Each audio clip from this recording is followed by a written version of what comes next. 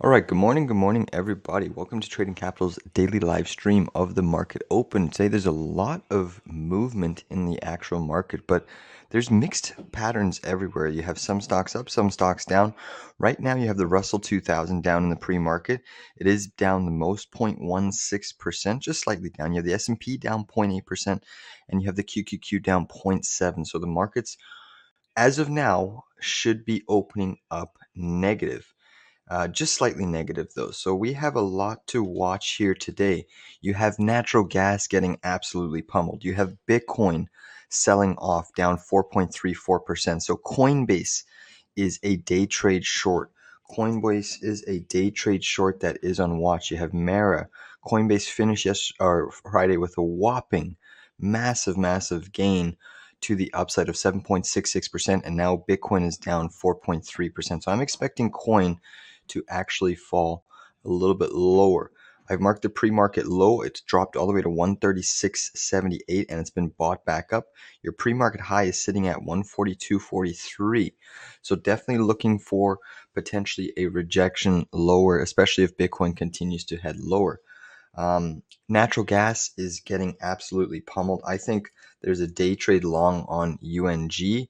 UNG is getting absolutely pummeled all the way down to 457. If I pull up the actual natural gas chart, this is why they call it the Widowmaker. You know, natural gas is just getting absolutely bludgeoned. Now, you did put in a little bit of a 10-minute reversal candle there, so that's certainly a positive, at least intraday sign. But let me just erase these lines here. And you can see that natural gas has just been dipping. One of the most oversold daily conditions I have seen on natural gas. It even is more oversold than this period down here. You can see the daily RSI much more oversold. On the weekly chart, not so much yet, but definitely getting absolutely demolished. But I'm expecting at least a little bit of a bounce in and around this vicinity. And I do think that this is even a day trade long. I think it's overblown to the downside. You should get a bounce in that gas. So keep UNG on your radar. But yes, I am interested in shorting coin for a day trade. Even at this 141 level, I'm thinking about taking an entry. AMD is a very strong semiconductor play right now. It is pushing up. I also have a potential day trade on sorry, just bear with me here, on SE. So I'm looking at SE. That one's actually gapped down in the pre-market as well. So SE is basically now right back at the low. So I'm just going to draw the low here.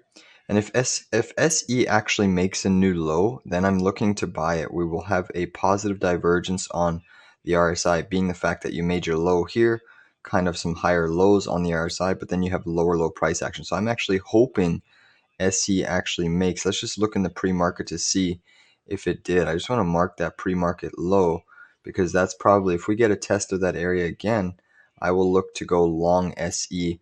Honestly, for a day trade and a swing trade bounce, I think this area could be a decent opportunity.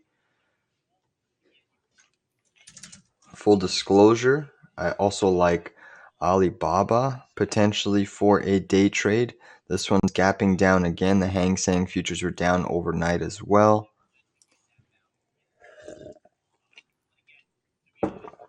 So I do like this 70-75 area. If I pull up the weekly chart, you can see we're hitting a weekly gap fill.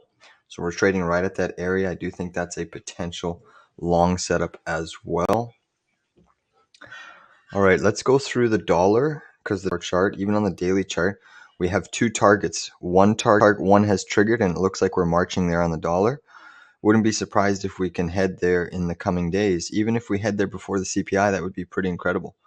Target 2 is on watch for a trigger. You get a close right now above this flat top neckline, then you trigger target 2 and it's looking likely that it wants to push up. So if the indices are selling right now due to a stronger dollar, rising yields, and the VIX up, we should just be very mindful that this market could see a lot of downside because it is very extended in nature. So just be mindful that we could see a pretty decent down move coming into the indices.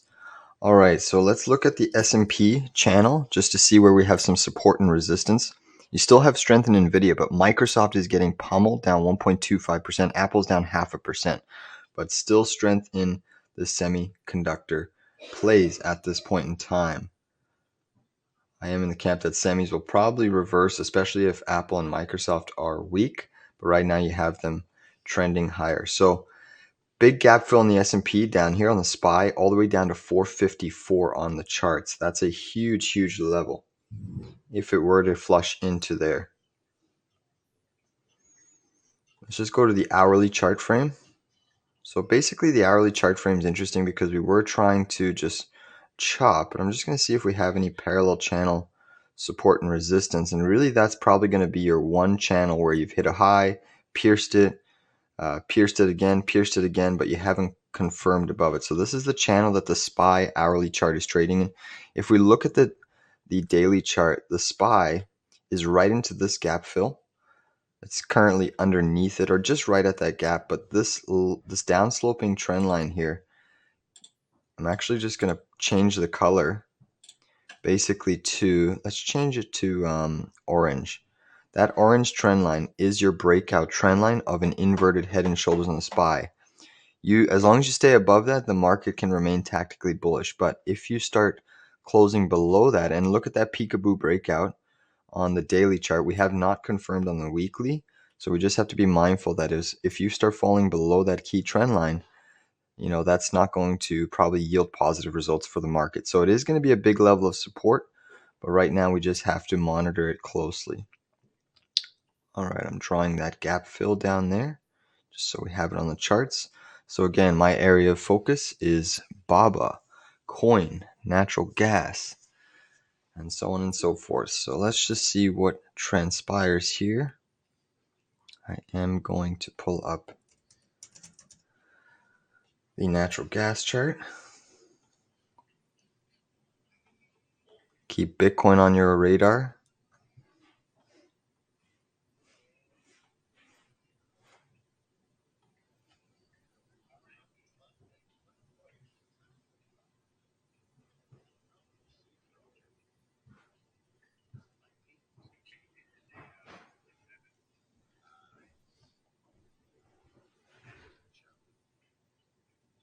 So I'm just scrolling through some pre-market charts. We are set to open in a few minutes, but definitely don't take your eye. I'm going to actually pick up some Coinbase shorts here at 141.44 day trade, 141.44 short coin for a little bit of a day trade. Okay, 141.44.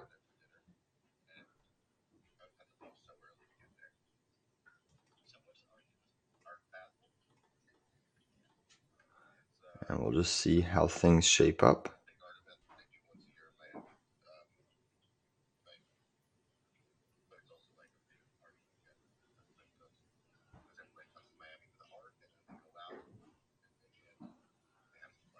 So it's a starter position on coin, 141.44. I am just going to keep the S&P open because I like to see how that opens off of the start. So it's an initial gap down. It is an initial gap down.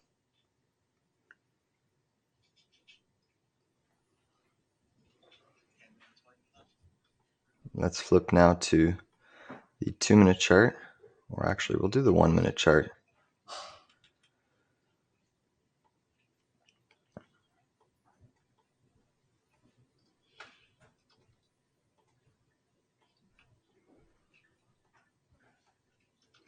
All right, so Apple's gapping down in the pre-market. The short-term simple moving average is at 192.33 on Apple.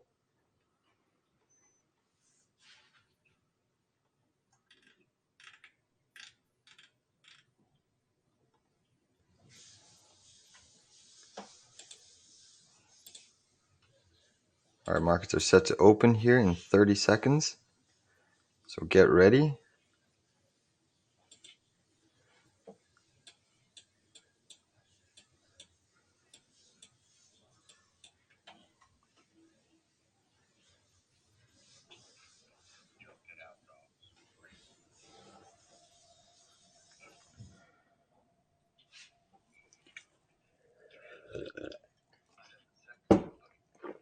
All right, markets are open. Coin's getting a little bit of momentum. It's trying. All right, big dump on Nvidia. Big dump on Nvidia. Huge dump on Amazon off the open. Things are looking like they were trying to get bought up. The Russell 2000 is trying to push up. The Russell 2000 is trying to push up. Dollar's softening, so it's giving the indices some life. You have the Russell going green on the session. Mega cap tech red. So that's certainly interesting to watch that dynamic. But mega caps are getting absolutely hit to the downside for now.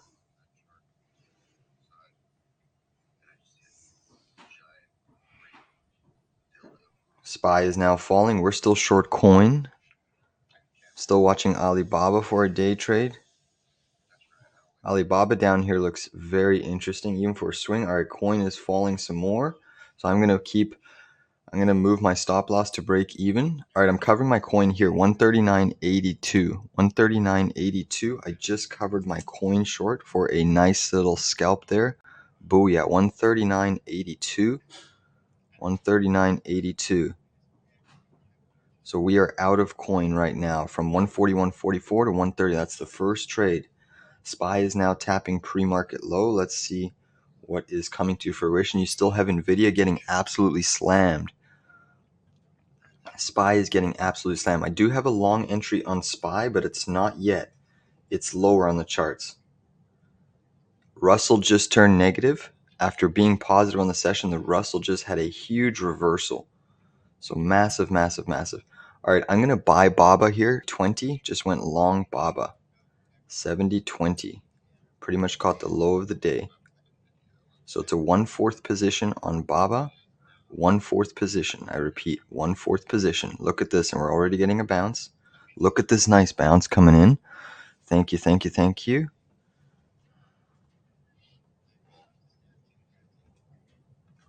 www.trading. Whoops.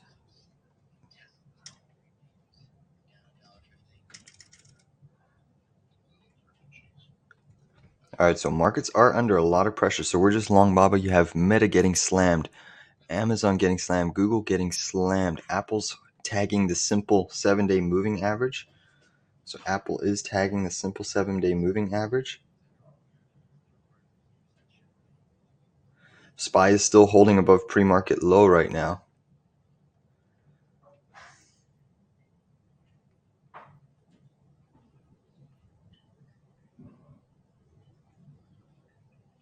Anticipate maybe a small little bounce here.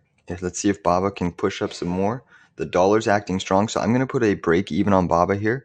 A break even stop loss at 70.20. BABA big vol. All right, I'm going to put an in the money stop at 70.33. We're protecting the trade with 13 cents just because I'm seeing the dollar firm up. I am seeing the dollar firming up here. Bitcoin's starting to sell some more. Google big bounce.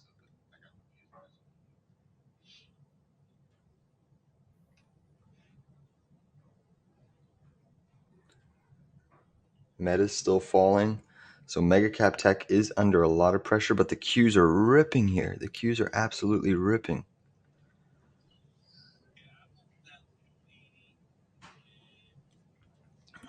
So the Russell's gone negative again, but the Qs are absolutely ripping. Qs are making highs here. New highs on the Qs. New highs on the Qs, but where's the strength coming from? You know, when you have all the mega cap tech gapping down. Massive, massive price action in the Qs. Tesla's negative on the session. Whoa, look at the Qs. All right, I'm going to short on the QQQ. 393.20. I just got filled at 393.20 short on the Qs. What a fucking rally there. Holy shit. So we're long. Look at that pullback. Look at this pullback. Look at this pullback. Look at the pullback. Yes! Let's go! All right, I'm exiting here. 392.52. Boom. Let's go. Still holding a BABA long. Let's go, man. Bitcoin seeing a little bit of a bounce here coming into the session. BABA, look at BABA. All right, I'm moving my stop now up to this pivot on BABA. So we're protecting it by 43 cents. BABA could go positive today. That would not shock me at all. That would certainly not shock me. Bitcoin's still down 4.39. Coinbase is down 5%. AMD's reversed off the highs. All right, we may get stopped out on BABA. Tesla's dumping here. Apple's dumping as well. Apple's piercing the 7-day. I maybe have a long trade on Amazon, so keep on watch Amazon. AMD's falling sharply lower here now. Things are looking like they're in sell mode. So just be careful because 459.70. Start position on the SPY. Shorting the SPY right there, 459.70. I'll add to it if it hits gap fill, okay?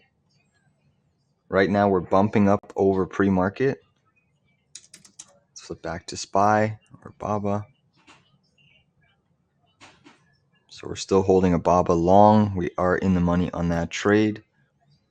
We are in the money on BABA. Coin is getting a big push to the upside. Dollar has softened just a little bit.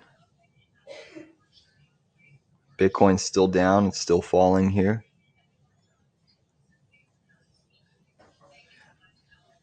Excuse me. Nvidia's had a big down candle. Same thing with Nvidia.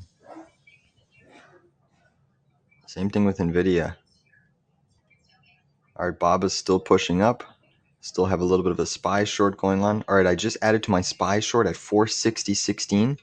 460.16. So I'll show you that SPY.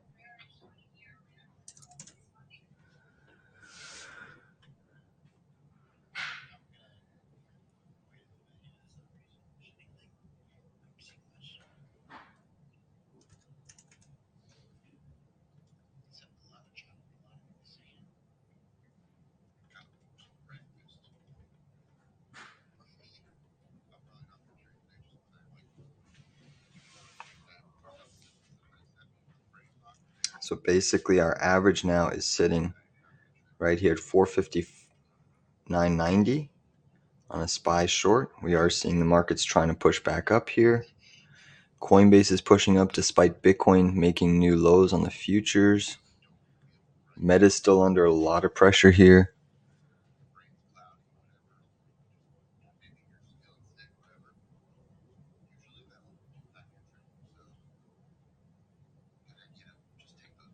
So semis were strong in the pre-market, and they've actually gone red on the session. AMD's gone red and Nvidia's gone red, but still some strength, pockets of strength in the market. So Alibaba, I'm still writing an Alibaba long and the SPY short. We have a half position SPY short. You can see it's touching the top of that channel again. Basically, the next ad level on our SPY short is really going to be here at this 460.47.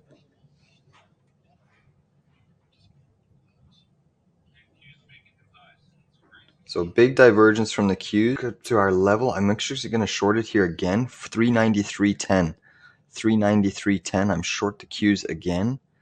Starter position, it's a 1/4. So we're starting to accumulate in on the short side again. We just covered that one trade on the Qs already.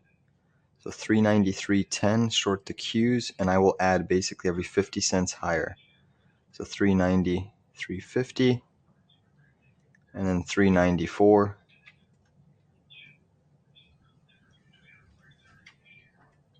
Apple's bouncing off the 7-day moving average. Microsoft is putting in a nice little reversal candle.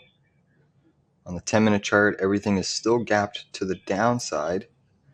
The big question is, will we catch a more of a bid at some point in time? You have Nvidia down 1, Apple down 1.3, Tesla down half, AMD's positive, Bitcoin still down 4%. SPY is flat, Qs are green, Russell's green. So how is the market green with Apple, Nvidia, Microsoft, Tesla all red? Google down, Amazon down, Meta down. Every single mega cap is red, but the market is still green. That's a rare phenomenon to see. It's super rare to see that.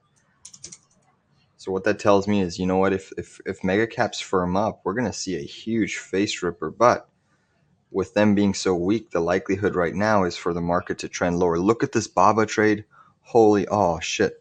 I didn't even realize we got stopped out there. That's okay though.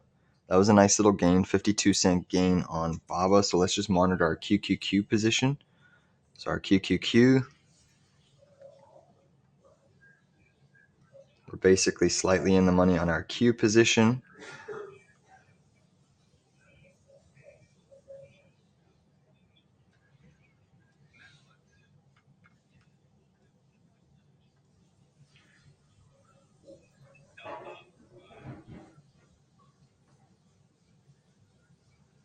Nat gas is still down. Let's take a look at UNG here again.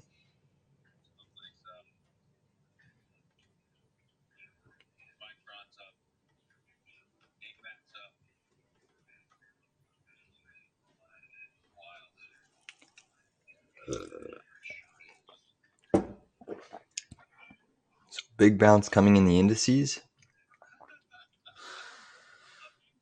Still short the SPY, still short the Qs.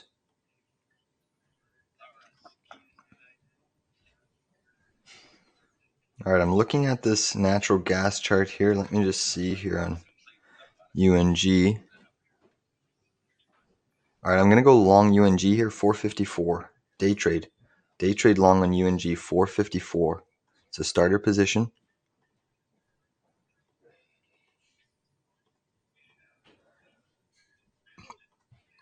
I can play Boyle as well on the long side, and then I'll add to my UNG position basically every,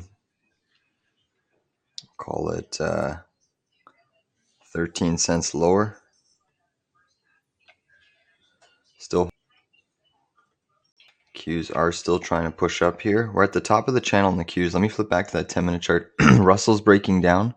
All right, I'm taking a 186.0 DTE put on the Russell, the IWM. 186.0 DTE on the Russell, the IWM.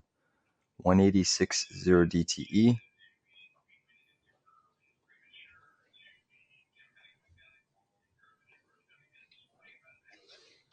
$186.0 DTE put on the Russell. Super high risk. This is super high risk. So I'm looking for the Russell to basically test the 186 area. I'm basically looking for it to break this previous pivot here. So we have a long trade on UNG, we have a short on SPY, and a short on the Qs, and a put on the Russell. Still seeing a lot of weakness in this market through the mega caps. You know, when you have Apple down 1.3 and the markets are still holding up, that's certainly a interesting divergence there. We obviously have the big Powell this week. Inflation data tomorrow, PPI, CPI. But right now the Qs are flat, SPY slightly negative, the Russell's flat. So where's the selling pressure coming from in the Qs, or where's the buying pressure coming if you have all the mega caps just getting obliterated right now? That's the big question. That is the big question.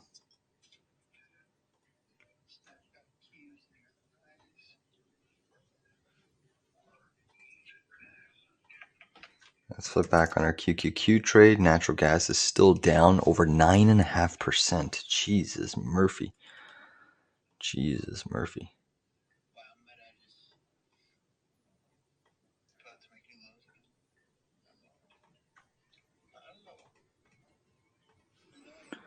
Coinbase looks like another potential short here. I'm watching this previous pivot at 141.50. I will add again to the position. It is getting a bounce now, but Bitcoin is not bouncing. It's really just a market bounce. So I'll watch it on my other screen. I'm going to keep the S&P up because we're in that, and I'll keep the QQQ up. So the S&P, you can see, is struggling right here at this pivot zone of resistance. So there is a decent amount of resistance that we broke. And we're looking to see if we're going to make a lower low in the trend.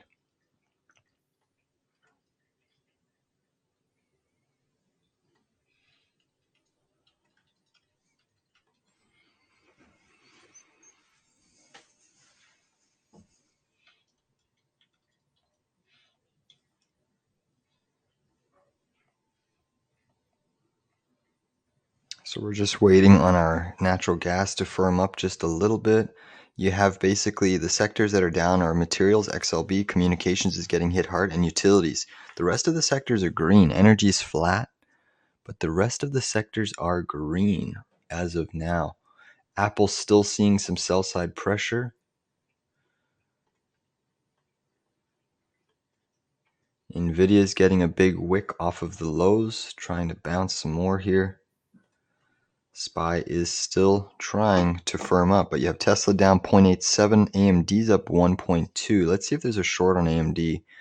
There actually looks to be a short on AMD. Basically, if AMD hits that 130.75, I may consider another short. I'm actually going to short AMD right here at 130.59. 130.59. Starter position on AMD. We're right at this double top again. Starter position on AMD, 130.59. And by the way, I'm still holding a swing short on this trade. I am holding a swing short already on this trade with my members, but this is a day trade. So 130.59 short on AMD.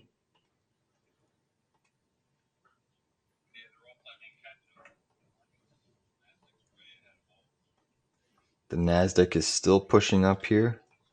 It's definitely getting a big bid. Nasdaq's looking like it wants to do a double top. I'm going to add at the double top on our Q position, which is around 394.14. So let's look at the Qs here.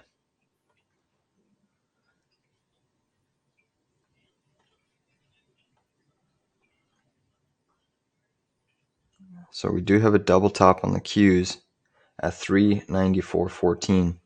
That might be where it's going. You have this pivot up here. So we'll just mark that pivot on the chart. Look at Alibaba go, baby. What an impressive move on Alibaba.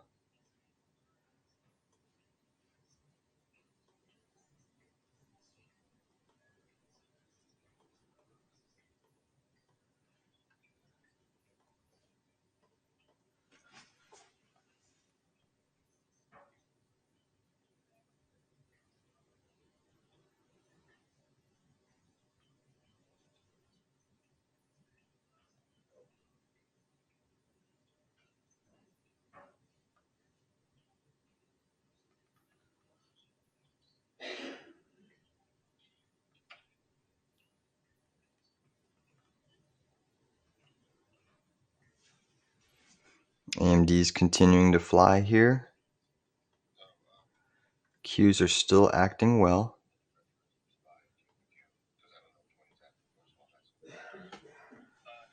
All right.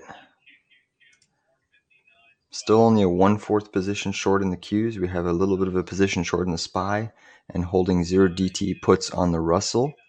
An AMD short is being observed as well.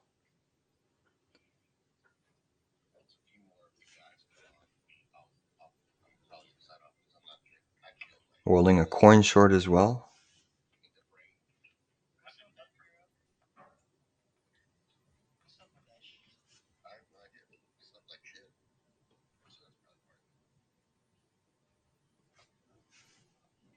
All right, I just added to my AMD short there at 131.57. 131.57. AMD is squeezing here.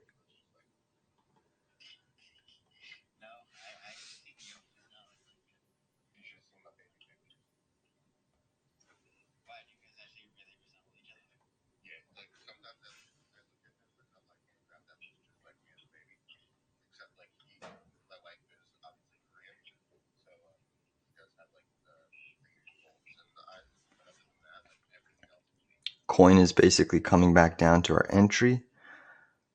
Coin is coming.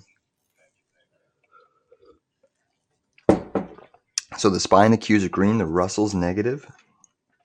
So we're still holding those 186 puts on the Russell 2000, and that is coming in nicely. Take a look at that. Still holding an AMD short, which is moving up and up and up.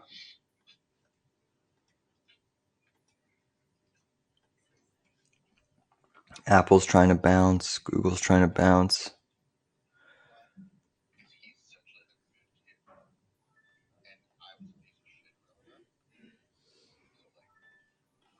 Let's take a look at the Qs again, because it is the strongest indice right about now.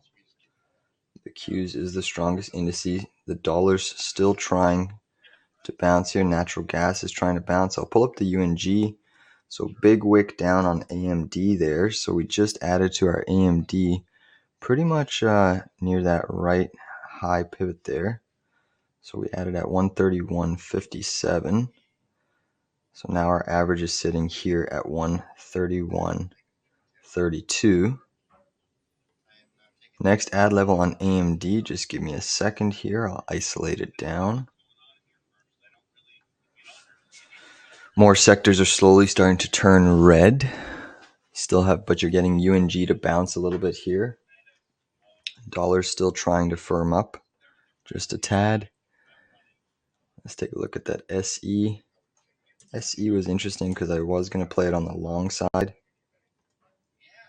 Still holding a coin short, AMD short. Really the next resistance pivot on AMD is all the way at that 132.81. Don't know if it'll get there, but we'll see. Look at that bounce on SE. God damn, I touched base in the pre-market on this trade, and I guess it, that's okay. There's always another one. Look at the bounce on BABA. Anybody took that right off the low with us? Congratulations. All right, UNG, we're still holding our UNG long. Let's see what other action we get here. So we went long UNG right at this 454 area for a day trade. Full disclosure, I am also swing trading UNG. We do have the SPY testing the pre-market high. Qs are above its pre-market high. SPY is testing its pre-market high.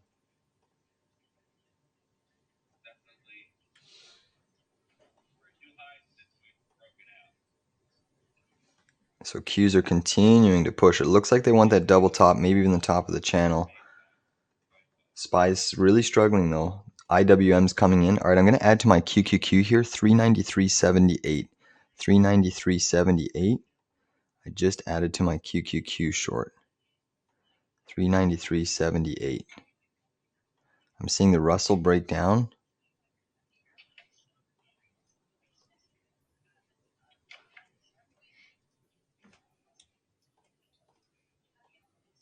SPY is still struggling. All right, those Russell puts are almost in the money, so get ready to secure those 0 DTEs. You still have Apple down 1.3, Nvidia down 1.2, Microsoft down 1.4, Tesla down 0.8. AMD is continuing to rip and surge. But I do think that we're going to start to see some more selling in the semis. The semis are weak, and now you're starting to see the Russell also fall. We almost have those 186 puts in the money. Let's see what the S&P is doing here. So the S&P is still holding below the pre-market high and finding some near-term rejection. We drew that little trend line in, and we're still finding rejection there. So pay close attention to that. AMD, a potential 10-minute topping tail, and AMD is forming. So AMD is a potential 10-minute topping tail.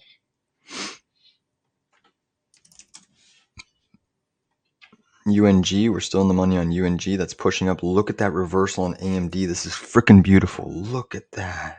What an epic reversal. Apple's still struggling, but it's at the daily 7 moving average.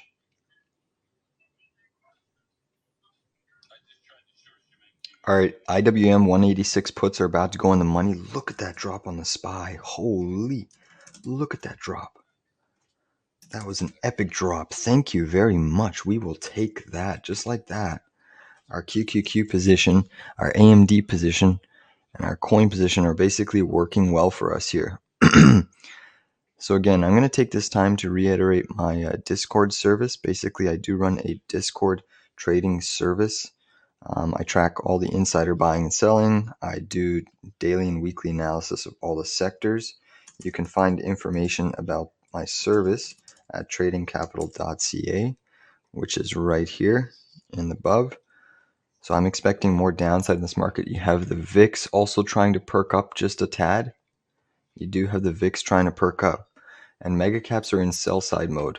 186 puts on the Russell are almost in the money, but we're gonna ride. We're gonna ride this. I think we can get probably a 300-400% gain on the Russell, maybe even more. Maybe even more. The VIX is up 5%. Yields are green.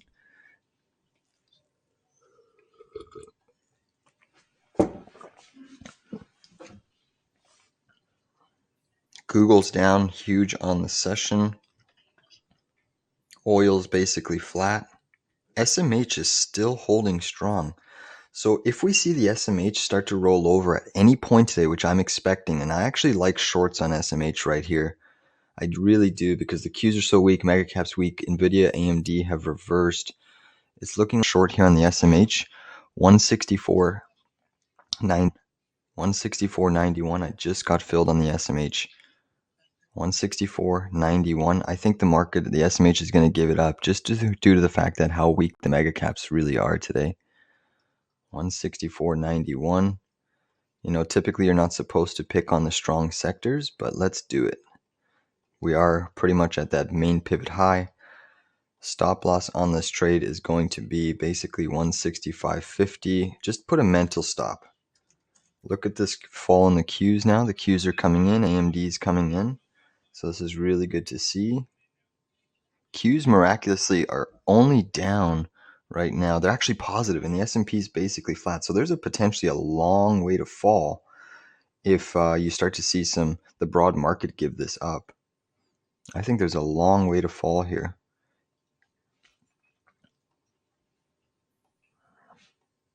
So we're still holding a SPY short, a QQQ short, a Russell 2000 put, which almost went in the money by 4 cents. Almost right in the money.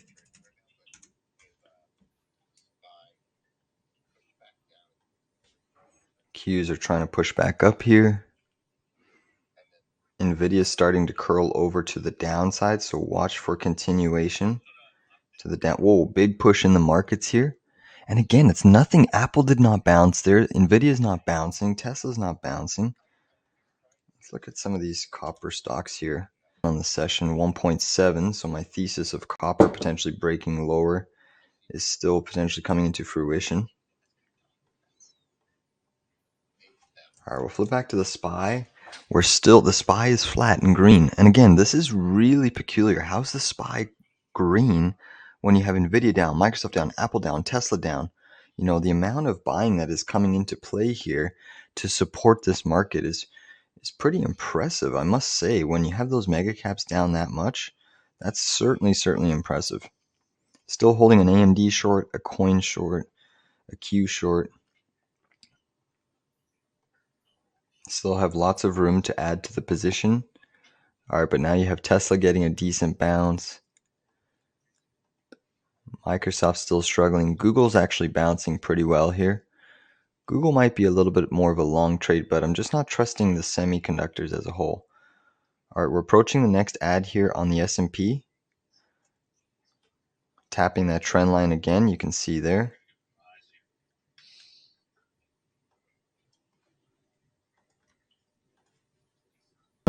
Long UNG, which were in the money by about 5 cents per share. Short AMD, which were slightly out of the money. That's okay. I think these markets are in a heavy distribution mode. Just based off of what I'm seeing here, it's pretty impressive. Again, I think these markets could have a rather large fall to the downside.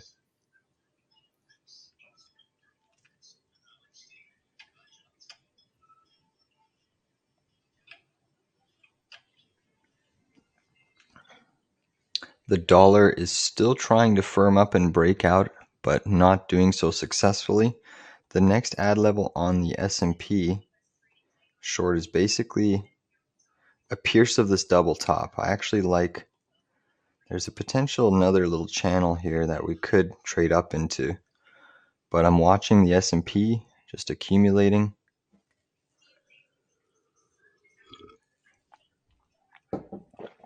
Mara's down 10% because of crypto. Intel's performing well, up 3%. RIVN's flat. So some pockets of strength still in this market. Certainly seeing some pockets of strength. It's not an all-out sell yet, but I would not be surprised if more profit taking occurs. And right now, the semiconductors are holding this market up. Semiconductors are holding this market up.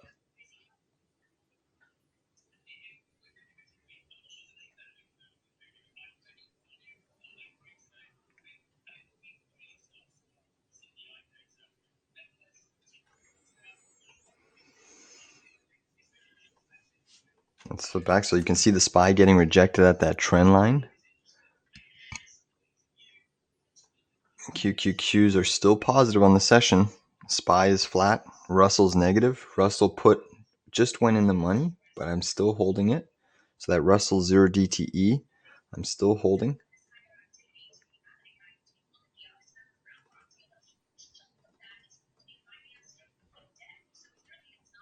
AMD is pretty much at the highs of the session. Bitcoin's still down 4.3. SOXX is up 2.2.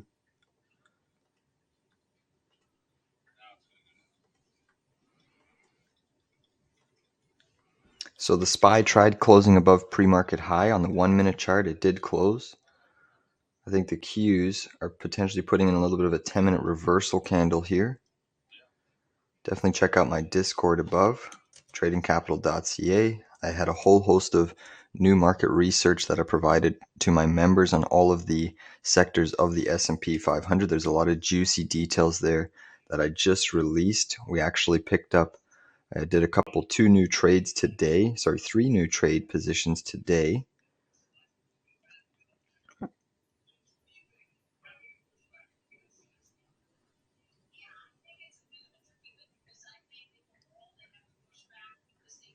So SPY short, we're in the money. That Russell put his 0 DTE is in the money, and I'm going to let it ride.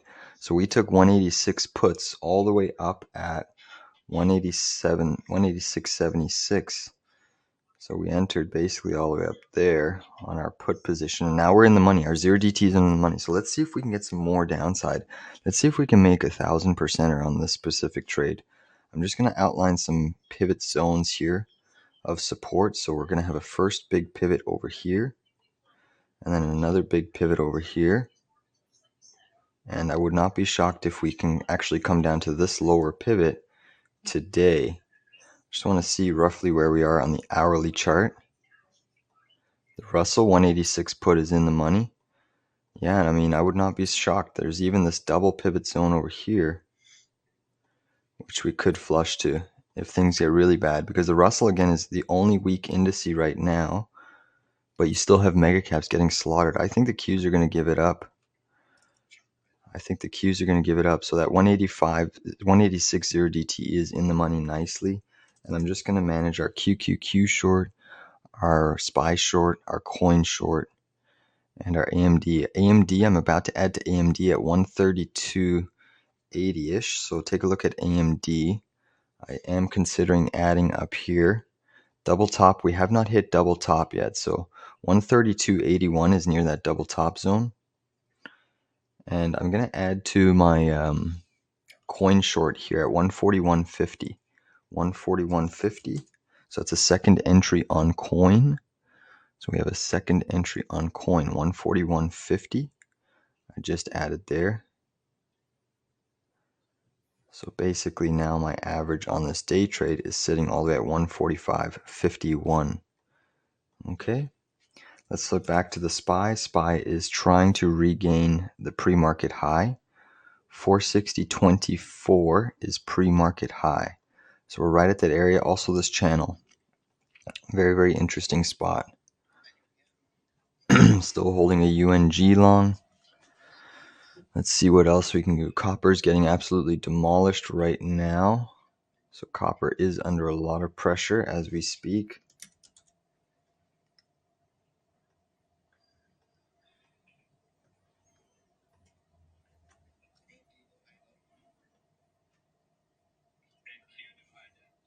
All right, the dollar's softening just a bit. Still have weakness in the mega caps, but Microsoft is trying to push up as we speak.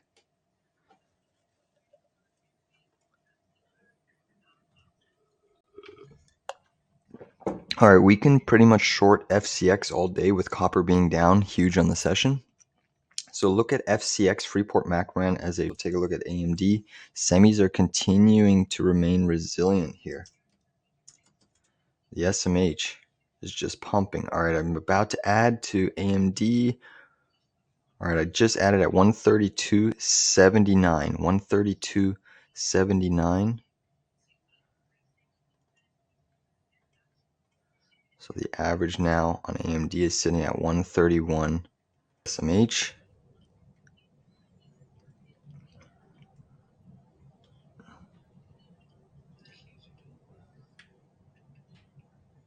So SMH, we got that 1 minute pierce of our stop level, closed above it, but we have not confirmed, so I'm still holding.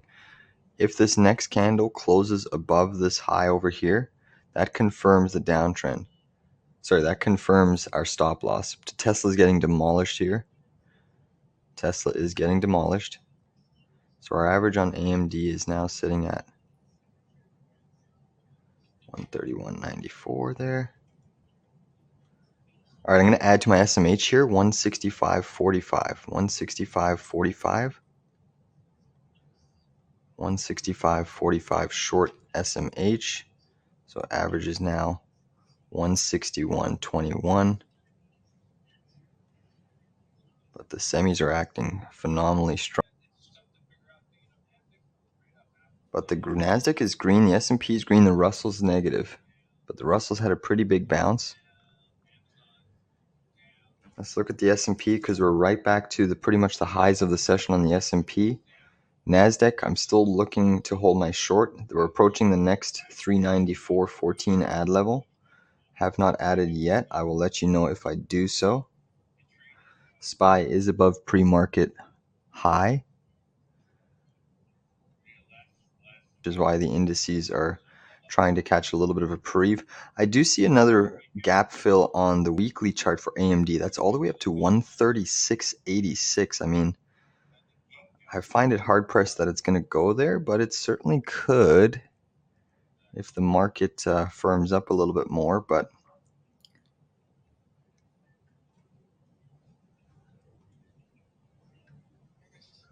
all right, so as of now, an update. Apple's getting smoked, down 1.7. Nvidia's down 1.5. Microsoft's down 1.5. Tesla's down 1.28. I swear this is a glitch in the matrix with the Qs being up. You have all of mega cap tech getting absolutely rocked. All of the Magnificent Seven stocks are red by a big margin, but you still have the Qs positive. At some point, I think this is going to correlate to a downside move in the market because it's very rare to have, phenomenally rare to have all of those QQQ mega caps red, but the Qs are still green. It's baffling. It's truly baffling. It's almost like it's sucking in QQQ money, but there's a lot of selling in the mega caps happening under the hood. And you have to wonder if that's going to result in lower price action. I certainly think it is. It's very, very likely that it's going to. Very likely. Like I'm looking, every single mega cap. Apple's down 1.7, Microsoft 1.5, Amazon 1.8, Google down 1.95, Nvidia down 1.6. Take a look at a weekly, monthly trend line. We'll flip to the monthly chart.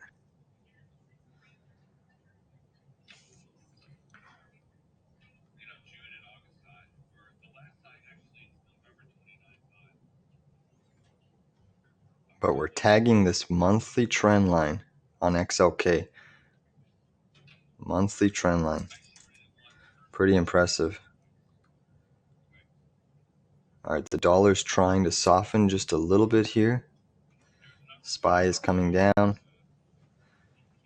Again, for the amount of selling happening in the mega caps, it's concerning that it's very, very concerning to see the amount of selling occurring in the mega caps.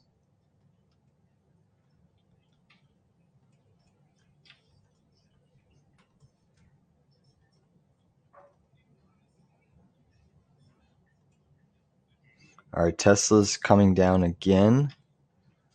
But again, the markets are still marching on. Semiconductor strength is prevailing right now.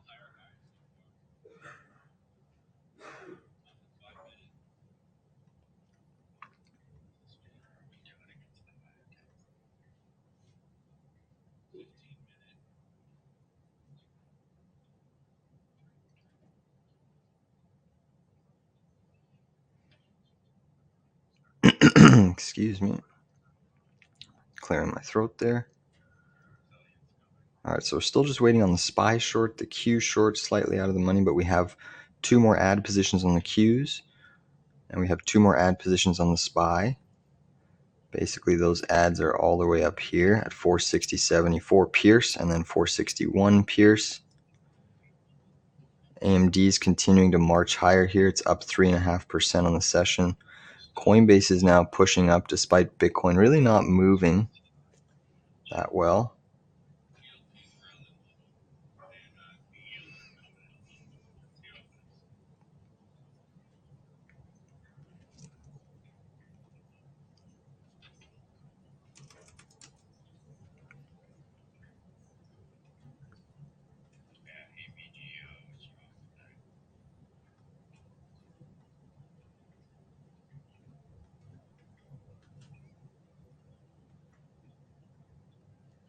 So the Russell's trying to flip back to the green side, believe it or not. The Russell's trying to flip back to the green side. The Qs are the strongest indice right now. Coin is testing pre-market high. So coin is continuing to be bought despite the fact that Bitcoin is down on the session.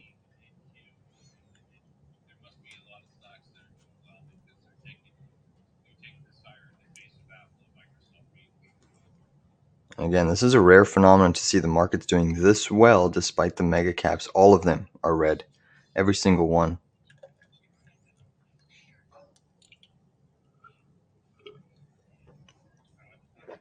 So we're just sitting patiently here in a couple short positions as the markets march higher.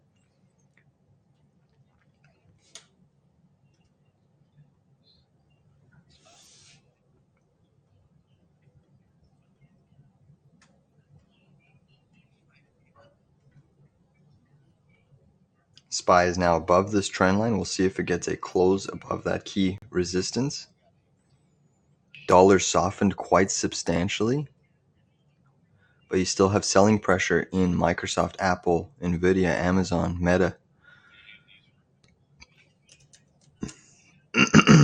All right, here comes the SPY weakness.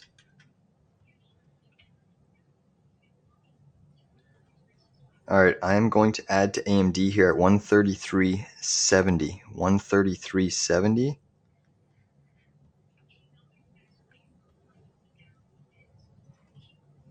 $133.70. My average now on AMD. We are out of the money, but it's sitting at 132.84. 132.84. That's a 3/4 position on AMD short. We'll see if it starts to. I'm still holding a UNG long. Look at this AMD, just a rocket ship.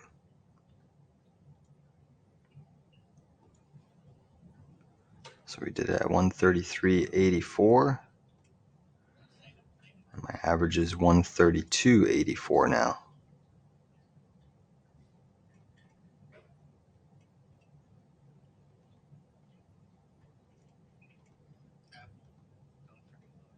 A little bit of a negative divergence on the 1-minute chart. Apple's going for new low. So is Nvidia.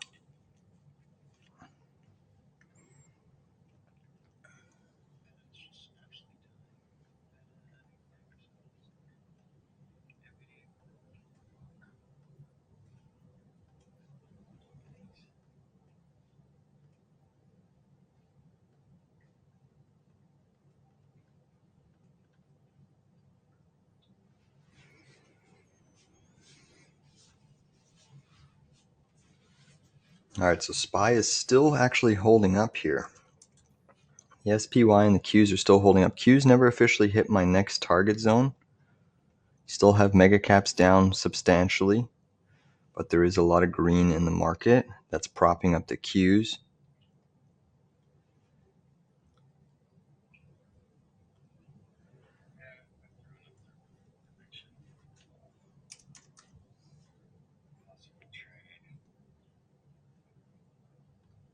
All right, so Nvidia is still seeing some sell side pressure. Google's now curling over to the downside, but you have Apple trying to bounce on the 10-minute chart.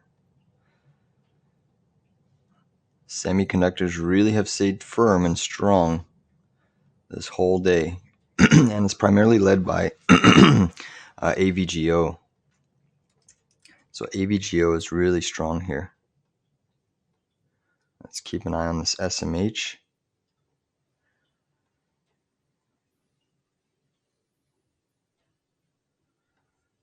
So we're having average two size position, 2/4 position, 165.21 average on the SMH. Let's keep our eye on the SPY. We have half position on the on SPY short. We have half position on the Q short. Nvidia is getting dumped on right now, so it's putting pressure on the semiconductors as a whole. I am seeing a breakdown potentially occurring in the copper charts. So look for coppers on the short side today.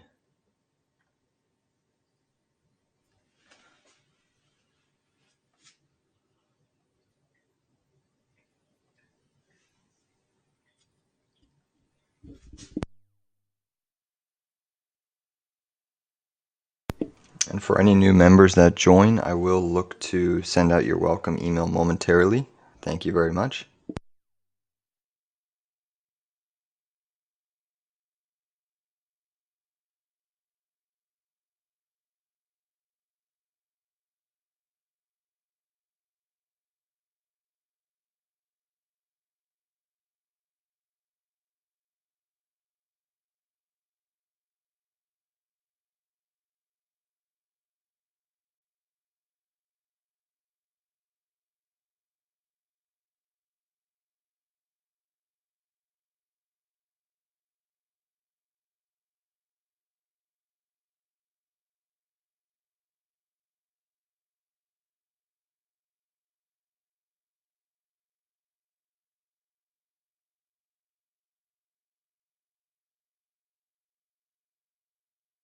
So we got a big reversal candle forming in AMD. So this is now where the strong stocks, if they start selling, that's where it could take the market down. So we're paying very close attention to this market now.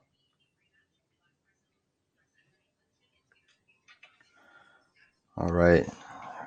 Sean, you should just have received your welcome email. I just sent it to you. So be sure to check out the link that is sent to you so you can access the trade alerts that I've been posting. We did enter a couple new positions today, so it's definitely worth checking out to see what we did. You are seeing the QQQ starting to come in just a tad here. QQQ is starting to come in. AMD is also coming in.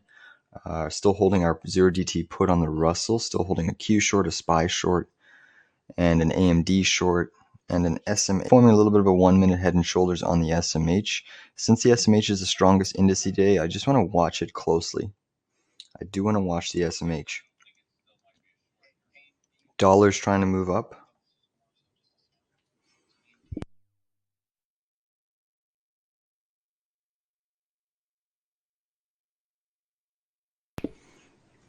So the SMH is up drastically on the day, and this is important to know the components of the SMH. So AVGO is actually the biggest SMH component in the ETF, and look what it's doing today. It's up over. Let me just see this once it loads. You know, AVGO is up 5.66%. That's why semis are getting a facelift. So it's interesting to see they facelift the biggest SMH component, and then they use that to dump Nvidia, sell. And then you also have Intel, which is a pretty decent sized component, and AMD. But AVGO is the largest weighting in the SMH, which is why we're starting to see the market and the Qs hold up because the semis are strong. But again, you have Meta making new lows. Tesla, Nvidia trying to test the lows, Amazon putting in a bear flag to potentially move lower. And AMD did finish with a 10-minute topping tail there. I'll show you this. So maybe the high of day is in for AMD. There's a great potential that the high of day is in. Usually you get a 50% retrace after a topping tail. So we'll see if this holds. And it does have a decent amount of volume to it. Very decent amount of volume. So I think AMD could actually fall. You'll have support at this pivot, but really this stock is getting super extended on the daily chart frames, and I think we could come in pretty hard here. We are seeing the SPY and the Qs starting to fall just a little bit more here.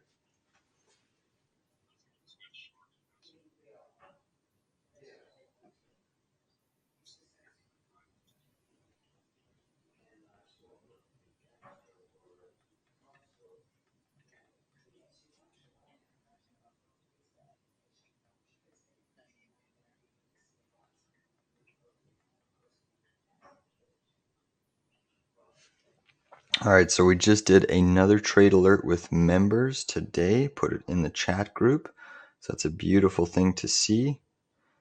We just did another trade alert for members. Let's check on our so SPY short. We're still holding a SPY short, a Russell short, a Q short, an SMH short, a coin short. So shorts all over this market, and we're holding this. Let's check a look at natural gas. So our UNG trade, we're actually in the money by about 6 cents per share. This is actually putting in a little bit of a basing formation. You're trying to breach this gap window, so there's a lot of room to run on this trade once we break and close above this definitive gap window zone. So natural gas is extremely oversold. I would not be surprised if natural gas tries to put in a little bit of a bottoming tail reversal. I don't think it's going to capture the full down move that it had today, but I would not be surprised if we actually rally all the way back up to 245 today on natural gas. You're completely oversold. You know, very, very Russell 2000 negative by 0.23%. SPY is flat, up 0.5%. QQQ's up by 0.36%. And again, it's very rare to see the Qs this strong despite the mega caps. All of them are weak. Meta's down 3.3, Amazon's down 2.14, Google's down 2.14. Super, super rare to see this many mega caps down and the markets are still green. I mean, it's spectacular. So there's two scenarios here. If the mega caps firm up, this market could rip. But if the mega caps don't and the other stocks start to falter, these indices are going to get slaughtered. I'm in the latter camp. I think the indices are likely to fall off of this weakness. You never want to go against the mega cap weakness. I mean, it's certainly a very, very strong sell side day in the mega cap tech. And that leads me to think that there's probably going to be some more downside in this market. I do think that there is going to be some downside. But you still have semi SMH strong, so until that really starts to break down, the SMH is holding this market a little more buoyant. We did put in a little bit of a 10-minute reversal candle. Some follow through to the downside right now is being observed. SPY keeps getting rejected at this key area. You are about to lose pre-market high on the SPY. So that's never a good thing as a bull long trader. You always want to try to hold above your pre-market high. So potential head and shoulders on watch on the SMH here, 1 minute chart. We are testing the neckline right now. This is a very micro head and shoulders pattern, which means it's very likely to play out considering it's at the high of the chart. A move down to 164 would put us in the money on that specific trade. So look at that. We're now in the money on our SMH trade. That's beautiful to see.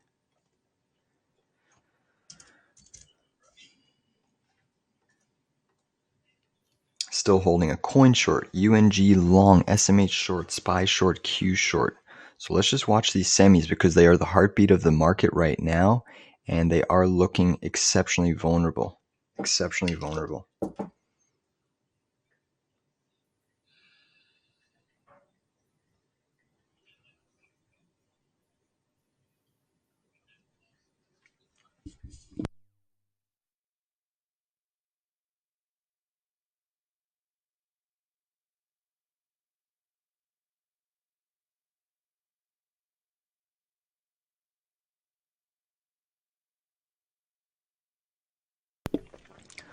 All right, so nat gas is currently down 8.47%.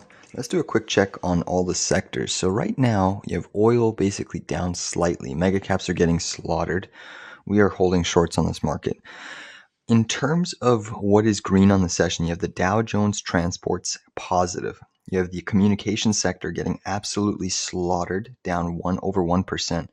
You have real estate down slightly and consumer discretionary down slightly. So the likes of Tesla and Amazon are also weighing on this market. But every other sector is green. Energy is green, financials are green, industrial is green, technology is green, staples are green. Staples are actually the best performing sector right now.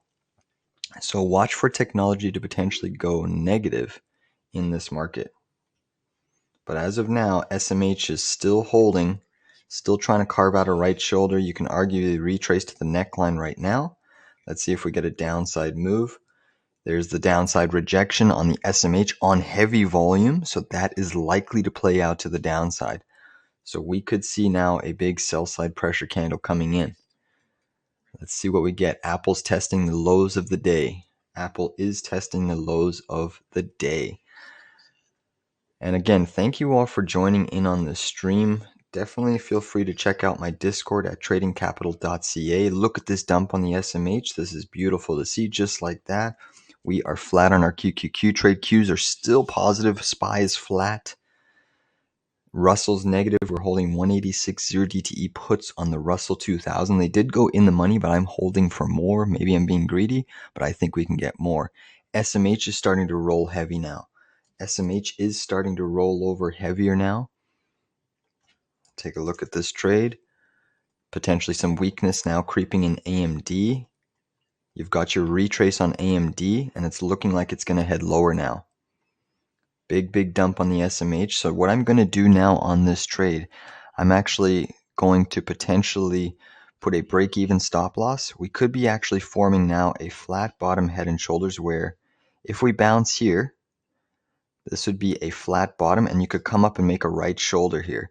If we bounce here in the semis, we could actually make a little bit of a right shoulder, which would create a bigger head and shoulders pattern for a downside move that we can look to play. So I'm watching for a little bit of a bounce here. I'm actually going to cover my SMH right here, 164.88. I just covered it at 164.88. Even though there's more downside, I think that we maybe bounce a little bit, and then off of the bounce, we'll look for a short. So we covered at 164.88. Still seeing some selling. That's okay. Your downside target's there. That was a win. We still have so many shorts in this market, so it's okay taking profits, even though we just took profits at the wrong end there. Let's look at our other trades now since we took profits there. So good job on that. So we're still holding an SPY short. SPY is getting rejected at that pre-market high.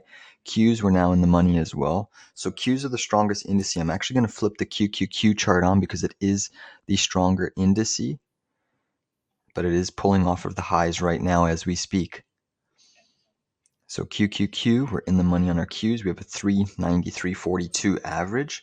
I think we could actually test the low range of this channel, believe it or not. Just with the ferocity of the selling that is occurring in the mega cap, don't be surprised if we test the low range of this channel. You have a big support pivot. This pivot's pretty important on the chart as well because there's a lot of consolidation, chop and slop that occurred in this general vicinity on the Qs. But the Qs are just miraculously holding up despite every mega cap being red. Mara is down 10%, Tesla's down 1.6, AMD's up 3, so AMD's still holding firm, but you do have those two 10-minute back-to-back reversal candles on AMD. It likely means a top of, for at least the day is in. Let's flip back to our AMD. Oh, look at this dollar, guys. Yes, the dollar's trying to break out. All right. Dollar's trying to break out. It just made a new high of day. This market's going to tumble, guys. If the dollar breaks out here, this market is going to see another leg lower. I repeat, just be careful because the dollar is trying to break out here. Once again, still holding 0 DT puts on the Russell, but the dollar's holding these highs. And again, on a 4-hour chart, if you see this Dixie breakout, that's going to be super negative for the overall markets. Super negative.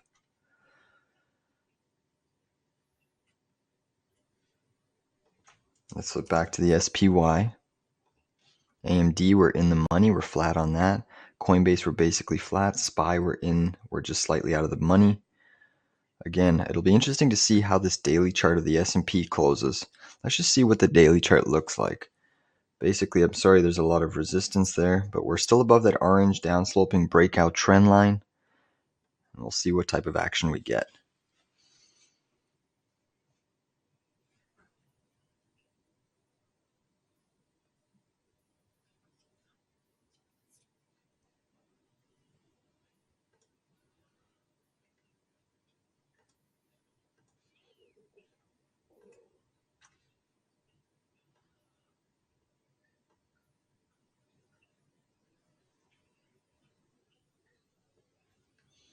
So big bounce coming in the S&P. As you can see, it's observed here. That's because the dollar took a little bit of a breather there. Apple's at the low of day. Tesla's getting a bounce. Amazon's getting a bounce. Nvidia's bouncing, but very, very weak. Microsoft looks to be getting rejected at the short-term 7-day moving average. AMD is still seeing some sell-side pressure, still holding a UNG long. That's trying to move up on us, which is good. We want it to move higher. S&P is trying to make another push higher as we speak.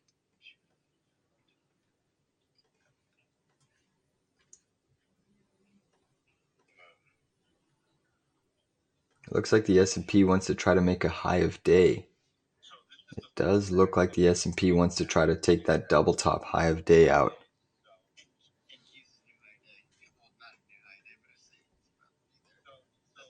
So again, we'll add to our position at this 460 Pierce and 461. Just give me 1 second. I'll be right back.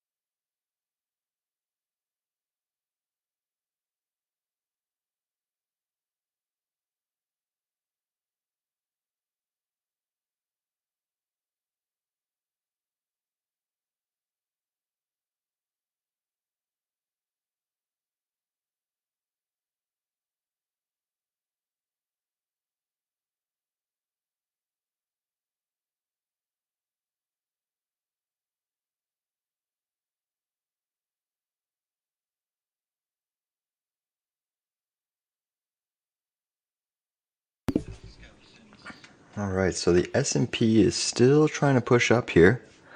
Still trying to push up. AMD is also pushing up. SMH is pushing up. So the SMH is now doing a nice retrace, and it is potentially a short. I'm still seeing weakness in the mega caps. So the SMH is doing a nice retrace. This is almost to our next ad level.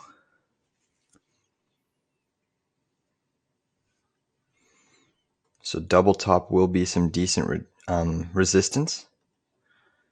Double top will be some decent resistance. I will add there to our short. We are pushing up. We are pushing up some more.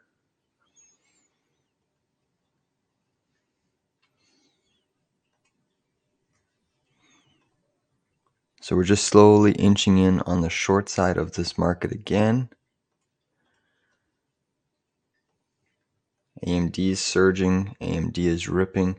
Notice this trend line on the SPY is still acting as resistance. We've been rejected here so many times. Whoa, look at that hard candle down there. That was an epic candle down.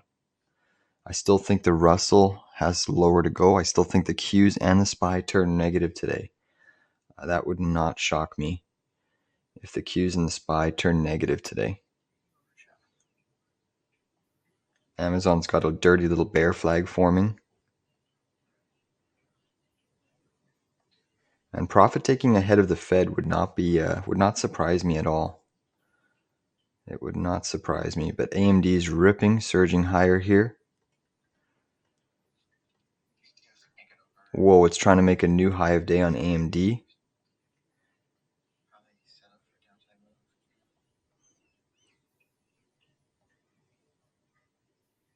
Apple's at the low of the session, trying to firm up. Big dump coming in on the SPY there. Big dump on the SPY. The SPY is about to go negative here. The SPY is about to go negative. You even have Bitcoin now seeing another wave of selling, so that's going to still help our coin short. I still think coin has a lot of room to fall here. It has not made a move like the likes of Marad has. And maybe a little bit of a head and shoulders on the 1 minute chart forming on this crypto market here. So you can see you have a neckline there, left shoulder, head, right shoulder. You break this area and you could see a move down on coin. You could see a pretty big move down on coin. The pre-market low, I think we test that still on coin, which is down here at 137.58. Let's see the SPY. It's continuing to sell, so I'm still holding a SPY short, a QQQ short, 0DT puts on the Russell, which were slightly up on the trade, a UNG long, an SMH short, which we're basically flat on, and an AMD short, which were slightly out of the money. So AMD, negative divergence, it did make a new high there, but it's looking like it's trying to get rejected. So next support on the SPY is really, we're trading in this wedge pattern. If you break this wedge, you're probably coming down to this low pivot zone again. So I'm just going to draw this little channel in like here.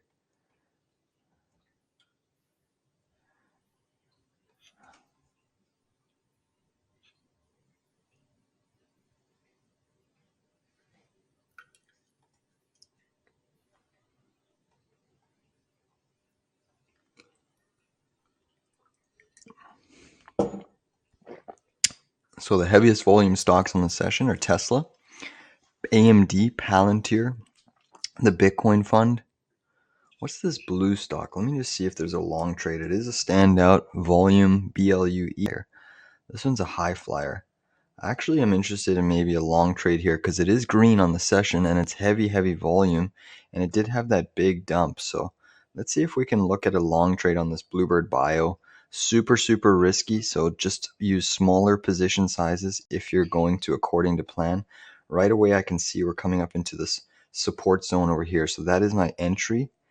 If we tag these levels here, I'll start accumulating on the long side. Let me just see if there's a fib retrace zone from this high to this low.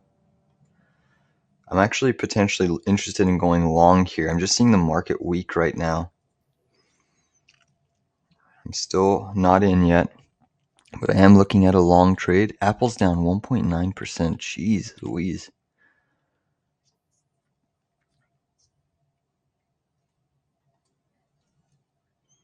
SPY is about to lose pre-market high.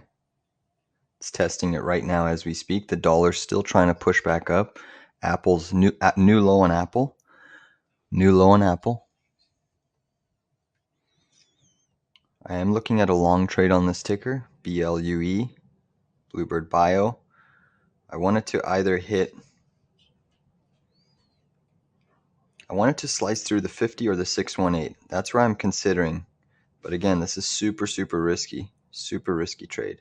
Considering the market is a little bit weak through the mega caps, the SPY is about to turn red right now. Yields are up. Gold is down 1%. Silver's down 1%. It's actually interesting to see that silver is getting slaughtered right now. Obviously, it's due to the dollar trying to break out here. So silver is actually looking like very interesting because it's just had a free fall from grace. You are coming up into some decent support here on silver. You can see that trend line. But this could be a failed little breakout on silver. Why is that? Well, if you draw your downsloping trend line there, whoops, you can see that silver actually had a breakout out of this trend line and has now failed and given it back. Let's see what these SMH is doing. Bluebird Bio, I'm still watching that on my other screen. SMH is trying to make a little bit of a weekly high. Let's flip back to our chart because we are still holding a short on SMH. Coin is now starting to react. That's super positive.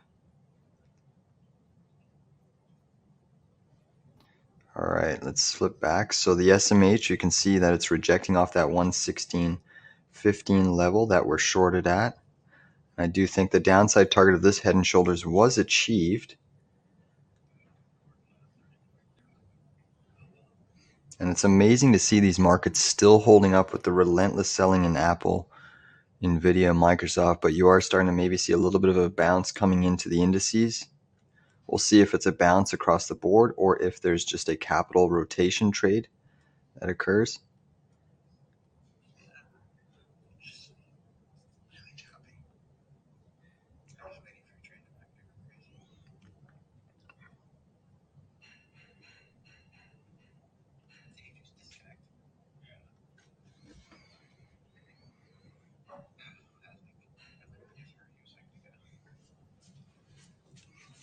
All right, coin, we're basically, that's starting to come down a little bit more now. AMD is still trying to push.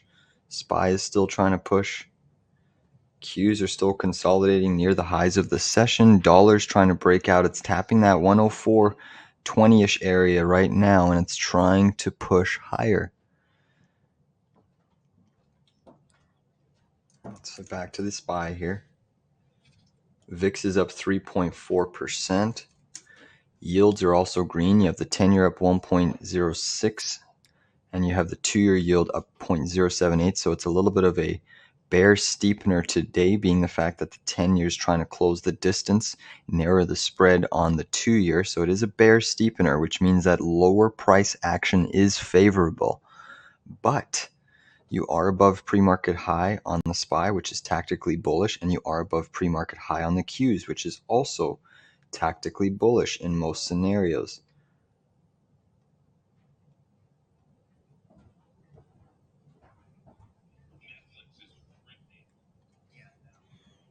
So now you have Google trying to bounce, Meta trying to bounce as well.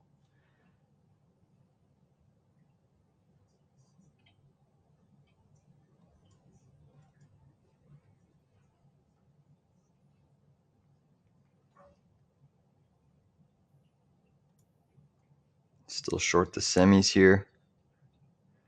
I'm going to put a break-even stop on the semis, break-even stop on the SMH, just to protect that trade. Just to protect that trade. SPY is still pushing up.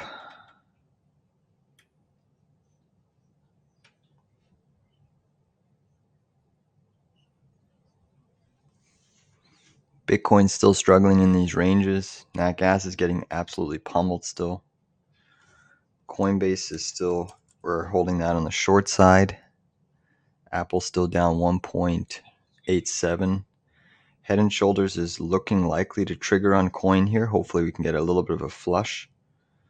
In comparison to what Mara is down absolutely way more than coin, which makes me think that coin is probably going to play some sympathy catch up. I mean, let's just look where Mara is on the chart.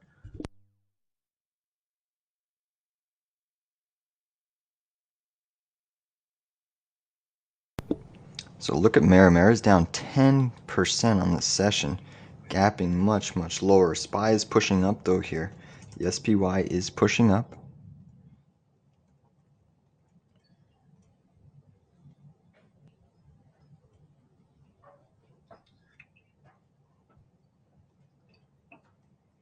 So now you have Microsoft curling to the upside, trying to get a little bit of a bounce here. So Microsoft is curling up. Still interested in adding again to the SPY short if we pierce this double top zone.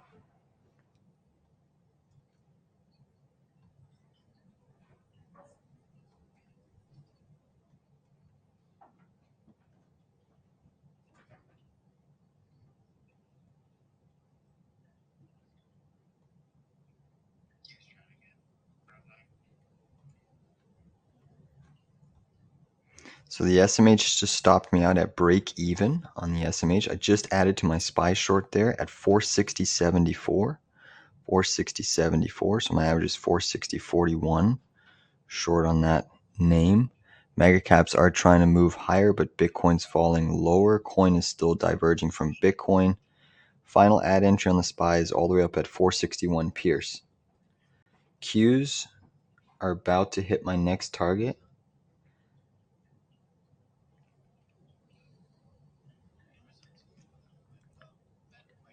Anything above 394.30 on the Q, so we're about 8 cents away, I'll add to my position. It'll be my third entry. So we have a 3/4 position on the SPY short. We have a half position short on the Qs. We did get stopped out at break even on the SMH, still holding a UNG long, and an AMD short. So I have not added yet, but I'm interested. All right, I just got that pierce there. 394.32 I got filled on the Qs. And the final add entry will be at the top of this channel. So my average on the Qs now is sitting at 393.79. SPY is also hitting the next resistance here. SPY's continuous surge. All right, 461. If we pierce that or hit 461, that will be my final entry short on the Qs. 460, or on the SPY, sorry, 461 Pierce. We're almost there. Just lower this down a little bit.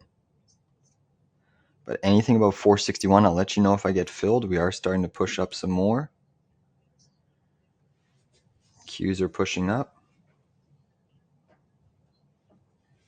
Let's see if we get that 461 Pierce. SMH, big move on the SMH, going for high of day. AMD going for new high of day.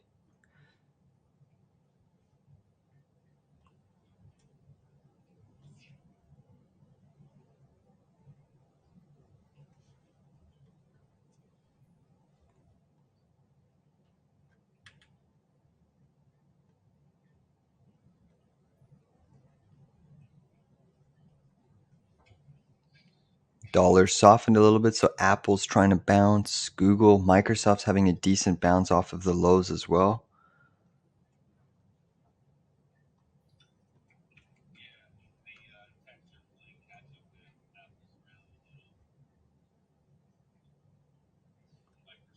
So we never quite got that 461 Pierce. It just missed it by a few pennies on this SPY. Coinbase is now starting to break down here. So Bitcoin is seeing some more sellers, and Coinbase is now starting to also see some more sellers. It is triggering a potential head and shoulders on the smaller term time frame here. You can see we're piercing this neckline once the chart loads. So Coinbase just broke the neckline here on the 1 minute chart. It's a very small time frame break. So we have to see if it confirms below that. If it does confirm below that, I mean, like I said, we have a downside target that we can calculate off this intraday pattern. Basically takes us all the way to 138.43. So puts could be played. Obviously, it's a high flyer. All right, SPY just tapped at 461. I got filled at 461.01. 461.01. I got filled on a SPY short. 461.01. So that was my final entry on the SPY short side. So it brings my average now up to 460.67. And we are still seeing. Now I'm going to go against my rules, but if SPY enters this top of this range here, I will add a 5/4 position. But right now we have an average sitting right there. I still have one more entry on the QQQ short, still holding a coin short, a Russell put, a UNG long. That Bluebird Bio, I should have taken that long. All right, Qs are tapping this area. I just added to my Qs at 394.60, 394.60. So it brings my average now up to 394.18. All right, we have a full position short in the Qs, and we have a full position short in the SPY. Let's play ball. Let's see what action we get. Still holding an AMD short, a coin short. And let's see if this market starts to come in at all.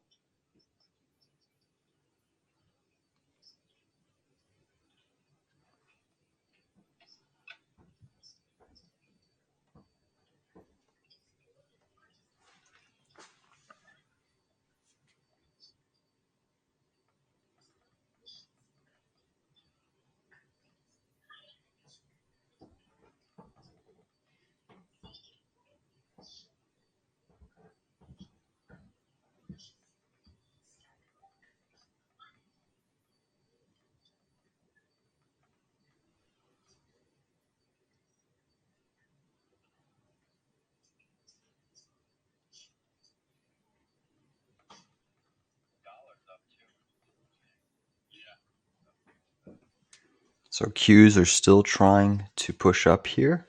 Coin is still breaking down. Microsoft is bouncing. SPY is running up into a little bit of resistance here. So big trend line is being hit on the Qs. You can see this parallel channel. We're right at the high of the range again. So this is a decent resistance zone. We should see the markets react here, but everything is pushing up as we speak. And we'll see if we get any more downside. Russell's still negative, Qs are positive, S&P's positive. So the initial sell side pressure in the market was from mega cap tech, and now Some of them are trying to bounce, so obviously that is pushing this market higher as of now, with Microsoft getting a nice boost to the high side.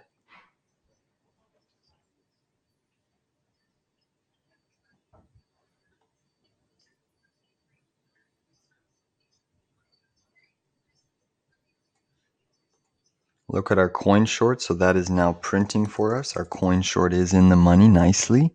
So that's beautiful to see.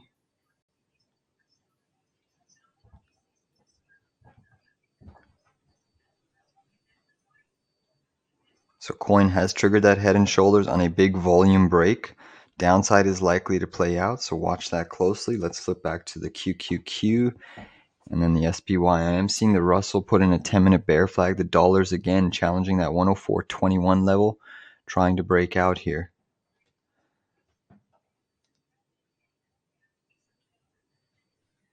So we just need the indices now to come in. They've been resilient. They have been resilient. AMD is pushing higher here. All right, I'm going to add to AMD here at 134.99. I just added to AMD at 134.99. That's a 3/4 position short. 3/4 position short. My average is 133.67 on the short side of AMD. Bitcoin's starting to topple over a little bit more now. That should put pressure. So we have one more add entry on AMD. And my average is sitting at 133.67. And we added at that 134.99, basically almost the high of day. Almost the high of day.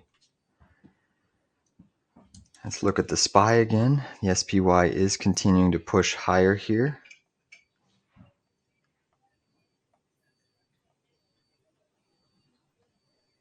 New high on the SPY, new high on the SPY. SMH is weakening. The trend is weakening just a little bit here. Still seeing some distribution in coin.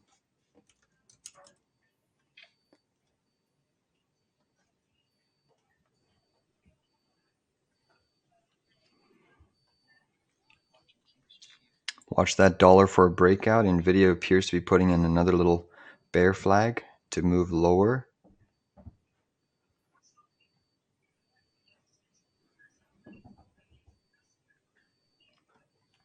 Another little topping tail on AMD forming.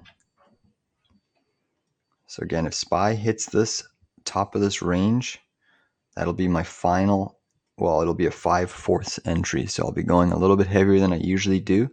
But considering it's the SPY ETF, you don't have as much volatility to worry about. The Russell, I'm still holding my 186.0 DTE puts on the Russell.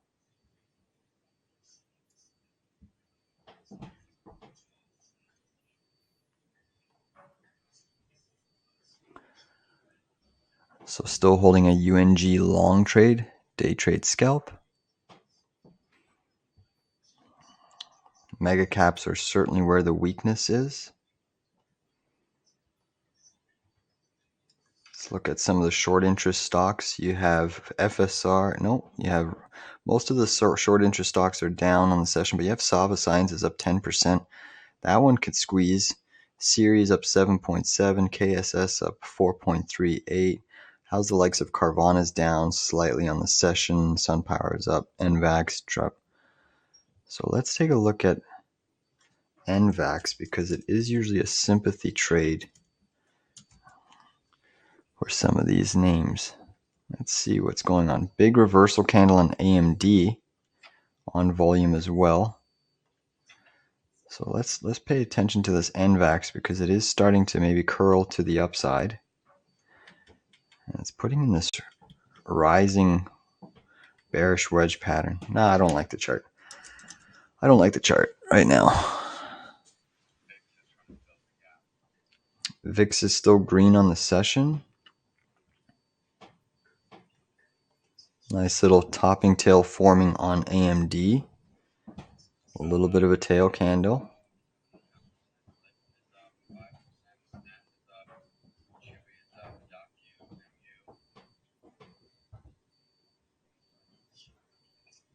So you've had a bounce in Tesla, you've had a bounce in Microsoft, really a minimal bounce in Apple, small bounce in Meta, small bounce in Google, Nvidia, weak bounce. 10-minute topping tail forming on the Qs. That should be noted and watched closely. Big drop on the SPY coming in now.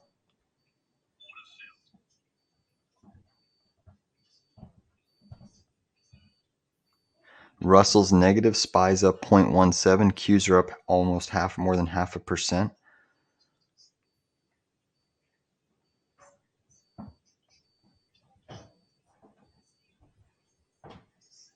Big drop coming in on the SPY. So that's good to see. Your next support on the SPY is this upsloping trend line. But I do think it's very minor support. Maybe you get a little micro bounce, but I think it breaks. I do think it breaks.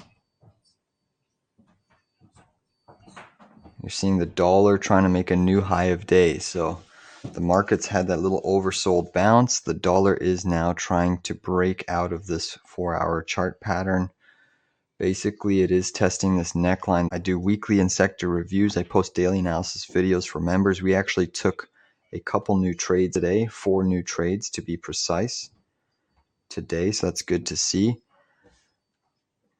I'll let you in on one of the site Alibaba, BABA. So I think these are a little overdone. Again, with China, you have to always manage your risk. We entered the trade alert this morning at 70.70. So 77, this is a swing trade. And remember, we also day traded Alibaba long pretty much at the lows. So we netted a nice gain on the long trade, on the day trade. And then we're already now in a trade with Baba with members. So we entered at 70.70. Just going to put that in blue for my members. That was green. Let's see how the SPY is doing. So despite the dollar trying to break out, I am seeing potentially some buying opportunities occurring in the China market. Some stocks are better than others. You got to really pick closely because China is super risky. China is super risky. But what's the old saying? Fortune favors the brave. All right, so SPY is trying to make another little push for that high of day, but finding some resistance. Notice how we bounced right off this trend line, potentially putting in a little bit of a lower high here. Potential lower high coming in place. Let's look at that Bluebird Bio again, BLUE.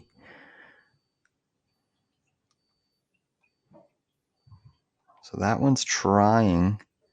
We were looking at it down here. It got a nice big move to the high side, but it's actually failed to break out. So really there's no touch here for me as of yet. You did get a 10-minute topping tail on the QQQ chart, which is certainly going to be interesting to watch to see how that plays out.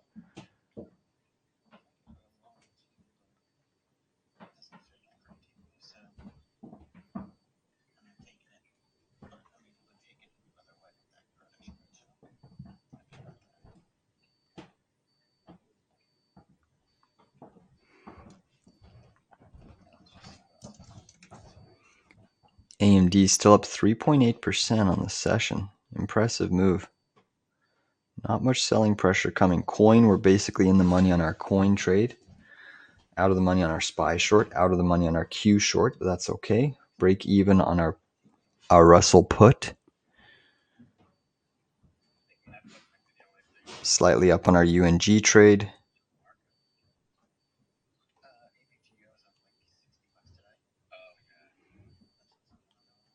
And again, there's a lot of manipulation. There's some stocks that are performing exceptionally well. The heaviest weighted stocks that drive ETFs and indices are performing well. And they're using those stocks as kind of cover and shelter to do a lot of selling in this market. I repeat, the likes of AVG on the semiconductors, the fact that that is so strong, but Nvidia is so weak, they're dumping from the biggest mega cap. They're using the strength in the SMH to sell Nvidia. It's very rare, like to see the SMH up 1.72%, but Nvidia down 2.7.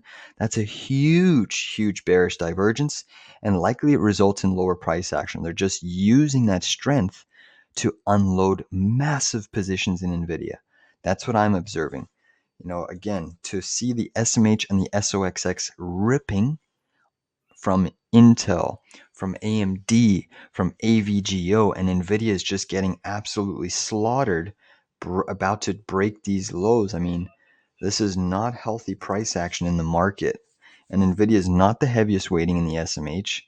AVGO is, and they're insulating the market right now with some individual semiconductor names that hold a great deal of weighting.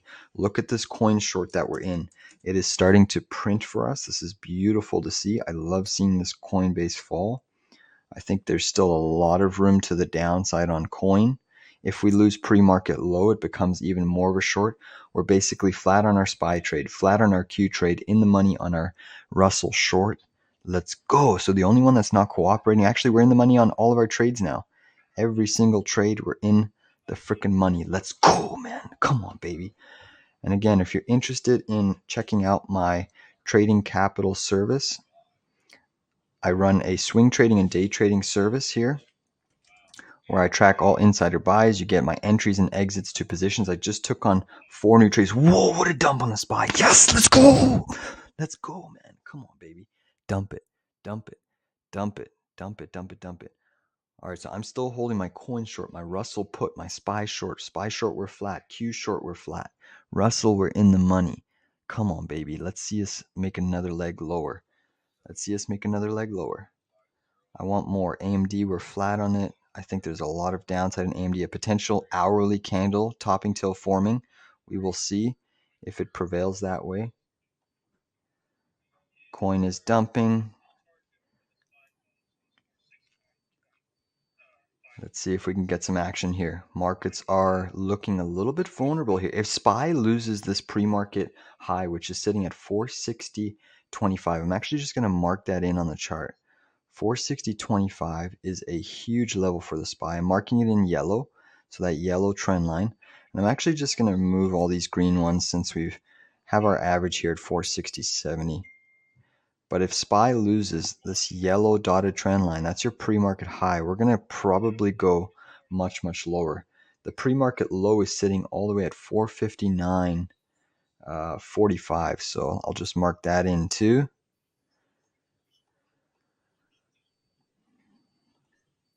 Coin is still selling. Coin is still selling. Still holding a UNG long. Come on, baby. Flush it. Flush the market for us. Give us a nice little flusher. Give us a nice little flusher on coin.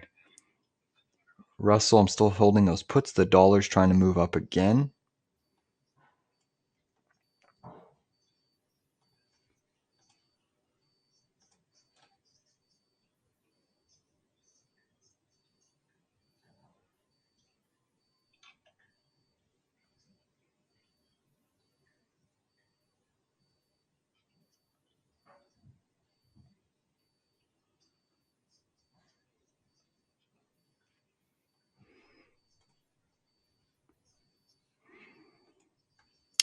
And Sean, if you're still in the audience, thank you for joining the new Discord. I know there's a couple new members that have just joined. Basically, if you want to ask me questions, you can fill in a direct form submission on my website, or you can email me. Basically, just sit back for the next week or two, watch how I do things. I'm very you have to be very cautious with your capital. I slowly inch into positions. I usually allocate, between 5 to 10% for a trade, a swing trade in my portfolio, and I inch into that position. So just watch how I start accumulating names on the long and the short side in the alert group. And again, feel free to ask questions if you're unsure of things. But right now, things are looking a little bit vulnerable in the near term to move lower. Tesla just saw a big candle. Nvidia made a new low of day. Microsoft is selling. Google selling. Meta is selling. So watch out for the downside. This market could get nasty. I repeat, I've found it very weird to see mega caps under this amount of pressure, and the market is still chugging along. It's kind of a little bit of a shenanigans are at play right now. It's very rare to see all mega caps. The whole Magnificent 7 complex is getting slaughtered today. And the S&P and the Qs are still holding green. So the odds are those indices both go negative. That's why I'm holding shorts. I also see an IWM head and shoulders. We are holding a 0 DTE put. That a few 100% gain on this one. Maybe even a 500. If things get really nasty, we could see 1,000% gain on this AMD. On this IWM put. Take a look at this head and shoulders that I'm watching on the Russell. You have your left shoulder, and I'll draw this in here. You have your left shoulder here. You have your head. You have a lower high and a right shoulder. You break this neckline here on the IWM, and our put is probably going to give us, anywhere between 500 to 1,000, just depending on how long we hold it. And it is a 0 DTE, so you could see the downside. Target 10 takes you to 183. Remembered as we speak. AMD were in the money. SPY were in the money. Qs were now in the money. Russell were in the money. Let's go! UNG were in the money. We're winning every single trade. This is rare, but it happens. We're in the money on our SPY, our Q, our Russell, our coin. Let's go. We took profits on BABA. We're holding a UNG long. AMD's working now. Coin is falling. Let's go, baby. Printed us on a Monday. Take us to the promised land. Take us to the promised land. Let's go. You still want to be humble with the markets.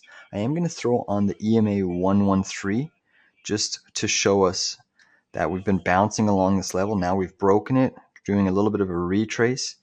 And again, we lose pre-market high on the SPY, and it's night-night. It is nighty-night. All right, so get ready to trim some of our coin position. I'm still holding, but I am interested in potentially trimming.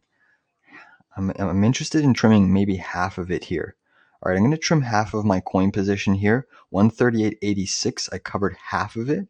138.86, so it's prudent to take a little bit of profits off the table. We still have the half of it running, and because we're in the money, I'm actually going to put a stop loss in the money right there at this 139.85 level. So we took off half, and we're leaving the rest running, and it's still dumping here. It's still dumping. And as this price action goes lower, I'm going to lower my stop. So I'm actually going to lower it a little bit more now to 139.60 in the money stop. Okay, and then we're just still holding our SPY. So as the market progresses lower, we'll trim some of our puts and shorts and take profits accordingly. You can see you're retracing back to the EMA, maybe a 1 minute head and shoulders. Let's see if we break this little neckline from this pivot to this pivot. Let's see, because you have a left shoulder, a head, maybe a right shoulder forming. Coin is still selling here. Coin is still selling, guys. All right, I'm moving my stop. You're testing pre-market low on coin. I'm moving my stop down. All right, I just covered the full position on coin at 138. I just covered the full position on coin. What an epic trade. Thank you very much. If you hit that trade with me, oh, you're fucking laughing, man. You're laughing. And again, please take the time to at least look at what my Trading Capital Discord is about. Check out the website. There's no commitment. It's just simply check it out if you're unsure about this market, where things are going. I'm happy to try to help investors and traders. But that was a brilliant trade. Look at that on Coinbase. That was the third time we traded coin for a whole $2.48. Look at the SPY dump. We are running here. We are absolutely running. Congrats if you're in these positions with me. Congratulations. Look at this move. Oh my goodness gracious me. I am thrilled on this Monday. Qs were in the money. SPY were in the money. Russell. I want to see that Russell put print. All right, so what I'm going to do on the SPY now is you see this little wick high here? That's where I'm moving my stop loss. So I'm by about 3 cents in the money on SPY. We're still holding a short, which is also in the money. We're still holding a AMD short, which is in the money, day trade. The swing trade that I've taken on AMD is slightly out of the money, but that's okay. So QQQ, our average is sitting all the way at this 394.17. Look at this. Beautiful. Now the QQQ, I'm putting my stop right around there, 393.78. It is a hard stop. So we'll protect that trade regardless of the outcome. Look at this move down in the indices. What a stellar move here. Because right now you have the SPY gone negative. Qs are still positive. The Russell's negative. So SPY is still falling here, losing pre-market high. SPY is now losing pre-market high. The Qs are still above pre-market high. So tactically, that remains bullish on the Qs in the near term.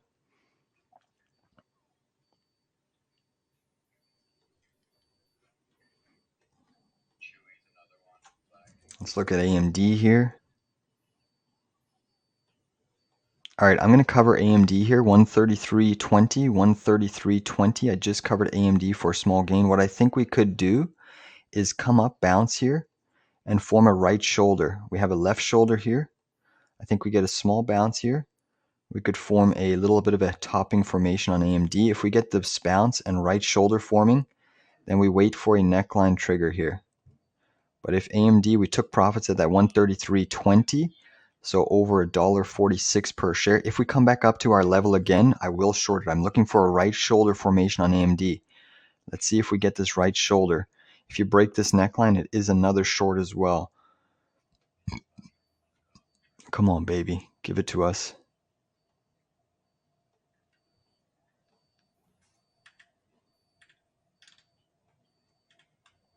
And there's even a larger head and shoulders pattern potential on Coinbase on the hourly chart that I'm observing. There's a key neckline that we have to break to breach it. But if we do, that pattern could indicate a fall in Bitcoin is coming, a bigger fall. We dropped pretty sharply last night in the futures. All right, Coinbase is still falling here. If AMD breaks this little neckline, I'm hoping it gets a bounce up here. I'm really, really hoping it gets a small bounce. But it's not a matter of what I want. It's a matter of what the market does. So we've already closed 2 Coinbase shorts. We've closed 2 SPY shorts. We're still riding a Q short. We're still riding a SPY short. We have a Russell 2000 0DT put. We have an AMD short that we closed for a winner. AMD is breaking this neckline, so therefore it does become a short. You're breaking this key pivot zone. At the minimum, AMD is probably going to retrace. All right, I'm going to take a high-risk lotto play. I'm going to take a 131 0 DTE put on AMD. 131 0 DTE put on AMD. Since we're banking today, I'm taking a 131 0 DTE put on AMD. Basically right here at this neckline. My Russell 2000 0 DTE put, which is almost in the money. It is almost in the money. That 186 0 DT put is almost in the money on the IWM. So watching that closely here, it is back to the negative side. Coinbase is falling, Bitcoin's falling, Meta is now falling, Apple's making a new low, Nvidia is at the low, Nvidia is getting slaughtered down 3.33%. Imagine the SMH goes red today. That's up to just over 2%. Imagine it goes red. That would be absolutely stunning if it went red.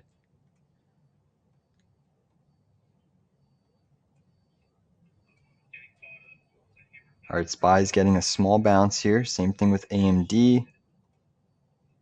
Still forming a potential right shoulder. Look at SPY though.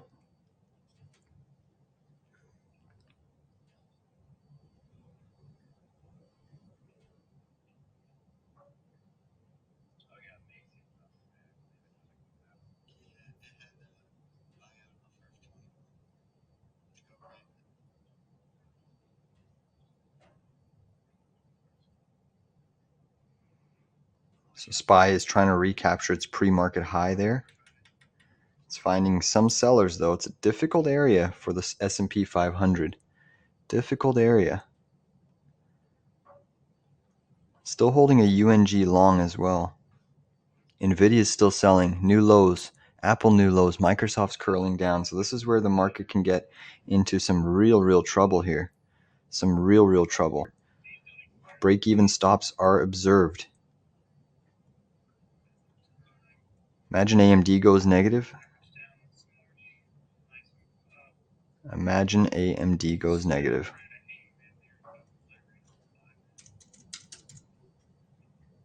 Coinbase is now down substantially on the session, down 6.5%.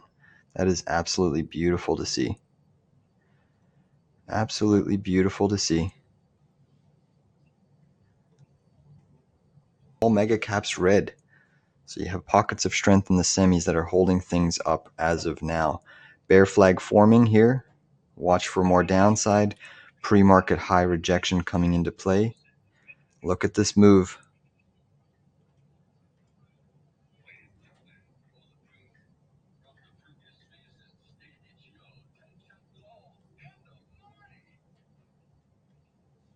So markets are bouncing a little bit. Still holding our QQQ short. The Dixie's pushing up here, so the Dixie's continuing to climb. So watch out for that Dixie. Natural gas is still down 9.67%. It's miraculous. That's why they call it the Widowmaker. You got to be really cautious with natural gas because it just tends to wreck people. Absolutely wreck people. I've only ever been caught in a really bad Widowmaker trade when it was going through that parabolic pump during the Ukraine-Russia war. You know, I was caught on the short side and I was getting squeezed, baby, and there's nothing like a nat gas squeeze. You know, luckily I was able to still manage my position and average to go in the money, but holy shit, those days where I'd look at the futures and nat gas was up 5-6%, up 5-6%. I was like, oh my God, I felt like the worst trader in the world. And it happens. It freaking happens. You know, this market is so much smarter than us, which is why we have to not go all in, you know, full port on one level. All right, let's sum things up here because we are still seeing the markets break down. Let's do a quick sector check. So I'm going to just quickly check all sectors of the S&P 500. And what we can observe from the S&P, copper's down 1%. Interesting enough, you only have one sector down on the session. That's communications, down by 1.16%. The Dow is positive and every other sector is green. So the S&P is red, but every other sector is green and the Qs are green. The Russell's red. Russell's potentially trying to break lower here. I am on watch for that head and shoulders pattern.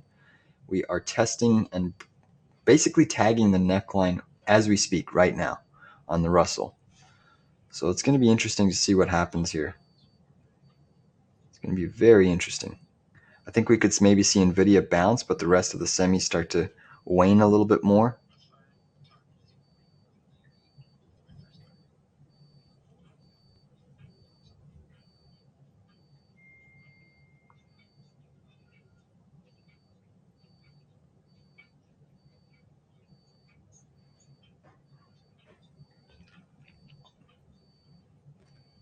SPY is catching a small bid right now as we speak.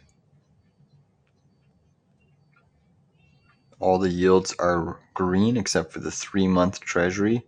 Gold and silver are also down, getting hit today.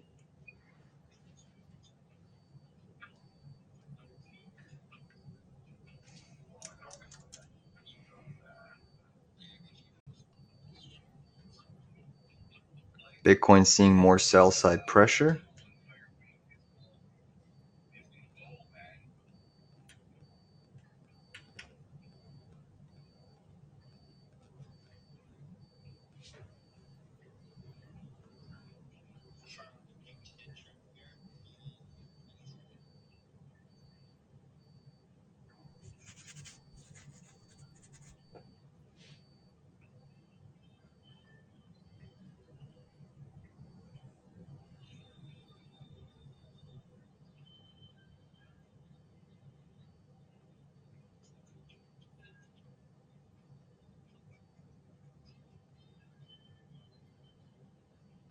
SPY is getting a nice little bounce.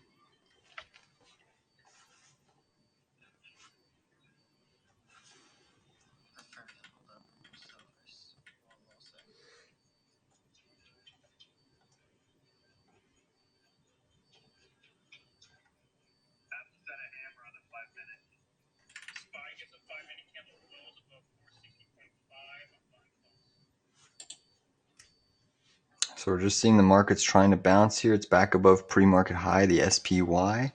So that's a short-term positive. That is a short-term positive right now.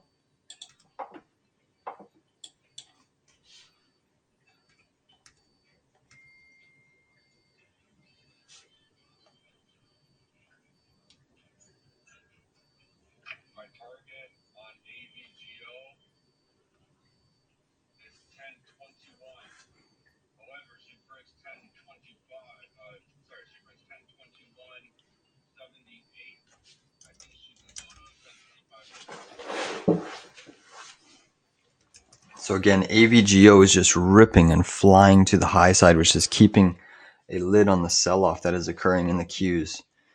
AVGO is keeping a lid on the sell-off in the Qs.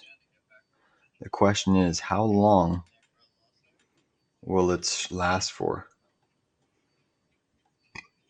All right, the dollar's seeing a little bit of sell-side pressure. Bitcoin's actually falling some more now. So Bitcoin is falling more.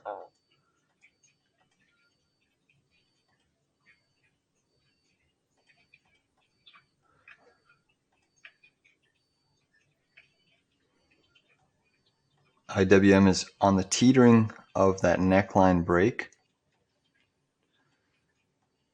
And it's putting in a little micro bear flag right at that area. So we get a break of this neckline, which you can see it's struggling here. It's going to flush.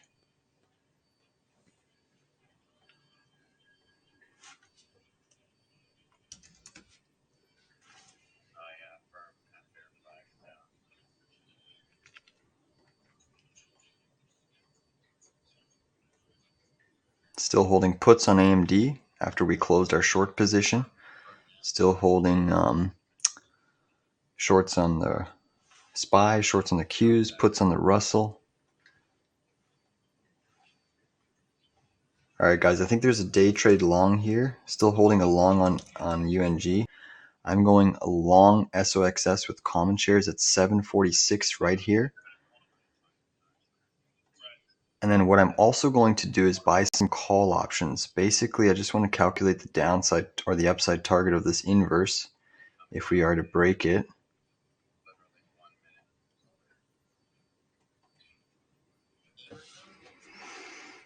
Oof, so 768. You know what? I'm just going to stay long common shares. 746. So long SOXS. Let's flip back to the SPY. Bitcoin is still dumping here.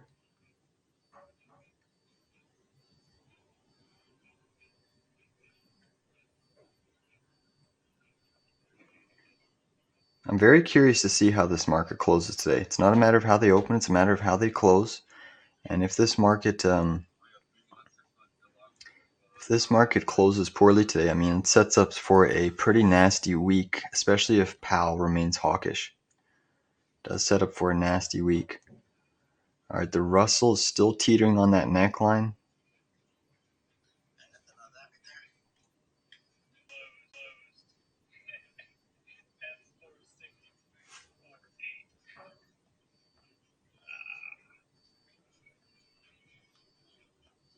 SPY is still green on the session, up 0.7. Russell's negative, Qs are positive. Lots of time in the session. Lots of time in the session.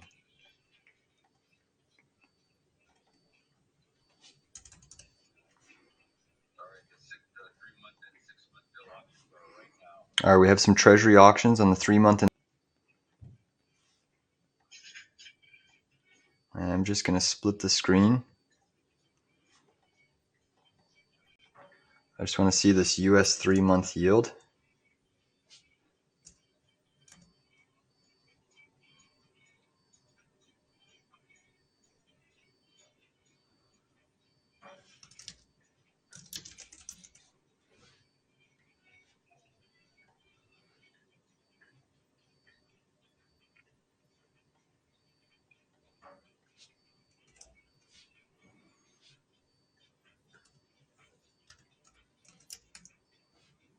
All right, big drop in the SPY off of those yields. Big drop in the SPY there. You can clearly see it here. Big drop. Let's see the Dixie. Dixie's trying to push up here. So that was a big drop in the S&P there. Big drop. Look at that 4-hour chart. It looks beautiful on the Dixie. So a nice drop on the SPY. The Russell has triggered the head and shoulders. Be careful here. The Russell has triggered the head and shoulders. We're seeing this market break down here. Let's go. Yes. Yes. If you're in shorts with me, baby, look at this. Look at this Dixie surge. Dixie's ripping. SPY's falling. I'm flipping back to one screen here. That's a nasty looking chart pattern. That is nasty. I mean, you could potentially be triggering a head and shoulders here on the SPY. Flat bottom neckline, which are closing. That puts us down, a move down to 459 on the charts. Holy cannelloni. That could happen. So that was off of the yield movement. Yields perked up a little bit more so. The dollar perked up there. AMD is potentially triggering a head and shoulders on the 2-minute chart, 1-minute chart, 5-minute chart, however you want to look at it.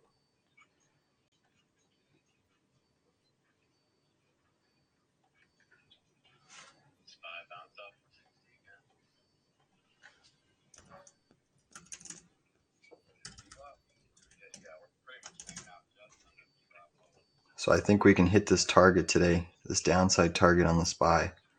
These guys are brilliant. Look at this head and shoulders too on AMD. It has triggered. So we took 131 puts, 0 DTE puts on AMD off of this neckline break. You can actually draw the neckline there. You have a nice clear head and shoulders on AMD, 1-minute chart, and it is triggered and it is falling. And you've got the backup of the downside occurring in the market. The IWM has also triggered its head and shoulders downside target. So get ready to bank on these. We're almost in the money on these AMD 0DT puts. Congrats if you took them with me. And again, since we provided so many winning trades here on this market session, please definitely do yourself a favor and check out my swing trading and day trading service.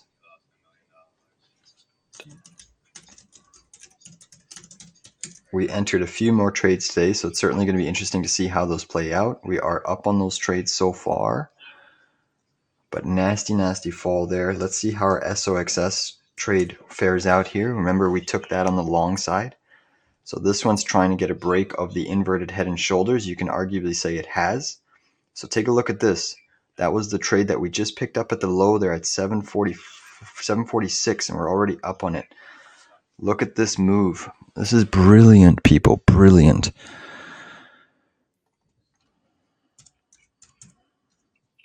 But markets are in sell mode. Dollar's still pushing. Bitcoin's getting a nice little pop now as we speak. Holding puts that are in the money right now. We had 186 0DT puts. We took them all the way up at the highs near 186.76, pretty much at the highs of the session here. And look at these puts. And why I'm interested in holding these puts for a few 100% gain is because we are triggering this head and shoulders on the 10-minute chart. We got that pierce close below. We're looking to confirm. We are looking to confirm. Let's see if we get some more downside action. Still holding a Q short, a SPY short, Russell puts, AMD puts, Tesla new low of day, Apple's gunning for a new low of day. Tesla's now down 2.36. Watch yourself, because there's certainly a little bit of trouble heading into this market. I'm just going to turn that off so it helps the Wi-Fi. Holding a AMD put, a Russell put, and a SPY short, and a Q short. And I'm seeing if there's any other trades right now. I am seeing that blue trying to perk flat top neckline. You're making higher lows. Wedge pattern. All right, I am going to buy BLU here. I'm going to go long 305. Just an entry position. Just an entry position right there at 305. Long BLUE. This is super risky, so play accordingly. But this is a nice potential higher low wedge pattern starting. We are long. I mean, you do a calculated measured move off of this area, and you could see 334 give or take on the charts. So let's see if this stock gives us any sort of momentum. You are getting some heavy volume. I am going to put a stop loss on this trade, basically right underneath the EMA 113. So call it 3. Actually, I'll do 299. So it's not the whole number, but I am putting a stop loss on that trade just in case. Just in case. So we are holding BLUE on the long side here.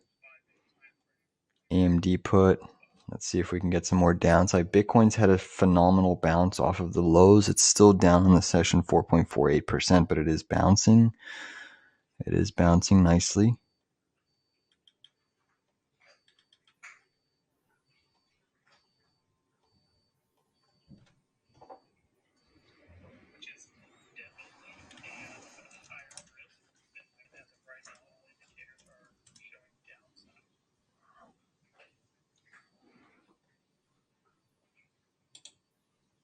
So banks are holding up decently today. I'm just flipping back to all the sectors just to see what is transpiring across the board. Copper's still down 1% on the session. Dixie's up. You only have one sector of the S&P red, which is communications. So the likes of Meta and Google just are weighing down the market at this point in time.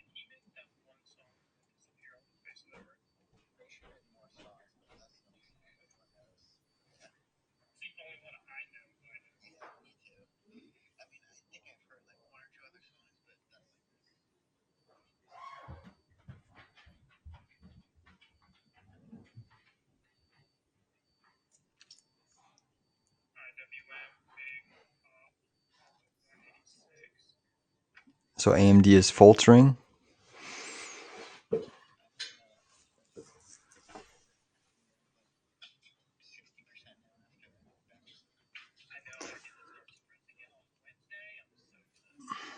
AMD is falling here. So that 131 put is printing. The Russell recaptured the neckline, but it doesn't mean it's out of the woodwork yet. Alright, SPY is also falling here. So big dump. Notice how this rejection keeps coming into play. These simple trend lines. Simple trend lines. Still have a target on the SPY today of 459. A little bit higher. SOXS is moving up. That Bluebird Bio is slowly coming in on us. We have a stop at 299 on that blue. We're still long UNG.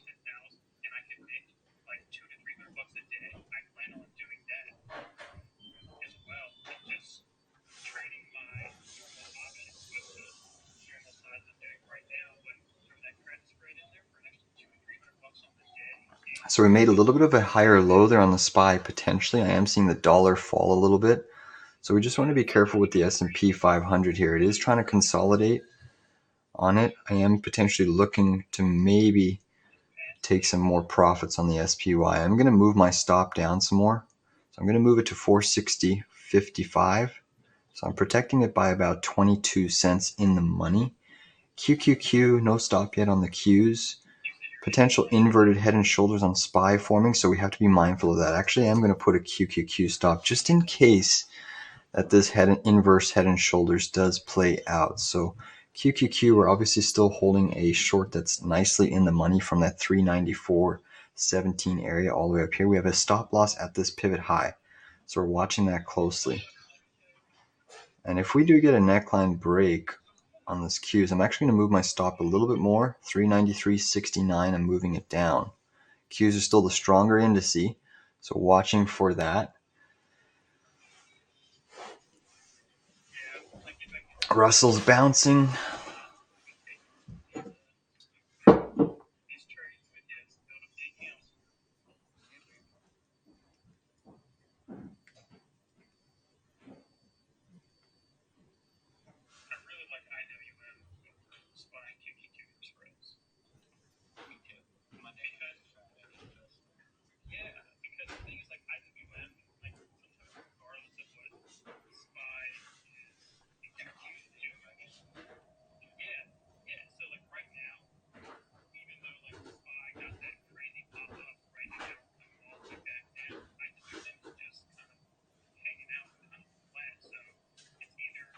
seems to be a pretty resilient area for the S&P 500. It is testing it right here as we speak. UNG is starting to move up for us. That's really good to see. Bitcoin's starting to fall some more as well. Dollar's still holding that 4-hour inverted head and shoulders neckline break. Yields are starting to push up a little bit more. So you have the 10-year climbing. That's only going to put more of a headwind on this market.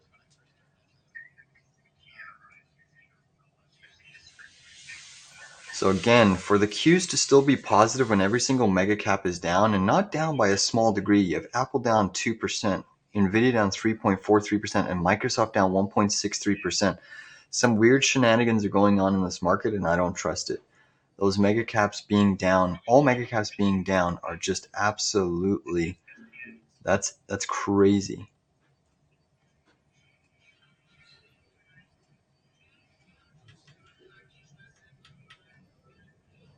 Pre-market high is a big fight for this S&P.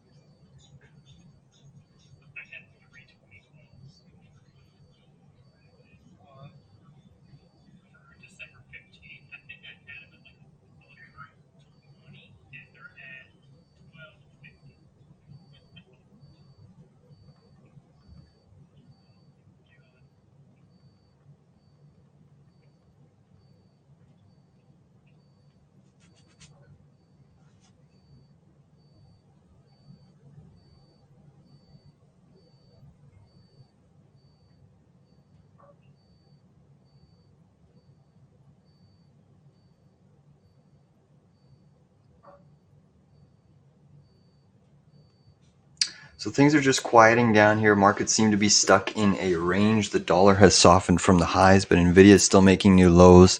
You have Meta at the lows, just bouncing slightly. Tesla's at the lows as well, down over 2%. So they're using the strength in the SMH and the SOXX to continue to bleed Nvidia dry right now. Potential inverted head and shoulders on the SPY forming. You have a neckline. So this is a potential bullish pattern that we have to watch for, because if you break this neckline, you potentially have an upside target all the way to about, let's just see here, call it 461. I don't think that's my base case because we have triggered a head and shoulders and you are below the EMA 113. I have a downside target of 459, but this could be negated, this target, if you break this little neckline. So watching that closely as we speak. The Russell's trying to go positive on the session. S&P, now you're seeing some money flow moving back into the Russell 2000. Interesting, very, very interesting.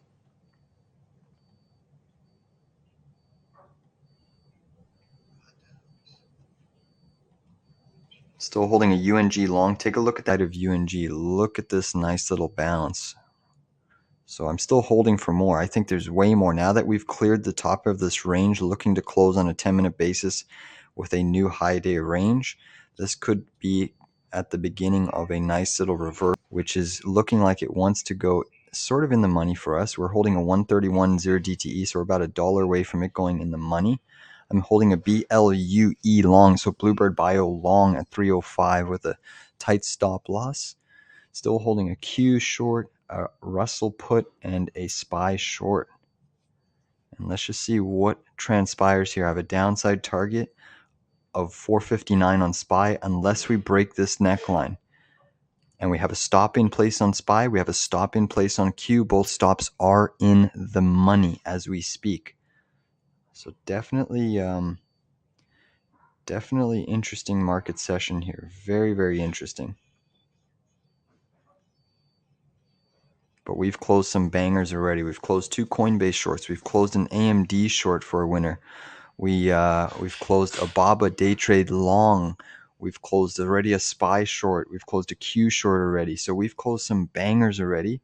And we're still in the money on basically all the trades that we have taken today. So that is a healthy position to be. Whenever you're in the driver's seat of the market, that is one of the best feelings, to know that you don't have to chase, that you're just in cool, calm, collected, in control of the positions, in the money. And hopefully we get another flush here. AMD is still weakening here. AMD is still weakening. Natural gas is still down 8.5%. Oil just flipped green. So there might be a little bit of a long trade on XOM. I'm going to pull that up on my other screen. Just be careful of this S&P 500. It is trying to break out here to the high side. I'm just going to look at XOM now because I am seeing markets firm up. So XOM is still technically, I believe, red on the session. So I'm looking at XOM for a day trade. SPY is testing that neckline of that inverse head and shoulders. It hasn't broken out yet, but it is testing. I repeat, it is testing. All right, I am going to go long XOM at 99.20. I'm long XOM 99.20. 99.20 long XOM, because I am seeing oil trying to firm up just a tad. It went negative. Now it's positive. I'm also seeing natural gas trying to make a move here. And it does appear to be a little bit of a bearish formation occurring in XOM. You know, a little bit of a bear flag. We'll have some support trend lines here with these pivots. So we can keep a tight leash on this trade. You are forming a little bit of a wedge pattern as well. The positive aspect of this trade is that oil did flip back to the green side, but it is coming in now. Obviously, natural gas is under heavy pressure. But basically, if we get a close outside this trend line, that's my stop loss. SPY is still trying here. SPY is still trying. So I'm putting a stop outside that trend line on XOM trade. But we are still holding long here. SPY is trying to break out of this 1 minute inverse head and shoulders. Our stop is in place on the SPY. So just manage it accordingly. All right, so we are breaking here. We are breaking up. Still a bear flag forming on AMD, but SPY is trying to push up here. It may stop us out here. We have a stop in place. All right, so you're getting rejection at this previous little resistance trend line. Pivot to pivot intersection.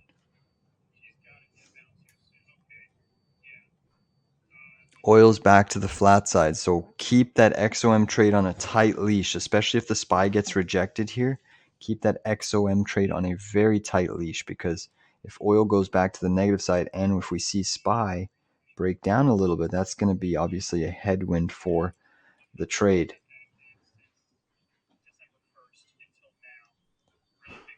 Still long that BLUE, still long UNG, still have an IWM put, Q short, Russell short, and an AMD put. UNG is breaking to the high side. We're getting a range break. We're up nicely. So nat gas is trying to rip now. Oil's back to the negative side. So we may have to cut XOM. I repeat, we may have to cut XOM. It's still okay, but I'm watching it closely, because if we break that recent pivot low at around 99.11, I'm going to look to cut XOM. Trying to bottom fish it here. Make a little low of day pick.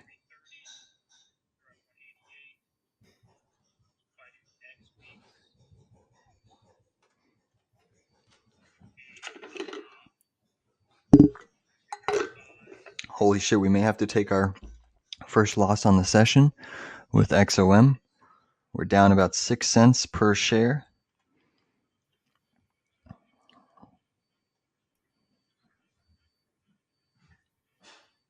All right, it's starting to pick up a little bit more now. AMD is starting to push, so is the Russell, the Qs.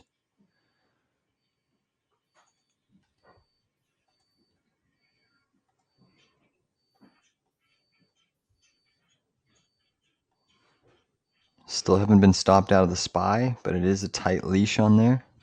It's coming in now. The XOM's trying to get a small bounce here.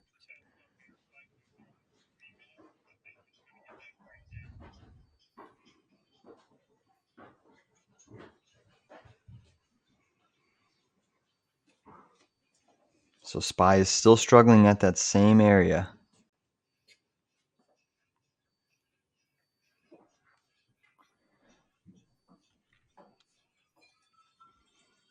It's now 11:55, so we're approaching that noon hour. Typically when noon rolls around, the volume does lighten up, so it does favor potentially a buoyancy float in the market.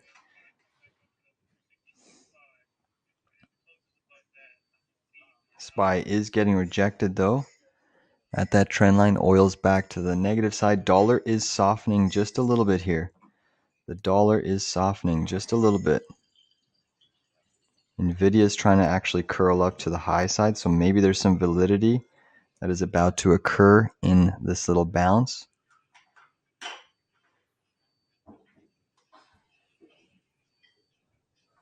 The Russell's actually moved up quite well on the session.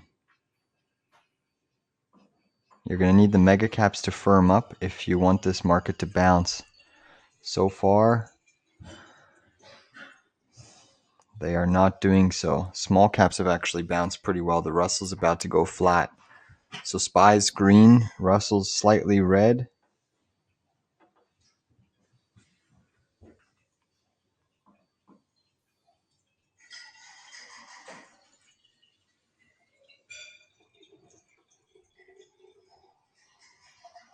All right, so the S&P is moving up on us here. Still at that resistance trend line. It's kind of a make or break spot for the S&P. You are above that breakout trend line. So it is a valid technical pattern. We're still holding short, but a tight in the money stop loss. Tesla's still selling. That's going to put more pressure on the market. Amazon has had a nice bounce. So maybe there's a sympathy trade here on Tesla. Tesla's down 2.5%. But I don't like the fact that Tesla's been in such a tight range. It's definitely a distribution pattern that has been occurring in Tesla. All right, big rejection there in AMD. Could be a failed pattern on the SPY. It's still holding. You need to get a close above this neckline. If you get a close below, it technically negates the head and shoulders. We're still holding a long trade on BLUE, a long trade on UNG, and a long trade on XOM. Puts on AMD, shorts on SPY, and shorts on Qs, and put on IWM. So we have a full docket of trades on watch right now, and it's just a matter of waiting for these trades to potentially play out. SPY is trying to move up a little bit more now. So again, the weakest sector today is communications. It just keeps selling, just keeps bleeding.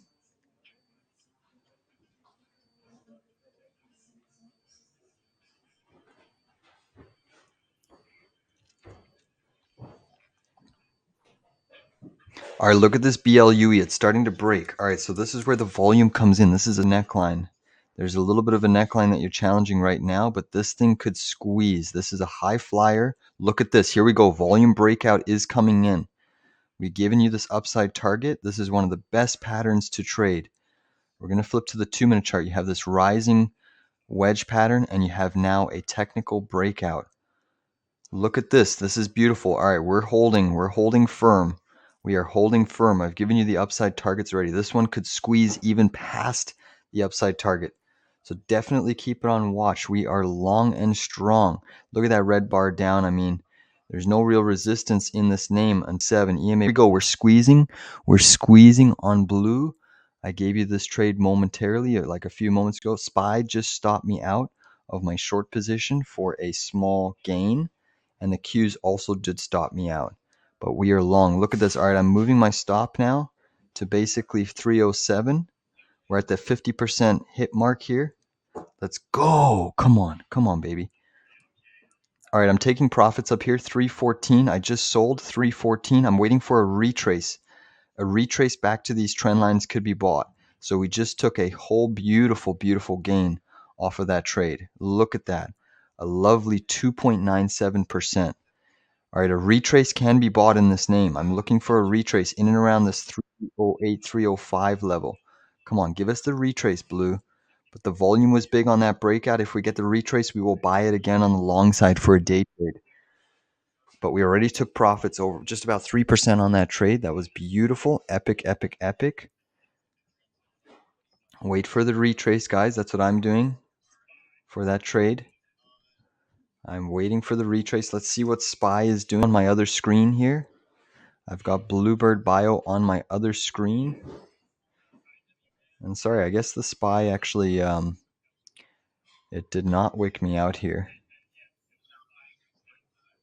Look at SPY. It actually did not wick me out. I thought it might have. I was on my other screen getting a little wiki there, but I'm still technically in. All right, Bluebird Bio's retracing. It's at 309. I'm looking for another entry around that 305, 307 area. But SPY, I did not get wicked out. And Qs, I did not get wicked out. Still holding an AMD put. We took profits on that blue, holding an XOM long, which we may have to cut. XOM is looking weak. All right, I'm going to cut XOM for pretty much a little bit. So I'm actually going to probably cut XOM here.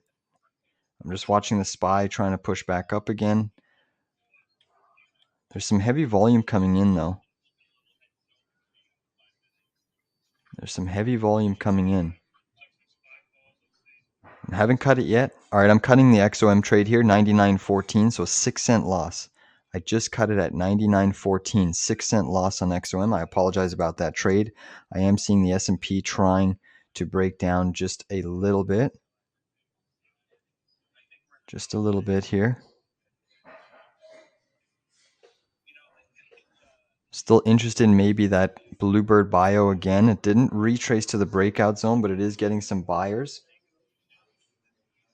SPY is trying to push up some more.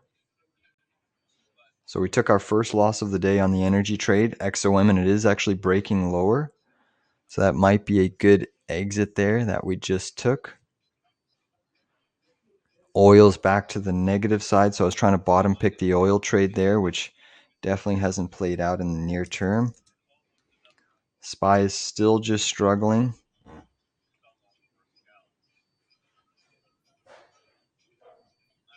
All right, BLUE is coming back in to target BLUE.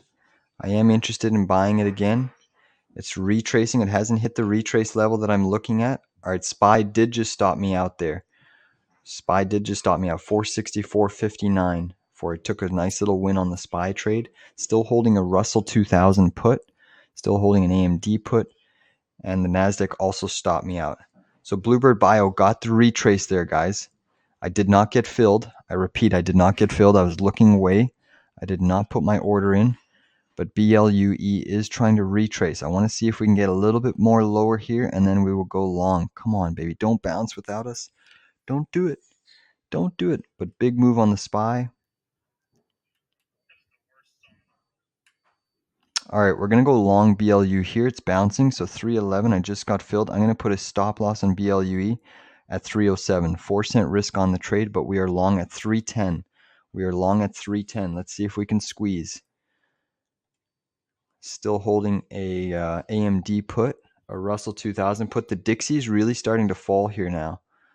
So the Dixie is really starting to fall here now.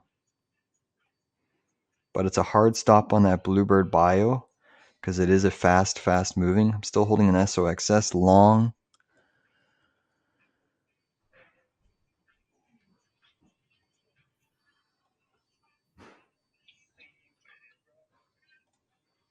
So we already took profits on this Bluebird once for just under 3% gain.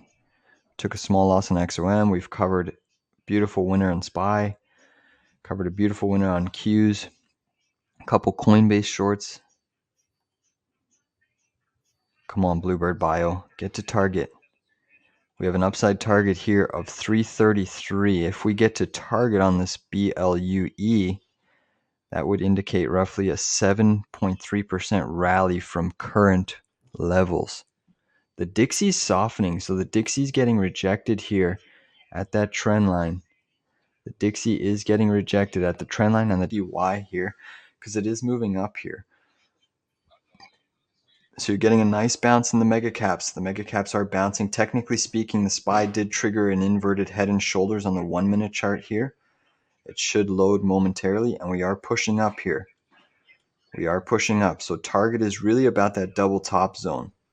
So we can actually short SPY if we push back up into these previous pivot zones. We can short SPY again.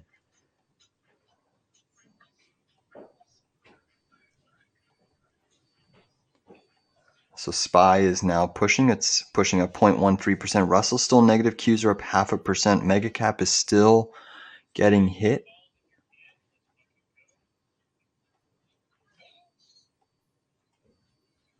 Looking at Tesla maybe for a long trade as well. So remember, we got stopped out there on the SPY for an in-the-money stop, and the Qs we also got stopped out. Qs are basically back to our short level where we shorted. So it's an interesting level. We're right back to that level again. But one of the reasons why the markets rallied there and dipped is because you had a fall in the US dollar.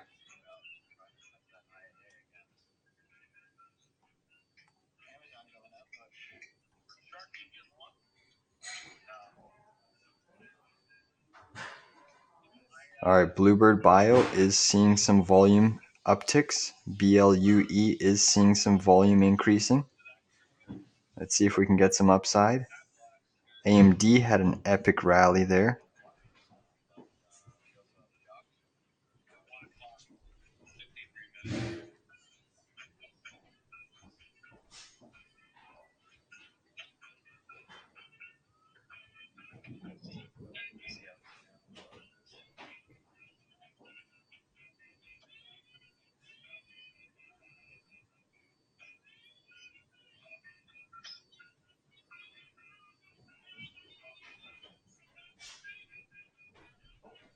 SPY is still seeing some sellers at these areas.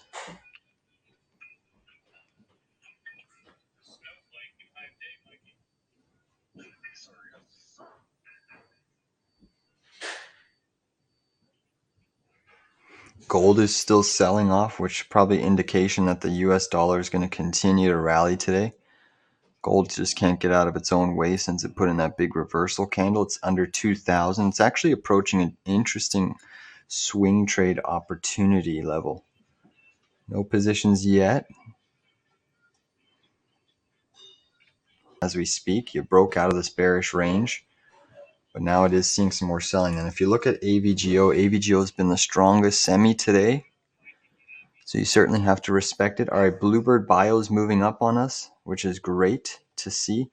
AVGO maybe high of day just put in. So watch for continued weakness in semis. This is the heaviest weighted semiconductor, huge volume at the highs here with a couple little micro reversal candles on the 1 minute chart. So divergence.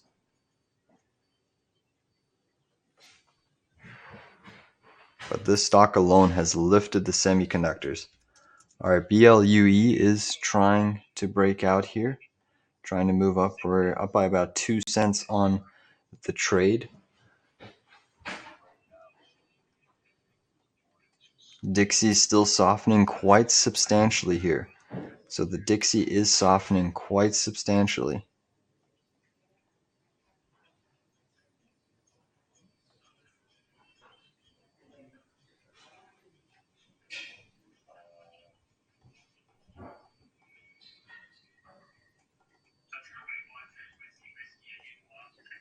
The Russell trying to go positive. We are starting to see some potential names trying to squeeze Weight Watchers. Let's see the 10-minute chart. This one's heavy volume coming in on Weight Watchers. Let's see what's going on. Wow, let's see the daily chart. Where are we on the daily chart? I just want to see if there's much more room to run. Oh yeah, this one could actually start going. Oh, snap. Okay, let me just isolate down this.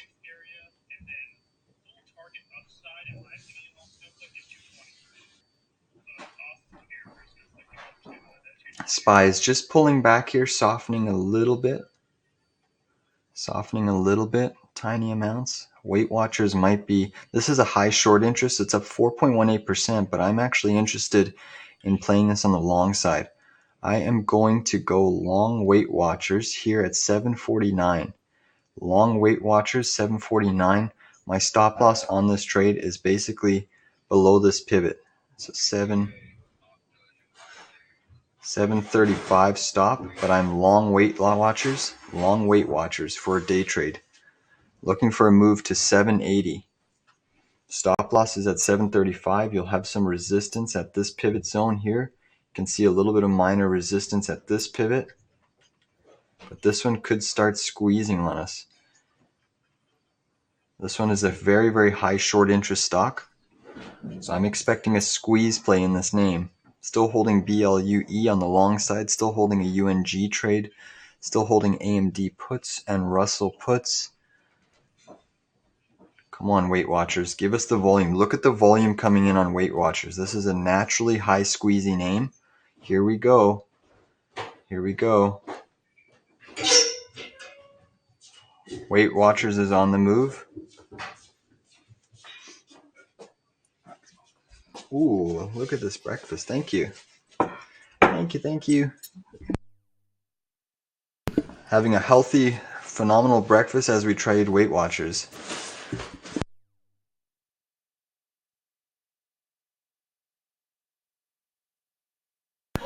We're up on Weight Watchers trade. Look at this squeezy name. Look at this name, squeeze. All right, I'm putting a break even or in the money stop just below that impulse green bar. So we're protecting it by 2 cents. Look at this trade on Weight Watchers. So we're long Weight Watchers. It's going to squeeze. Come on, get the volume squeeze. We're above these pivots. RSI still okay. 10-minute chart RSI.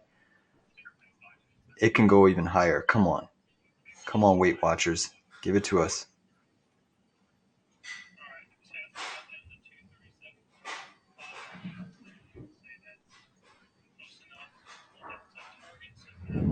So I have a 751 stop on Weight Watchers. In the money by 2 cents.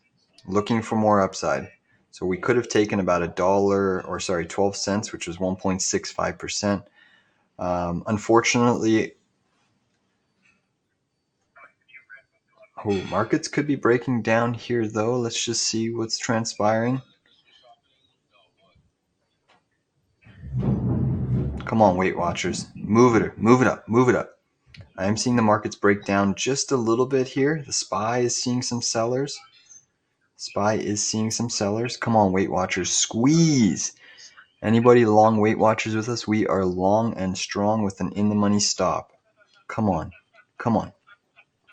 And then if Weight Watchers if it fails at this level, we're going to look to play it on a retrace. Because there's momentum in this squeezy name, we'll wait for a retrace basically to either the 382 or the 50%. I'll watch it on my other screens if we get wicked out here. Still holding a UNG long, an IWM put, and an AMD put.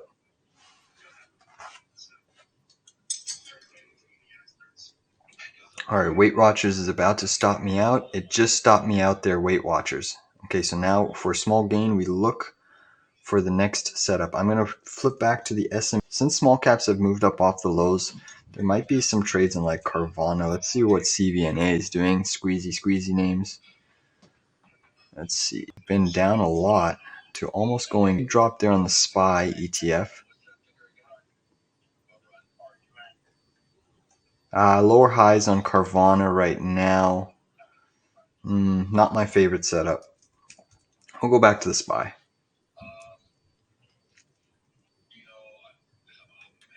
It's getting rejected. It has not completed its upside moves. It's looking like another short trade. Not shorting the SPY, just holding. Could be forming a much larger 3-minute head and shoulders. You can see that you have your left shoulder here, your head, your right shoulder. Let's see. Let's see what type of action we get. I am going to remove some of these trend lines just to clean it up.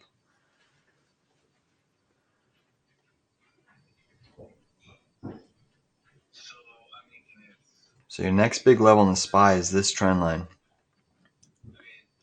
All right, high risk play. This is a lotto play. I repeat, it's a lotto play on the SPY. Expect to lose this full position in the options market. I'm going to go 0 DTE 459 put on the SPY. 0 DTE 459 put on the SPY. And I'm risking this. No stop.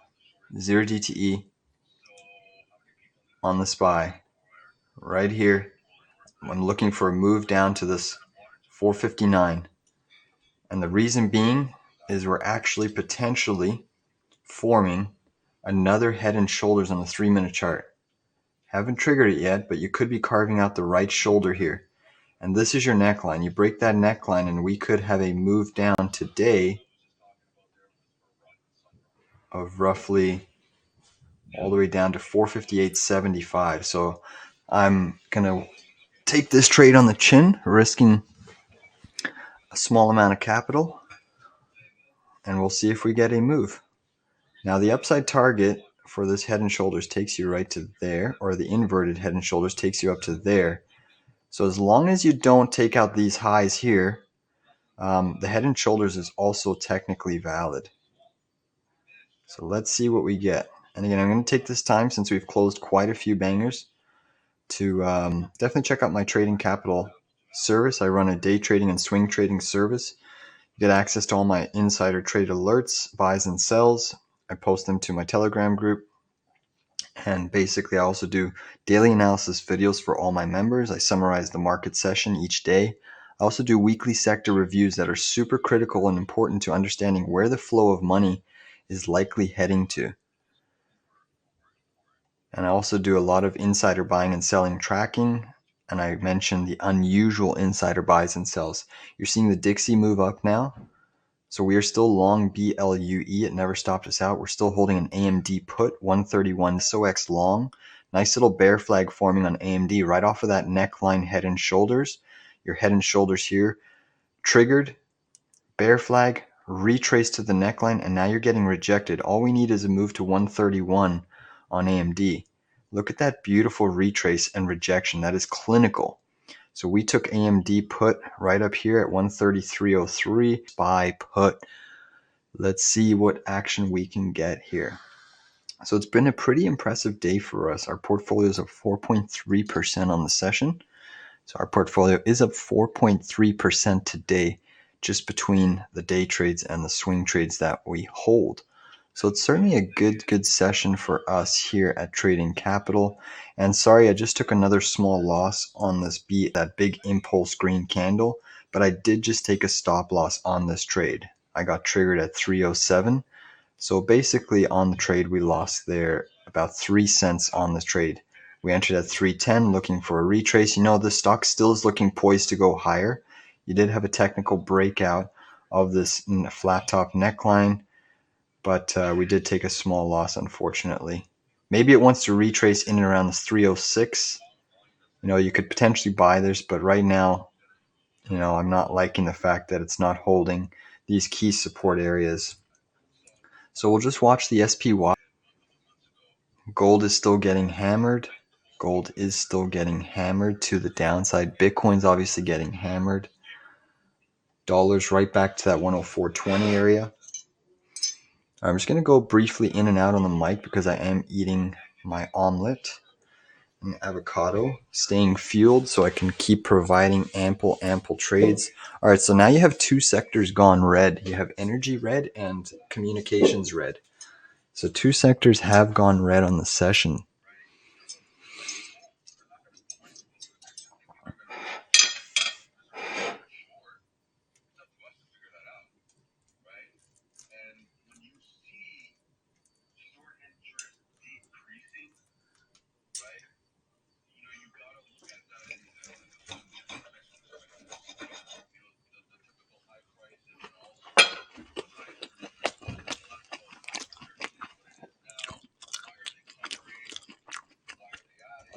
Interesting biotech play. super high risk. Full disclosure, I do hold position long on this name, CMND. I am seeing it starting to curl up. But I think CMND could be a high flyer. I think this could be at least a double, probably even a triple or quadruple from here based off of some weekly price action that unfolded. I'm going to flip to the daily chart of the CMND just to show you what I'm looking at. But CMND has been getting these big wicks to the upside. Again, over here, huge volume traded in this vicinity. You have this daily bottoming doji candle. You're creating potentially higher lows on the RSI and making almost a lower low price action, but you are inside of a weekly hammer candle reversal on volume. So that's a positive sign here that you have a weekly reversal candle, and we'll just see if it is able to get some momentum. But this one is trying to curl up a little bit. It is down on the session nicely. It's down about 10% on the session, but it is starting to trying to curl to the upside. So I think this one can actually get all the way up to about 680 and then potentially even 1193. So I mean that, if this had a pop, obviously it's going to be news depending. You're looking at this pop. I'll show you on the daily chart. And again, this is super risky. It's a micro cap. The volume on this name is just absolutely, it's sometimes light, but it's been increasing lately, but it's just a small market cap. But the news that came out, it had positive stage 3 clinical trials with a new compound that it's working on to help reduce the effects of cocaine addiction. So it's certainly promising if they can actually follow through with their compound, and actually if this yields positive results and they bring it to market, it could be an easy buyout for a much larger company. Now again, this could also be an absolute zero. It's super risky, but whenever you start designing a product that has stage 3 good positive results around helping reduce cocaine addictions, that's always something that can move the stock quite substantial. 420 getting slightly rejected, which is why we're seeing the markets trying to push up.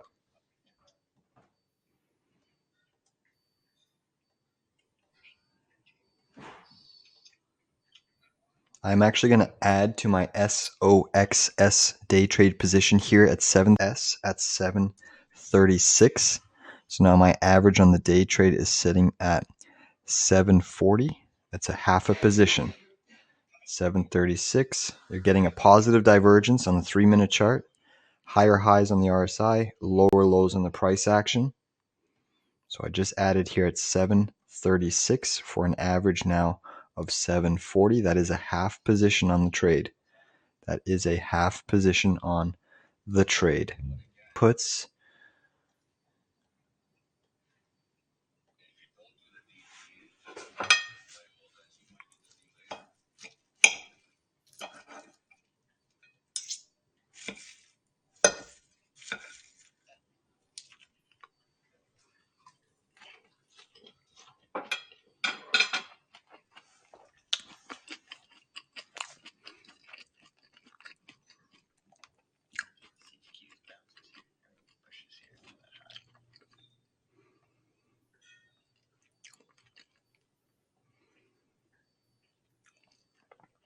We are seeing Microsoft starting to curl over a little bit. I think we could see another wave of selling take place very shortly.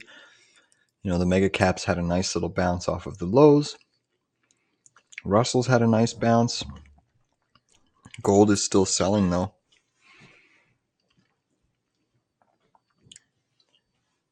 Nvidia is down 2.6, Microsoft's down 1.5, Tesla's down 2, AMD's up 3.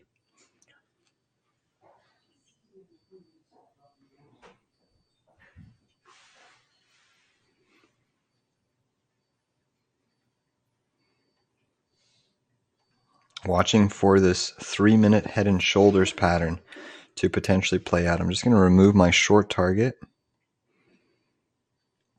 You can see this trend line pivot to this intersection is rejecting it right now. Still forming this potential right shoulder. You break this neckline and it's down she goes. This is the big neckline to watch. Just going to remove that.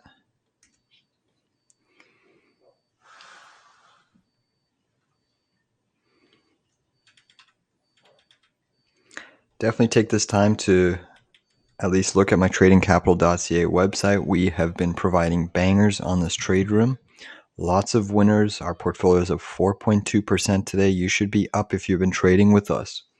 You should absolutely be up on the session.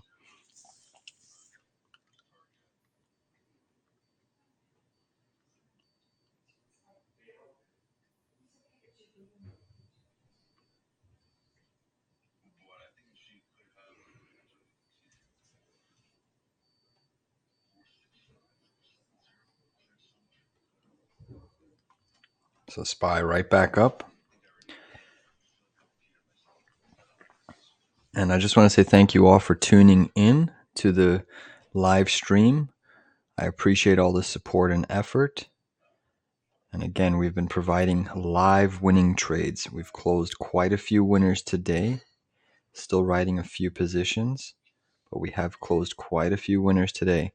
And to show your support, just definitely like the videos, promote them, share them if you can. If you want to learn a little bit more insight into my Trading Capital Discord service, then definitely check out the link at tradingcapital.ca. And be sure to ask me any questions. If there's any tickers that anybody's looking at that wants some free technical analysis since I'm here, feel free to put them in the chat. Feel free to ask me whether or not something's looking like a good short or a good long, and I'll do my best since we have a little bit of time here just waiting for these markets to make a bigger directional move. We've just been really stuck in a range all day today.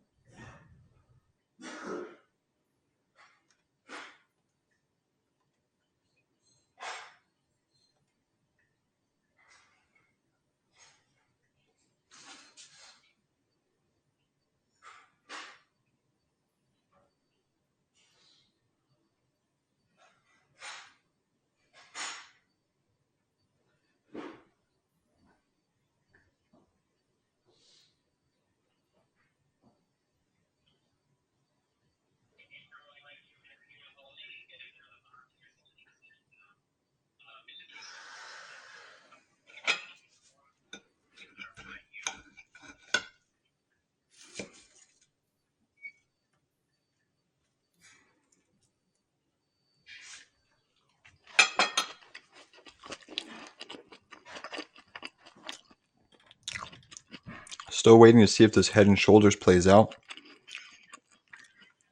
on the SPY.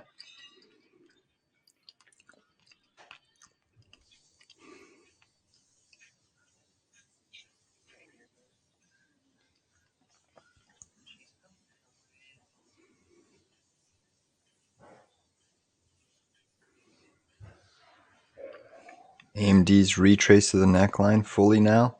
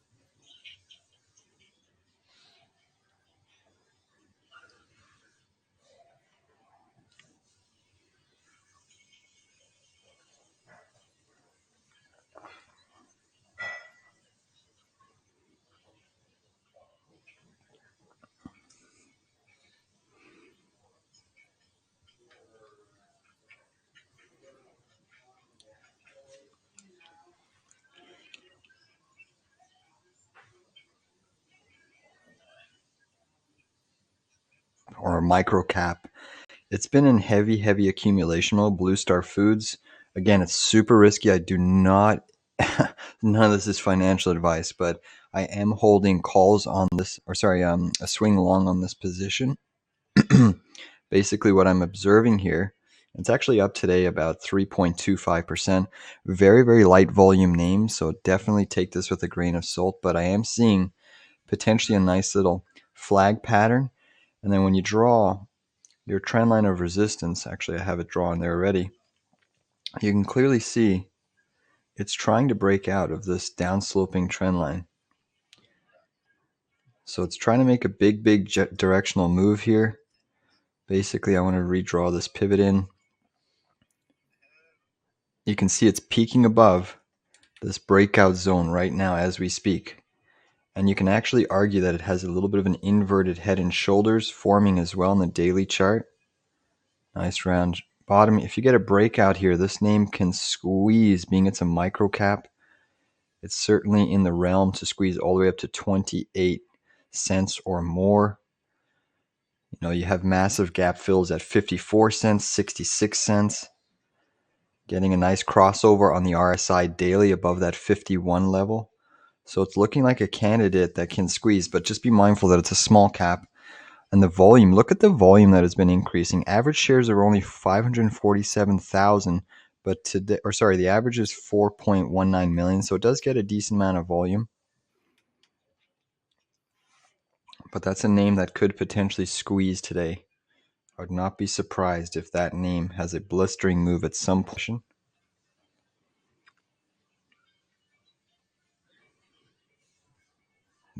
Nvidia is still bouncing here. Amazon's curling over. Meta's curling over.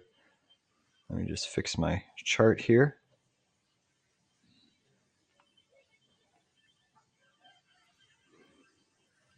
Coin is seeing more sell side pressure. That's beautiful to see. Beautiful to see.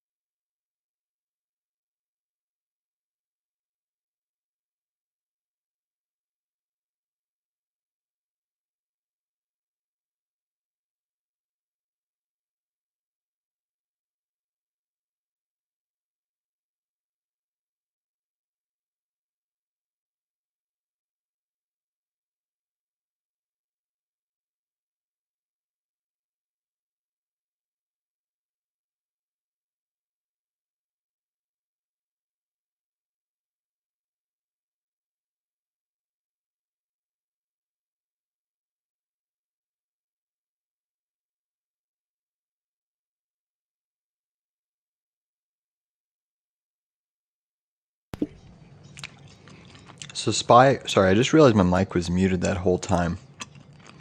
My apologies. Thanks, Steve, for letting me know there. I was chewing with my mouth full. So on SPY, you're creating this rising wedge pattern. On the hourly chart, you can see your pivot to pivot to pivot, pivot. Rising wedge patterns are typically bearish. They often result in a failed move down, but we are starting to see the market move up here. Coinbase, watch Coinbase on the hourly chart for breaking the neckline on the head and shoulders pattern. But Coinbase could be in. Come on, chart, load.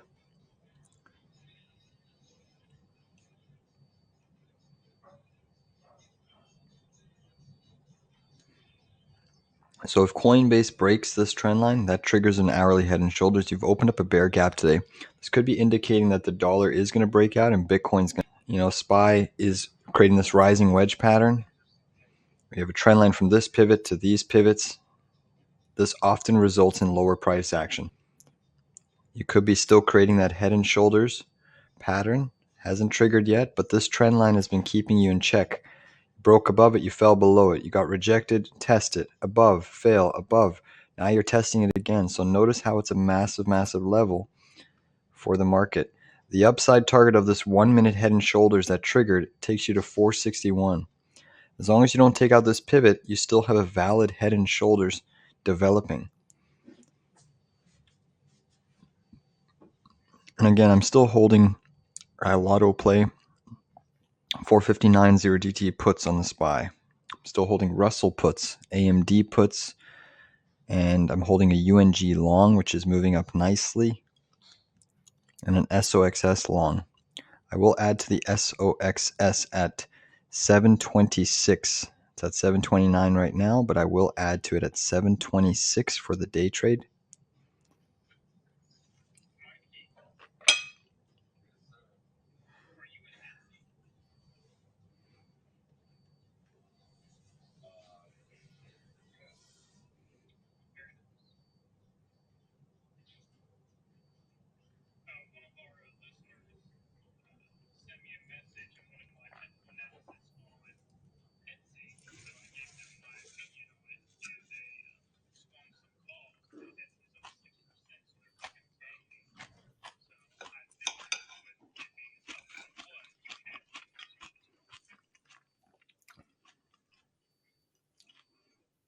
I hope you can't really hear my chewing on the mic. That's why I was muted before. I'm actually eating right now.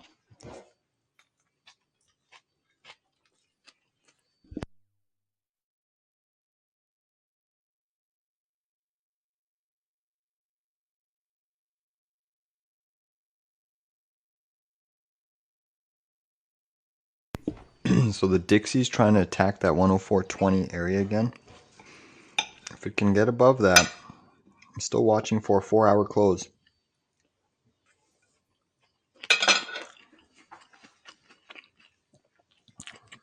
But you have semiconductors acting very well right now.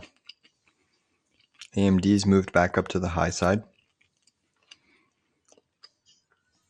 SPY's pushing up again. Nice little bit on SPY. We seem to be grinding. Yields are still positive. VIX is still positive. Mega cap tech is still under immense pressure.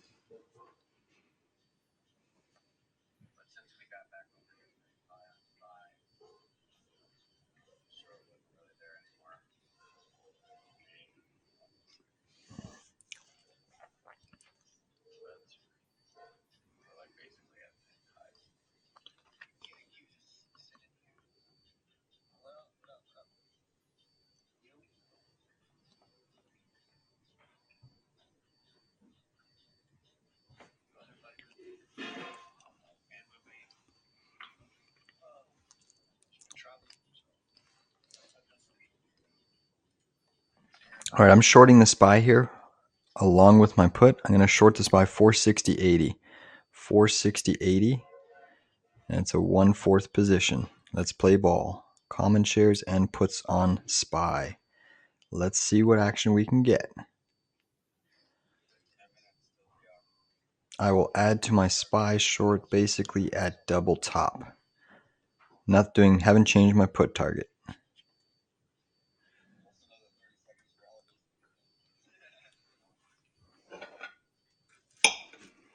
We may have another auction coming up. Let me just double check.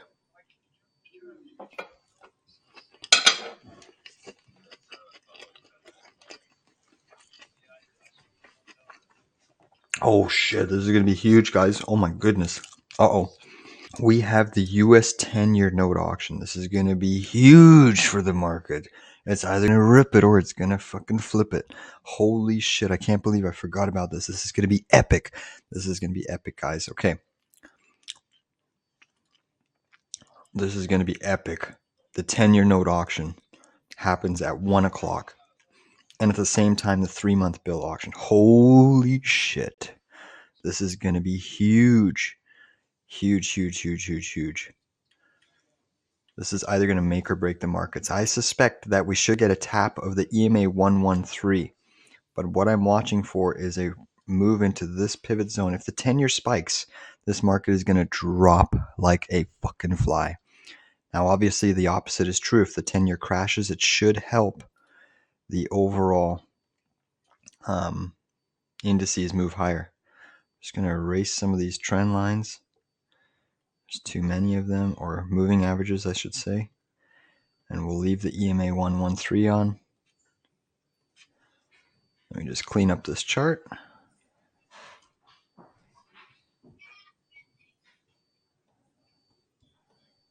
So at 1 o'clock, we have the auction. So if we get a spike, okay, this is the game plan. The spike is often probably going to overshoot this. So I'm going to adjust my target to the next resistance on the SPY. If we get a spike to this 461.36, I'll add to my short position. This is what could cause the dollar to break out. Look at this rising pattern. It's almost like the bond market is front running the auction. And if the auction is bad, yields go higher. If the auction is good, yields go lower.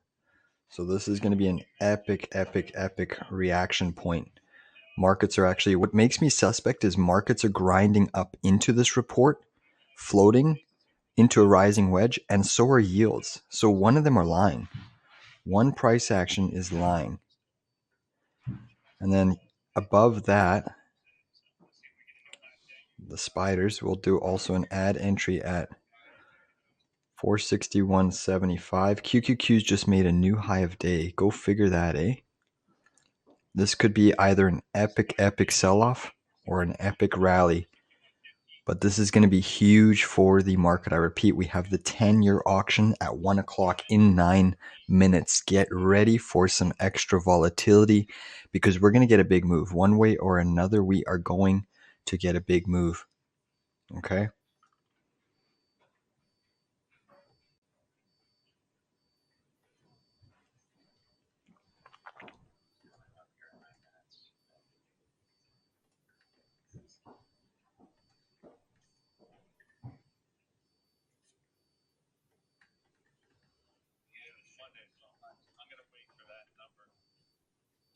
It's kind of risky. It's kind of a bit of a gamble. But you know what? We've actually banked quite a bit of profits today. So I'm okay. I'm okay with that. But let's see what this volatility gets us. We've given you the SPY levels to additionally to short. We've given you the upside short levels. We're in one position. We'll add again, 2, 3, and then 4th entry. Okay. Sorry about the screen. It's a little bit wonky right now. But we are getting ready for the 10-year note auction, which should provide some extra volatility. Still holding a UNG long, still holding an SOX long, still holding IWM put, and still holding a SPY short. Let's get ready to rumble.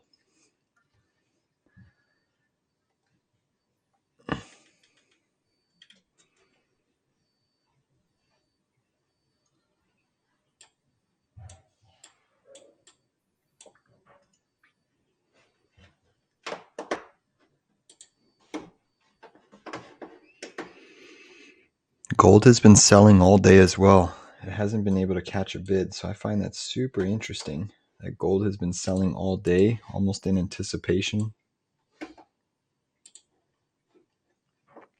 So the only QQQ short level that I have is basically all the way up to about 396.75.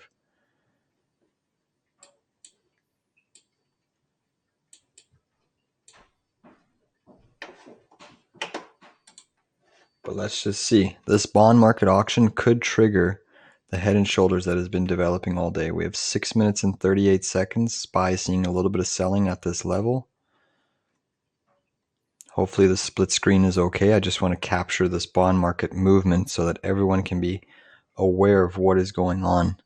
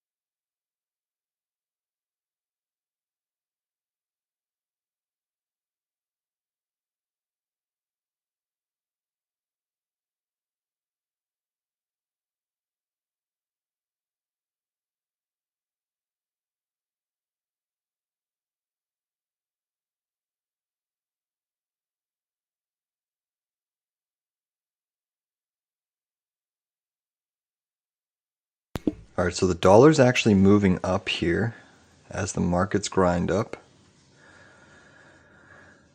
All right, get ready because momentarily we are going to have a big directional move here.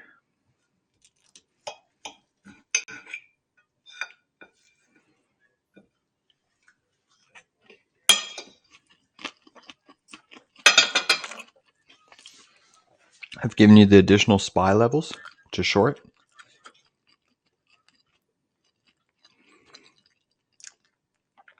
It's so funny that the Qs are at the highs. The dollar's breaking out again, going for a new high of day on the dollar.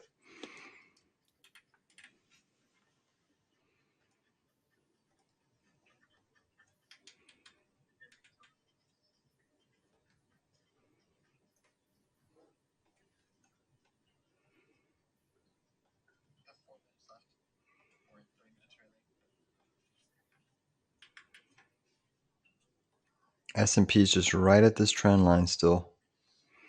So fascinating. Major pivot to major pivot. All this consolidation, grinding. 10 years moving up. Yields are still climbing into the meeting. So is the S&P. So everything is moving up into the meeting. Yields are moving up. S&P is moving up. Dollar's moving up. Bitcoin's moving down. Gold is moving down.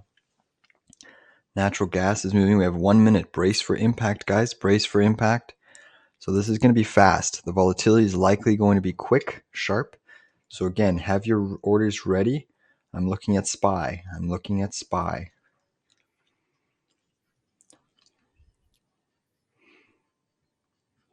So 3 minutes.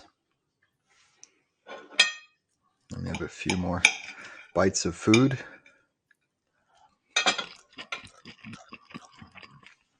So heading into the report, the Russell's flat, up 0.3%. The Spiders is up 0.16%. The Qs are up 0.63%. Every mega cap is down. Gold's down 1.36. The dollar's up 0.26%. So weakness in mega caps, but strength in the broad indices. You have to wonder where all the strength is coming from. Meta's getting a really big pop here off of the lows. Apple's starting to curl over. Nvidia's starting to curl over. Bitcoin's curling over. Microsoft's curling up. So super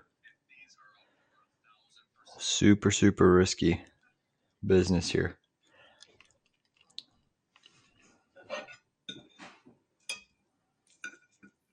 What I'm actually hoping we actually get a little bit of a pop-up, build in more of a short position than slow, but it would also be kind of nice if this head and shoulders target plays out. It's a beautiful one that's been slowly grinding and roping people in.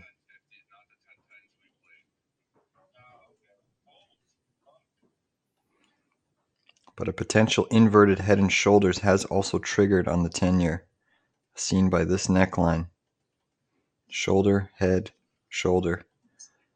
Upside target takes you pretty far. 6 on the chart. Well, let's just see. We have T minus a minute. Upside target of that original inverse has almost been fulfilled. Almost.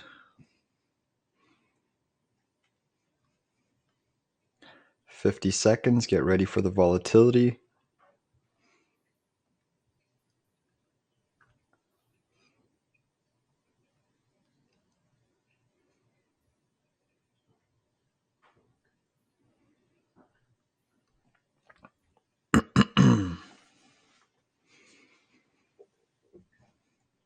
Here we go. 30 seconds. 30 seconds.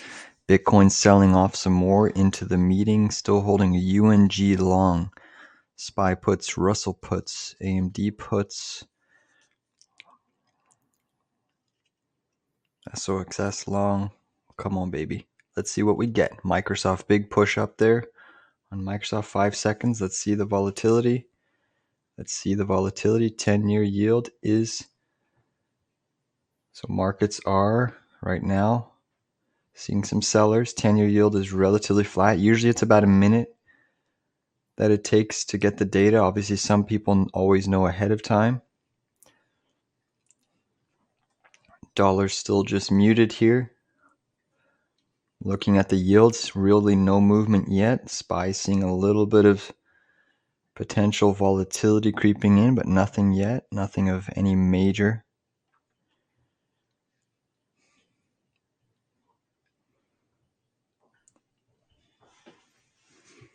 All right, Bitcoin's selling off some more.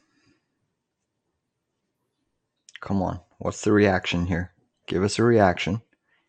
Dollars at the highs. Qs are at the highs. Dollars at the highs. SPY's at the highs. So something's lying here.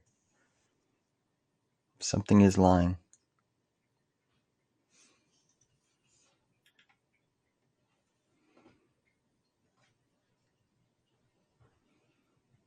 So SPY is grinding up still. Dollars pulling off the highs. 10-year yield is still really hasn't moved much. Has not moved much. Where's that auction at?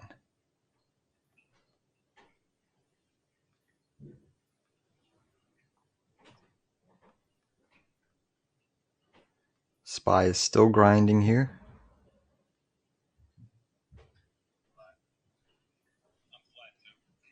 Ten-year yield, the results are coming in. The results are pending as we speak. They are pending as we speak. The 10-year yield has actually softened just a tad, which is why the markets are floating.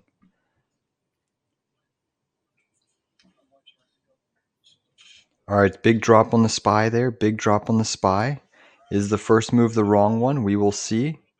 But that's a drop on the SPY. The 10-year yield, still the data is coming in. I'm seeing the 10-year yield spike, though, up a little bit. But there goes the SPY. 10-year yield's up a little bit. SPY also saw a little bit of a move there. 10-year yield's at 1.47%. SPY got that initial drop, and now it's getting bought right back up. Gold is heading lower. Copper is heading lower. So the base metals and the gold is actually responding negatively. SPY is pushing up. It's still at resistance. That initial drop happened on volume, and now we're pushing right through. Target of 461.11 is that inverse target. Still haven't taken out the high of day on the SPY, but you are trying to keep pushing up here. 10-year yield is dropping a little bit here, a little bit more now. The Dixie is getting rejected.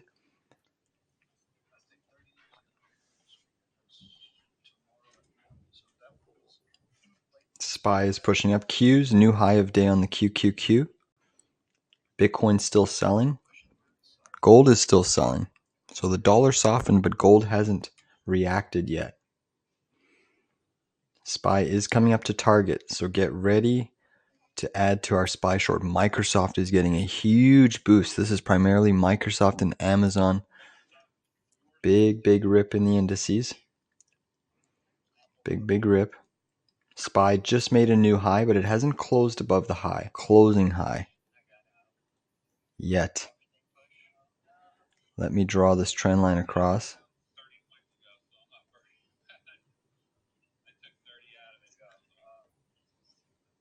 Still seeing Bitcoin making new lows on the futures from where price action opened. 10-year yield is still... So the 10-year note auction was previous was 4.51. This one was 4.296. So it came kind of in line. The SPY is pushing up here. I'll add to my short level at this 461.36.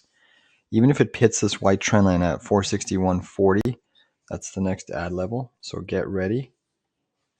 So now that head and shoulders target is actually negated, we can no longer use that.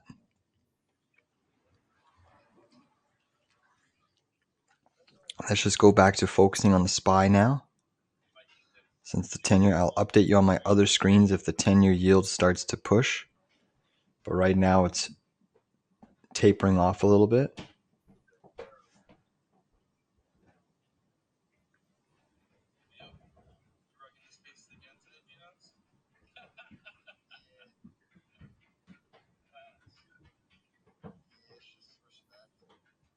SPY is trying to push up, breaking out here, new highs on the session. You have the dollar falling just a little bit here.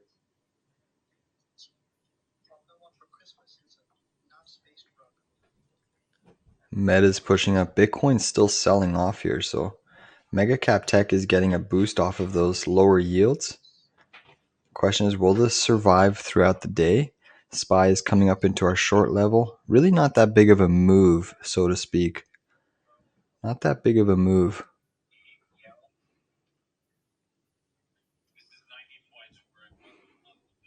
So Microsoft has had an epic move up. So has Apple, Meta, Google, curling.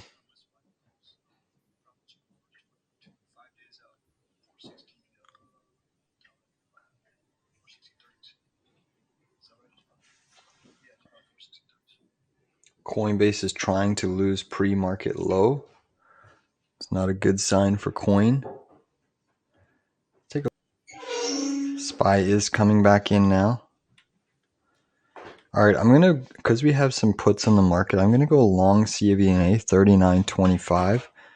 39.25 right here, 39.25 long CVNA. It's just a starter position, and basically I'll use this tight stop loss, these lows of the day, 39.07 as my stop, just to give us some long exposure if the market does get a little squeezy due to the yields, because the markets love to just take any sort of news and reaction positively, even if it's not that positive. Yields is either affirm or long UPST. We're breaking out of an inverse. Let's see if we can get a small pullback. But you have triggered an inverse on the 2-minute. I'm just going to wait for a little bit of a pullback. Let's see if we retrace and hold the neckline. But UPST is another one that could actually squeeze. You've triggered this left shoulder head, breaking a small downtrend.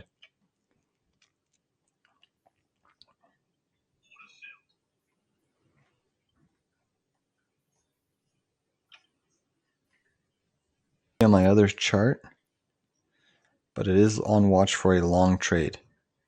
UPST.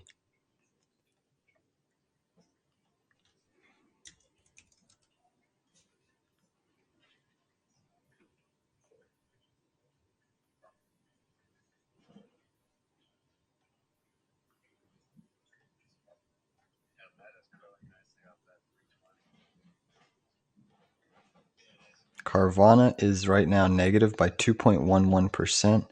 You do have a gap fill all the way up on the 2-minute chart. Right around there. So we are looking to potentially squeeze higher here on some of these small caps.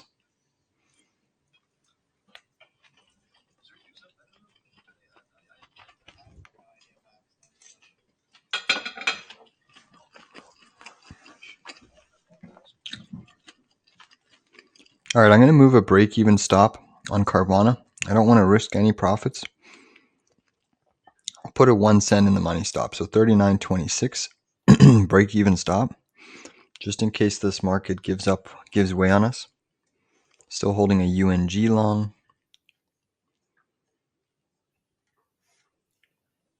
Let's look at the SPY. SPY still hasn't hit that next target. And because we're consolidating above the high here, it makes me think that we may get a little bit more of a higher move up.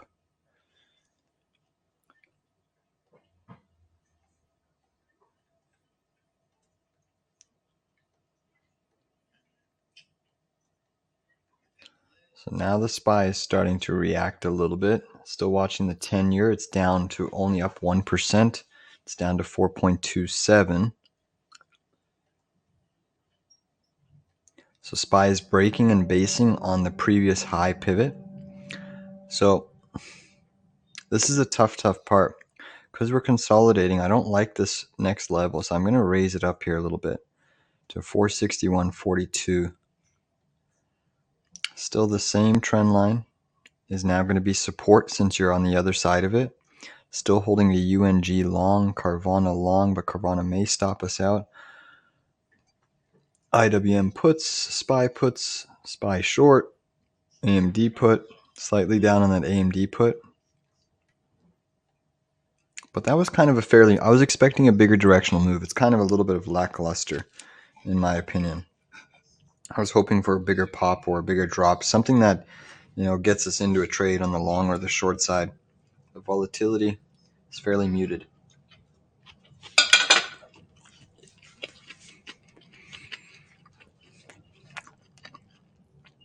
All right, Carvana may stop me out. We have that in the money stop by 1 penny, just in case. Still holding a UNG long. We're in the money nicely by about 13 cents on the day trade. We're holding an AMD put. We're holding a SPY short. We're holding an SOX long, Carvana long, and Russell 2000 put.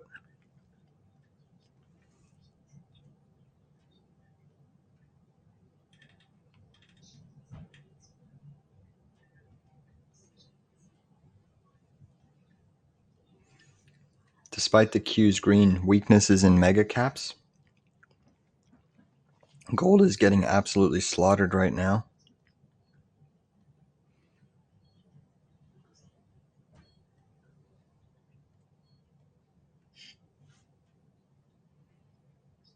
We're still up nicely on the session. It's been a pretty fantastic trading session. So I'm just going to take this time to talk my own book. Here at tradingcapital.ca, we run a swing trading and day trading service. Obviously, everyone tuned in here, thank you very much for your patronage and support.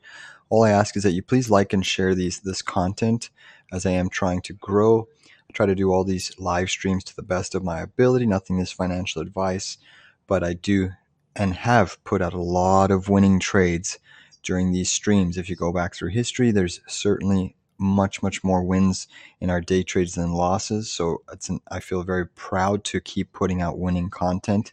It's certainly a challenging part in the market. But overall, at tradingcapital.ca, I do daily analysis videos for my members. I post weekly sector reviews. There's a lot of juicy details in the weekly sector reviews. Also for a trader and an investing standpoint, I typically cover the longer term views in the weekly sector reviews. I also track insider buying and selling. Some of the insiders that we've seen selling, likes of Meta. Zuckerberg took off 2 years of selling and has just resumed selling at these price levels of Meta. Then you look at Amazon. Bezos has been selling as well. You look at the CEO of Nvidia. What's his name? Huang.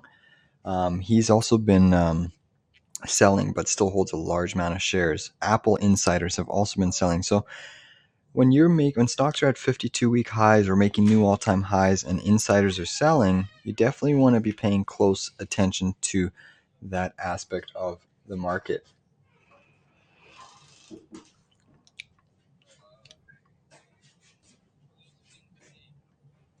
So Carvana wicked down, but I still didn't get wicked out according to my brokerage. I still have that 39.26 stop. It's about 4 cents away.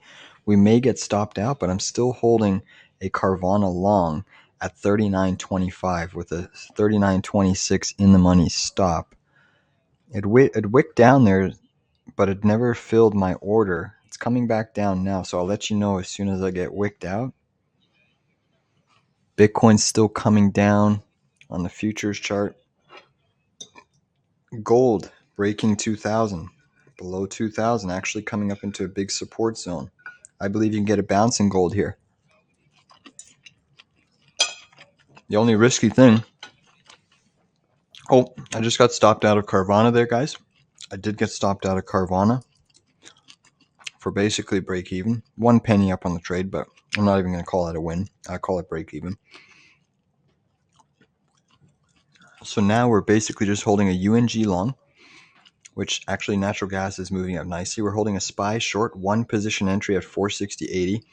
I'm holding Russell puts. Trigger more of a bullish pattern to the upside. SPY's making now a big move, or at least trying. So we can still look at UPST here. If we clear this pivot, then it's going to be in squeeze mode on UPST. I am looking at a long trade and trigger on UPST. All right, I'm going to go long. Come on, let me just see what the SPY does here on this minute candle. It's not closing above the previous high, so we haven't confirmed. Oh, it did get the close above. All right, I think this is now a long trigger on this name. Let's just wait a little bit more, see if we get a little pullback. Come on, baby, give us a little pullback. Give us a little pullback, UPST, so we can get in. Small pullback would be nice.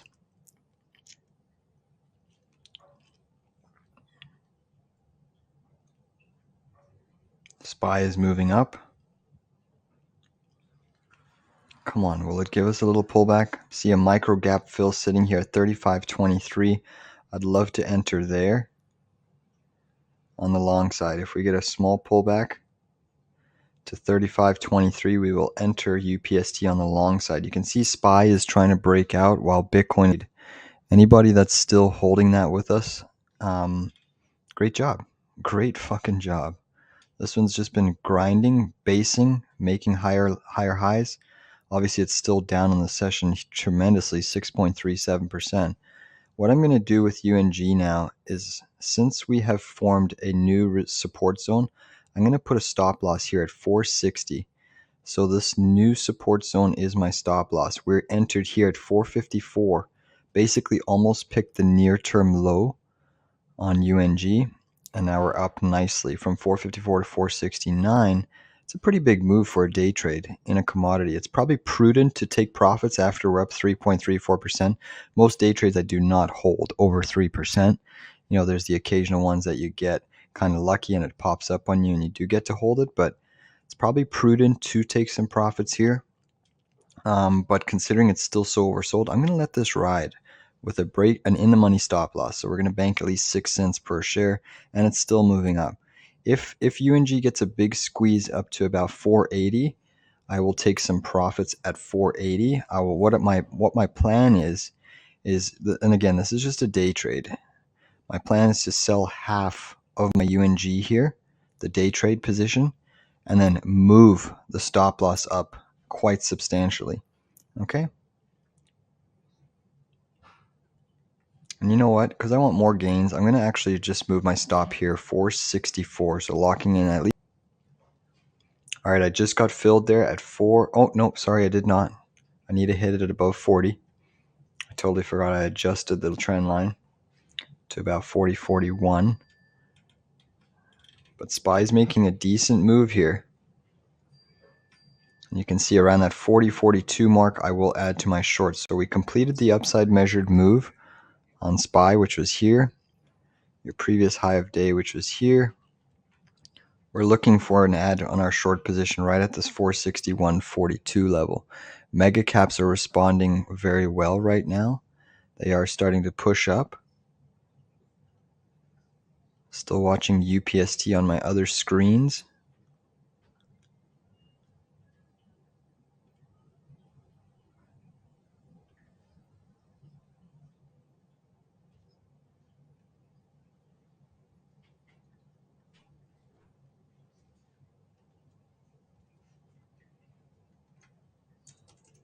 The SPX is over 4,600 now.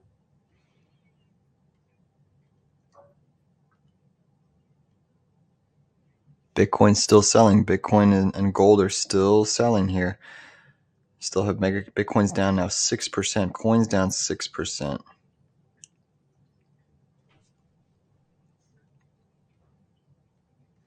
SPY, I just got filled on my SPY short, so we did add at 441.42. So that's a second entry.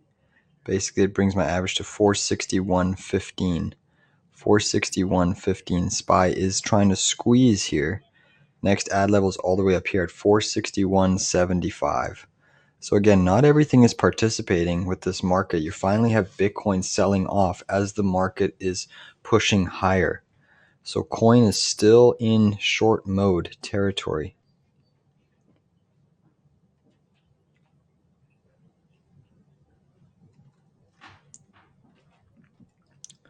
Our next ad level is all the way up here at 4 SOXS, which was 6 positive divergences, higher lows on the RSI, lower lows on the price action.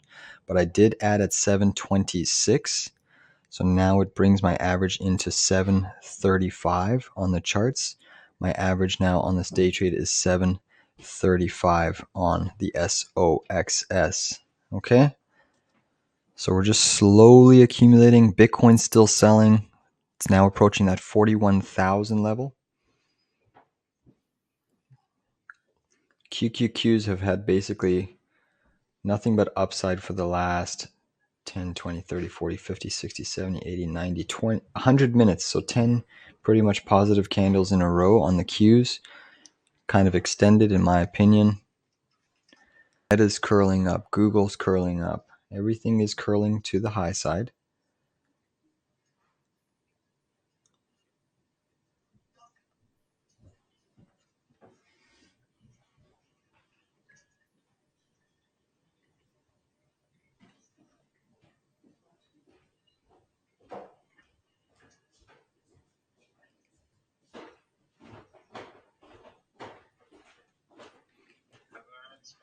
SPY is continuing.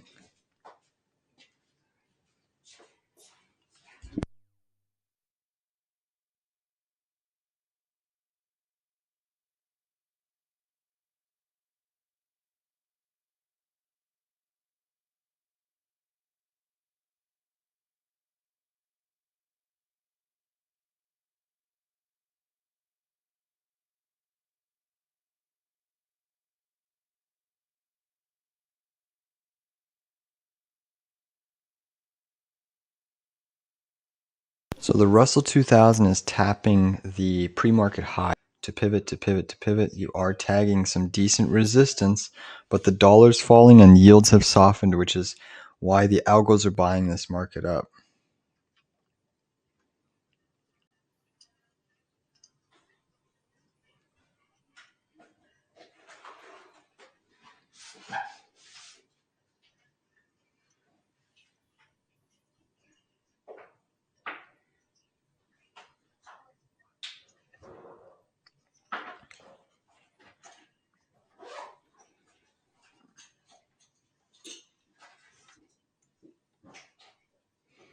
So Bitcoin's still selling, Coinbase still selling. Markets are still rallying.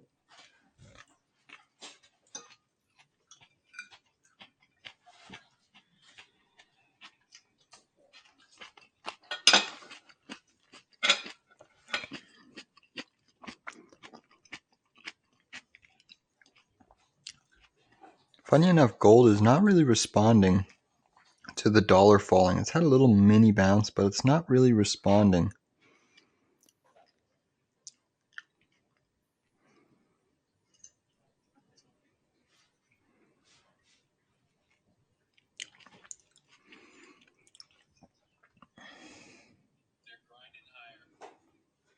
SPY is just continuing to float up here.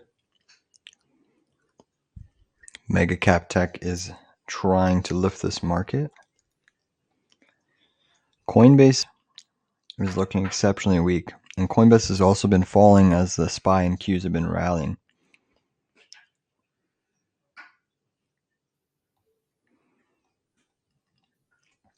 So it's an important trend line that we're about to tag on coin, or we actually are tagging right now. You can see This is a perfect head and shoulders with a bear gap that has opened. Wait for a break of that neckline. Technically, but massive move up in the markets right now. From that low of day, I'll flip to the daily chart of the SPX. We're well above 4,600 now. Take a look at that. Are we going to get a close above this pivot zone? That's what I'm watching for.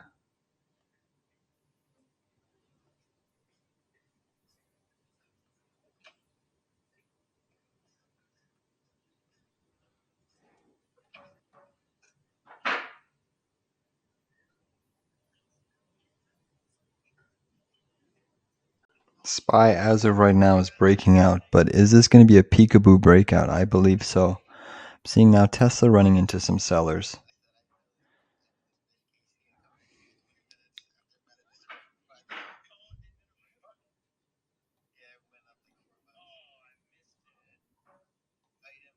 So again, the resistance we are hitting and trying to get above. This is a rising wedge pattern at the cycle highs of the session. Rising wedge patterns are typically bearish. I repeat, rising wedge patterns are, the probabilities dictate they're more bearish.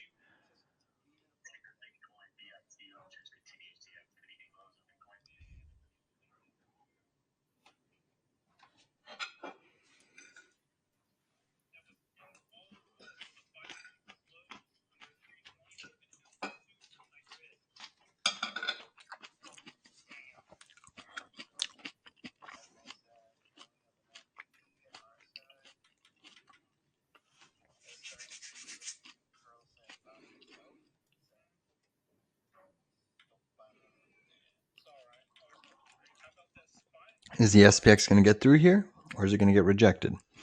Let's see what happens. Big level, though.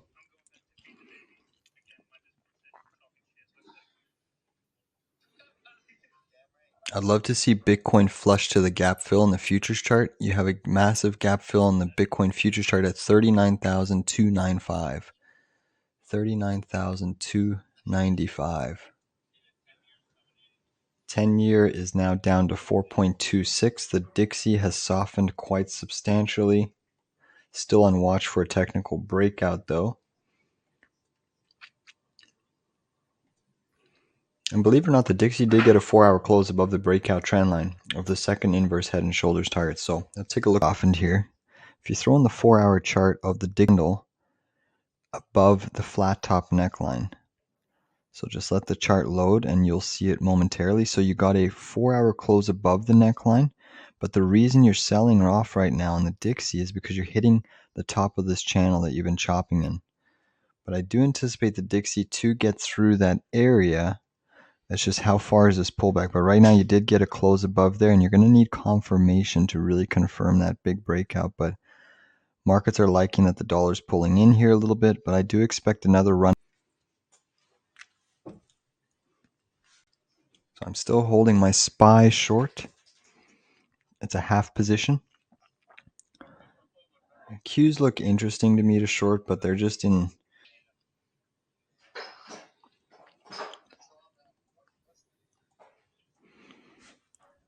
Gold is getting a nice little bounce now as well.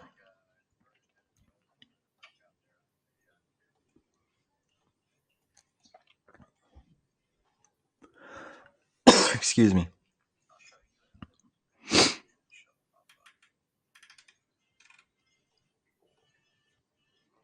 So coin did get a 10-minute close below the neckline. It's really an hourly chart pattern, so you're going to watch that closely, but it is starting to sell some more.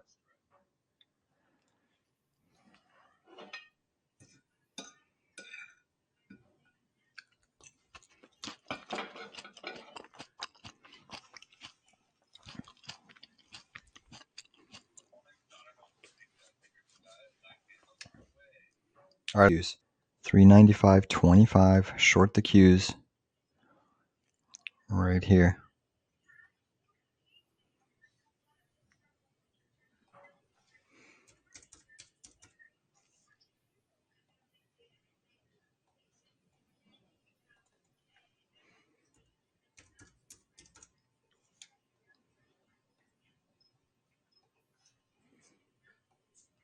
So you can see the QQQ is basically into this big resistance zone right now.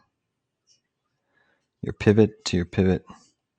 And look at that extension move. Wow, what a move.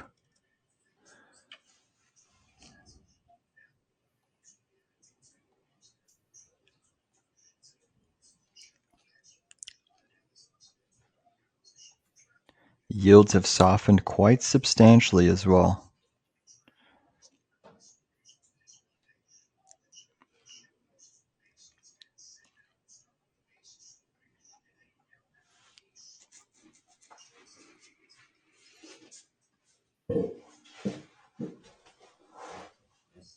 Bitcoin's testing new lows. It's actually testing on the futures chart the low that it made last night.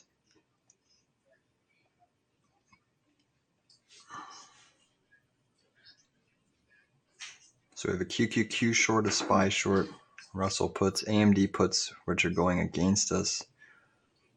But that's okay.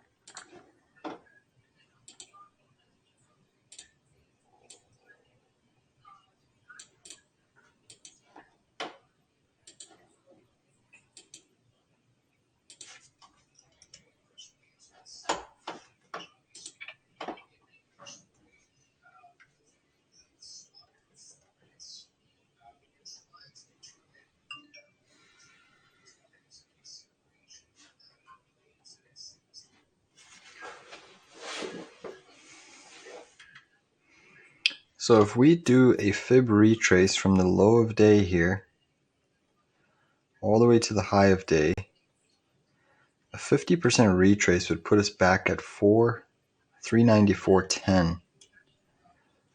Watching that closely. So I'm just going to...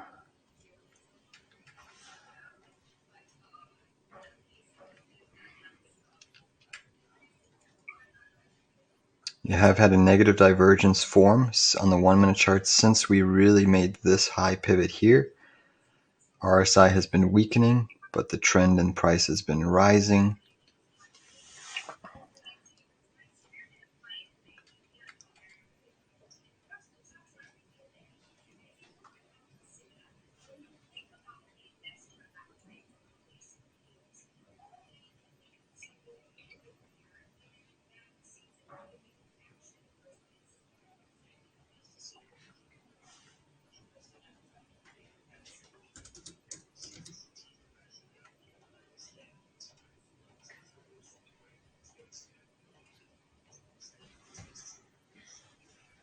Bitcoin USDT chart.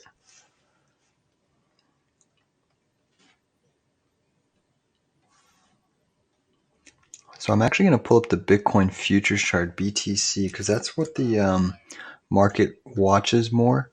The Bitcoin futures chart, it actually watches that one more so intraday. Just give me a second here. The other tickers, but whenever it is open, you can see this Bitcoin future that it made during the drop last night was 40,710. You can see we're approaching that now. But it's still super overbought and parabolic on the charts. And if you look at the hourly chart now on Bitcoin, we are seeing the markets pull in from the highs here. You have this massive coin flush here. Look at that key break of that trend line. And you are starting to come in.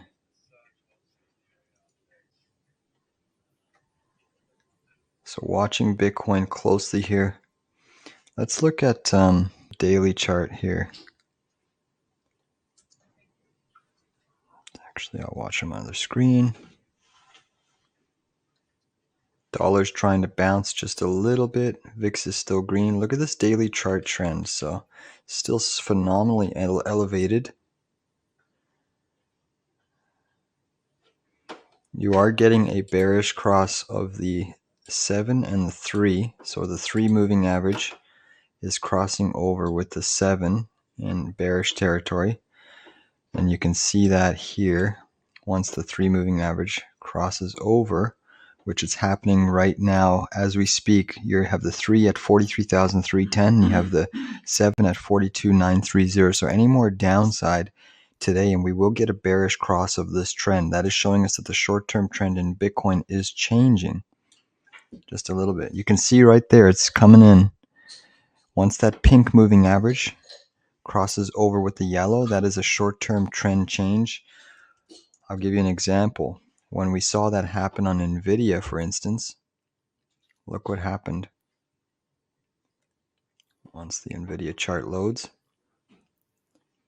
So look what happened over here on Nvidia, where you got the pink intersecting with the yellow right on this candle, and then you got more downside consolidation, more downside.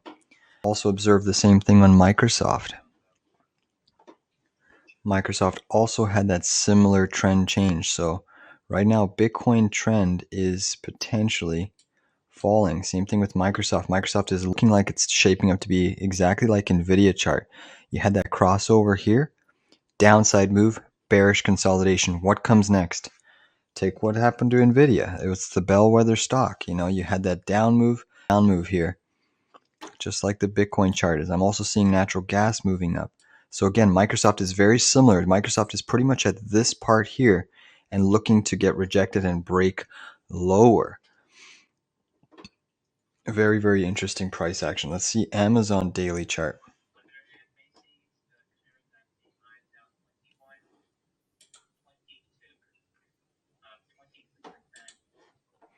Amazon, see, Amazon's a little different. You got that crossover, never confirmed with 2 candles below, and now you're getting a crossover to the upside. So Amazon maybe has a little bit of potentially upside, but it's in this big battle zone right here. So you want to look at the sectors as a whole. You want to look at all of the ETFs, see where the money flow is going. All right, look at UNG. UNG is hitting. I'm selling half of my UNG position. I still think it goes much, much higher. But for a day trade, you know, banking over 4.51% there is certainly a positive sign. So 4.5% on the UNG day trade there, and I'm going to move the rest of my day trade position, the stop loss, I'm moving it up to here, 4 points. Look at the QQQ again, because we are shorting the Qs. I have on the short-term time frame, we were looking at on the daily, you're starting to get the crossover here at the highs of the pink and the yellow. Watching it closely. If the pink stays below the yellow, right now they're even. Downside is favored. Right now, upside's favored because you're getting the pink to move up. But as soon as that pink starts to roll over, that's where you look for more downside. All right, the next add level to our short position is basically all the way up. We need to make a new high.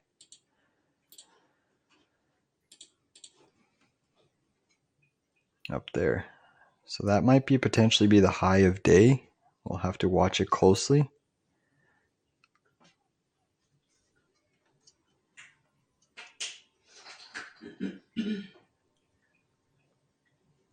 We have about 2 hours and 21 minutes left in the market session.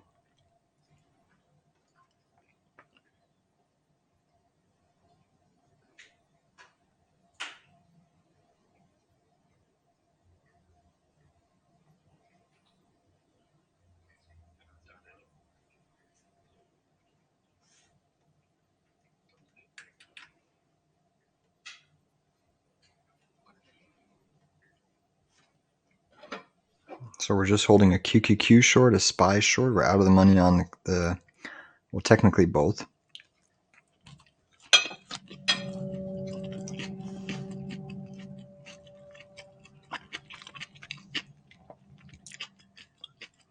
Bitcoin is getting a nice little bounce here.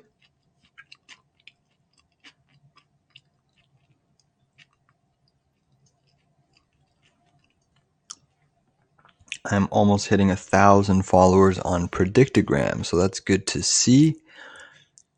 That is really good to see.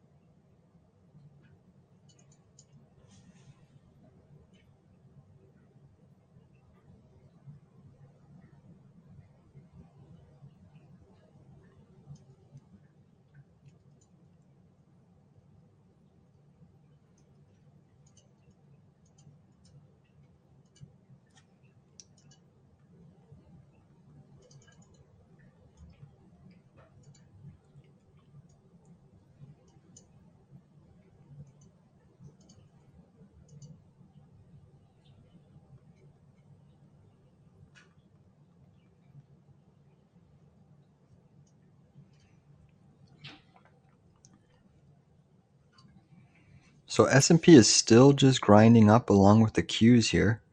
Haven't hit any next ad levels. Still just waiting. Still just waiting. The dollar has softened quite substantially, but now it's coming into the 10-minute EMA 113. You bounced previously twice off of that level. So this is where the markets could run into a little bit of near-term resistance. The Russell 2000 is getting rejected at pre-market high. You still have the Russell went negative and then it went positive. It's up 0.13%. The SPY is up 0.3% and the Qs are up 0.8%. It's miraculous to see how the Qs are up that much when you look at just the mega caps alone here. Look at these 1, 2, 3, 4, 5, 6, 7, 8. Your 8 largest QQQ companies are all red and the Qs are still up 0.8%. I'm baffled. I am just baffled. It's almost like it's an incorrect mistake or print, but anyways, we'll take it in how it goes. But it's baffling to see the Qs still up on the session with all of those mega caps getting absolutely obliterated. Really, really shocking to see that. You don't see that. It's a very rare divergence.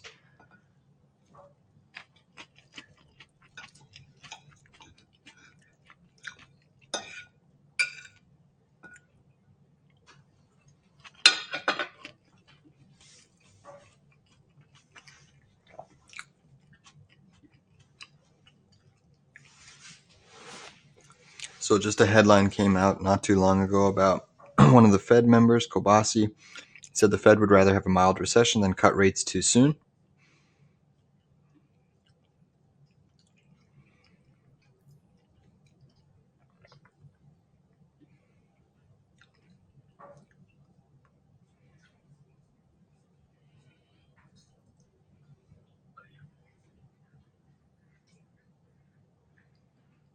Big drop there on the SPY. Qs are starting to come in just a little bit. Tesla's weak on the session. It's starting to curl over.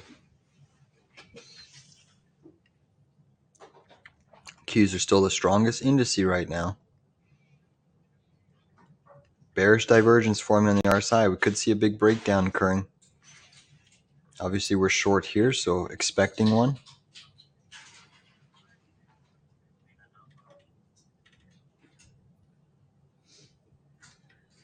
So your next support on the Qs, if we flip to a little 6, is your first major pivot support.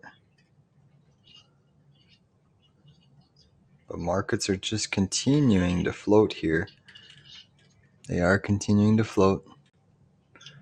Let's just check out some of these other trades here. Oh, CVNA, what a move. What a move up. Holy, we went long here at 39.20. Lovely, lovely. That's okay. That's just how she goes sometimes.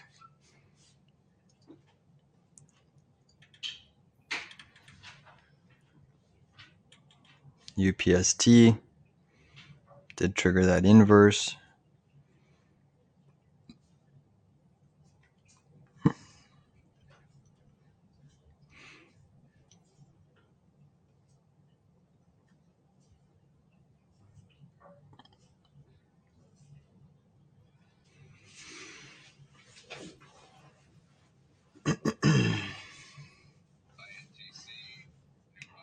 Wow, look at this move on FSR. I may actually go long again. Gotta love these stocks.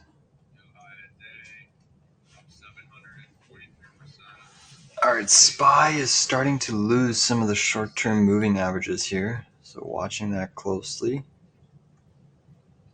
Qs are still pushing up, new high of day.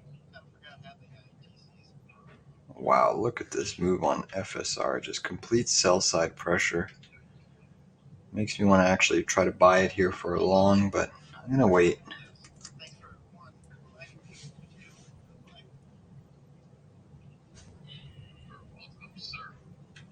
Wow, look at this move on the Qs.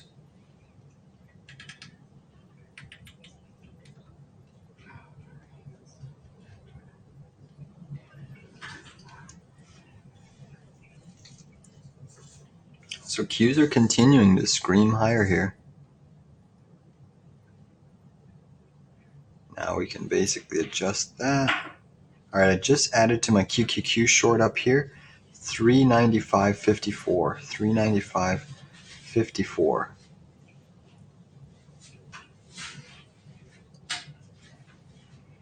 That's a second entry on the Qs, brings my average to 390, 395.52. I'm still holding a SPY short as well, waiting on that. But definitely getting overbought as well.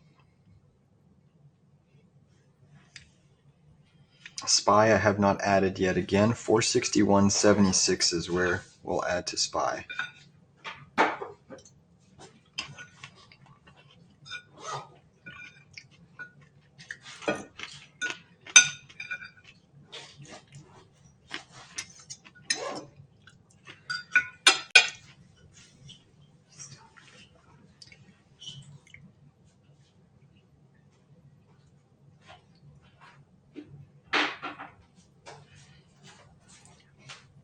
So it looks like the AMD puts are going to expire out of the money. We're going to take a loss on that one. Obviously, the market's not closed yet, but it appears we will be taking a loss. And I did call out those as a lotto play with the profits that we made off of the trade. So it was a very small position, but it is looking, I mean, obviously the markets could fall and come in and we could go back to break even or in the money, but it does not look like 131 puts are going to end in the money unless something drastic happens from now until the close. But the markets are kind of just in float mode here. You have Mara down 13.7%. Coinbase is down about 6% on the session. Still hasn't engulfed Friday's candle yet on Coin, which I find interesting. Coin rallied, I believe, what was it, 5-6% on the session? 7.6, so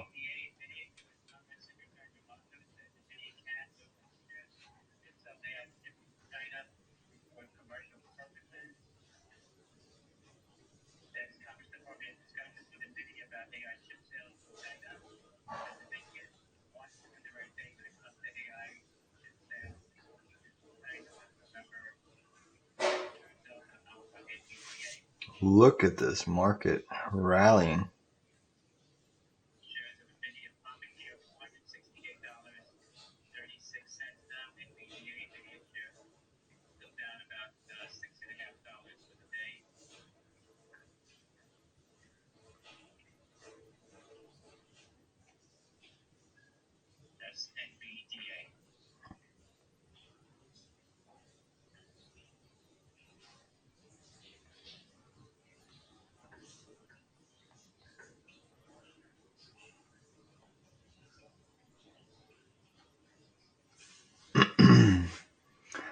So I almost added there to my QQQ short position, but I was looking for a move to about 395.85 to add. My third entry, we have a half position short on SPY I am about to add. That dollar is hitting technical support right now. No bounce is coming in. It's still above 104. Get one more little spike up on the S&P.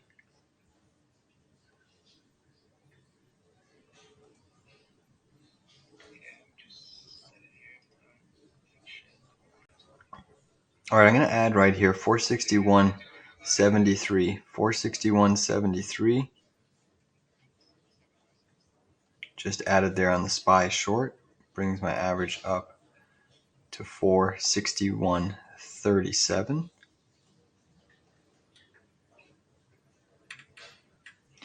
And that same trend line that kept us in check, poor trend support, so that should be a decent support area if we come back down.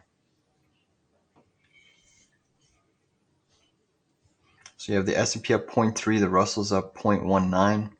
Gold is still getting hit pretty hard here, down 1.1%. Copper's moving up.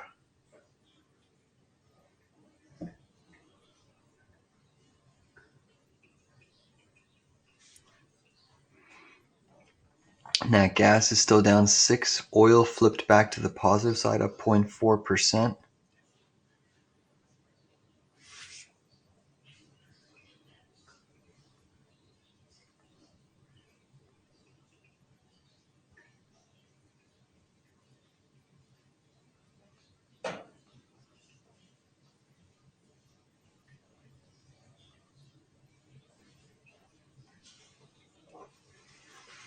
Bitcoin's still selling off here in the futures market.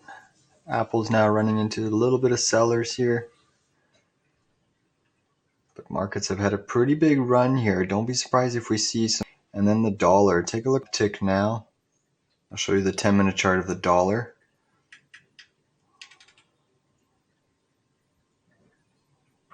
Coming up into this previous pivot zone here. Bear flag consolidation. Rounding breakout. More sideways chop. This is the 113. If I turn on the 113 here, and I turn these over, you can see we're tagged Qs. Qs may have a 10-minute topping tail forming. Time will tell. All right, I'm going to add to my SOXS as well. Final entry on SOXS at 720. 720, it brings my average down to 728 on the SOXS. Okay, but let's flip back to the 1-minute chart.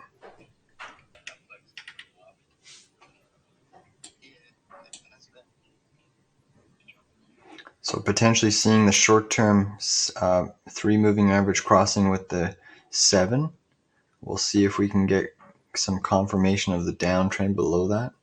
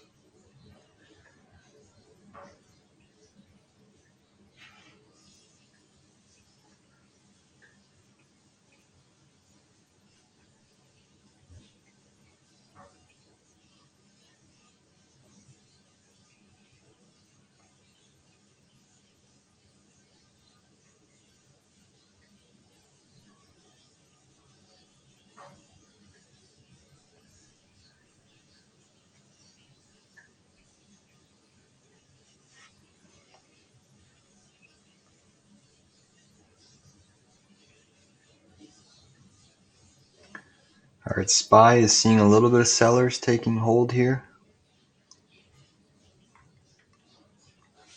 Still super elevated.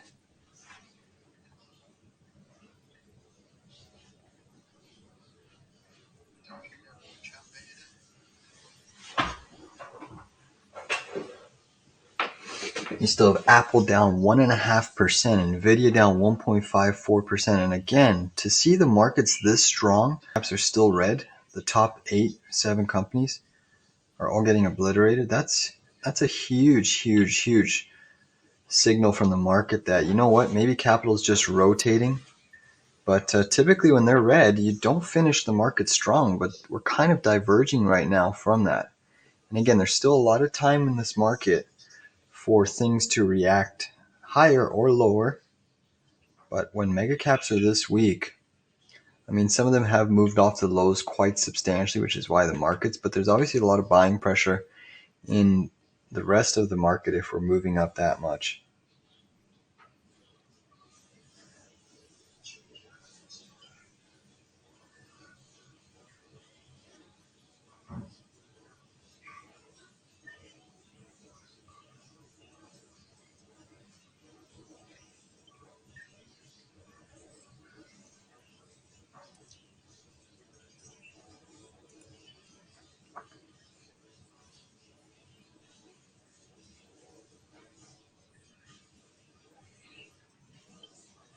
So Coinbase is back to pre-market low, testing that area. Russell 2000 is still trying to attack and close above pre-market high.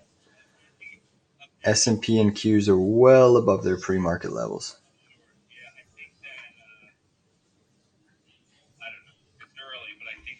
Natural gas is moving off of the lows quite nicely. We have that second half running, and we took over 4% profit on the day trade. 75 since we did have a dip. I'm going to put at the low of this green bar low now, so I'm going to move it up to 475. The stop on UNG. That's the second half. Okay. And again, we entered on our UNG trade live on the stream, basically right down here at 454 on the charts. I gave the signal at 9:40 this morning live on the stream. And look at this rip-roaring rally. If you're not added short maneuvering and building around, dollar's still moving lower here.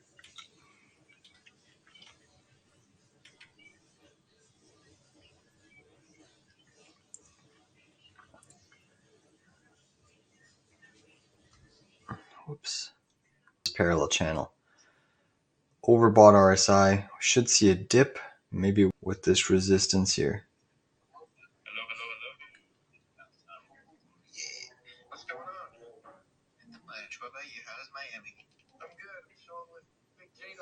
For tuning in.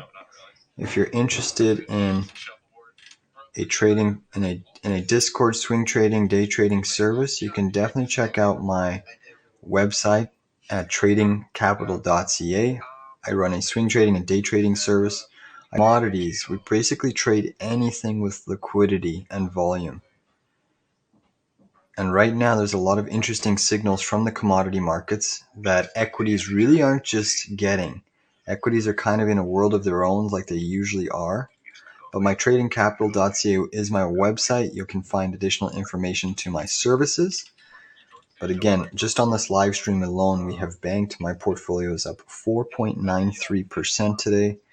We have executed 4 new trades today with members in my group chat.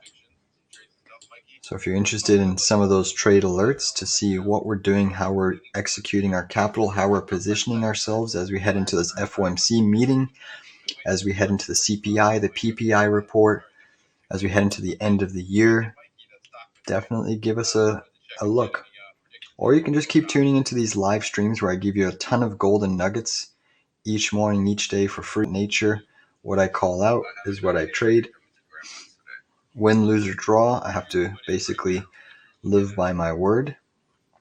Right now we have a 2-position short in the Qs. We have a small short in the S&P. We have puts on AMD. We have a long on SOXS. We took profits on 2 coin trades. We took profits on an S&P trade. We took profits on a Q trade. We took profits on Bluebird Bio on the long side. We took profits on UNG, which we're riding a second half. It's been a pretty fantastic and stellar day, I might add. All right, let's get a crossover. So now what's happening is here we had the crossover of the simple 3-day moving average on the 1-minute chart, crossed over with the yellow, the 7-day moving average. Then you've rallied, you had a bullish crossover of the 3 again over the 7, but you made a lower high. So the big question is this crossover a little bit of a rope and dope trickery, making a lower high here? Obviously this is micro time frame patterns, but charts are extended on the 10-minute and hourly chart. So a pullback should be considered. You know, the QQQ has basically been straight up since the morning open. And I am anticipating somewhat of a little bit of a profit taking, especially ahead of PPI, CPI, and the Fed. I mean, you can clearly see there's profit taking and unwinding occurring in the technology mega cap sector, even though the Qs are still green.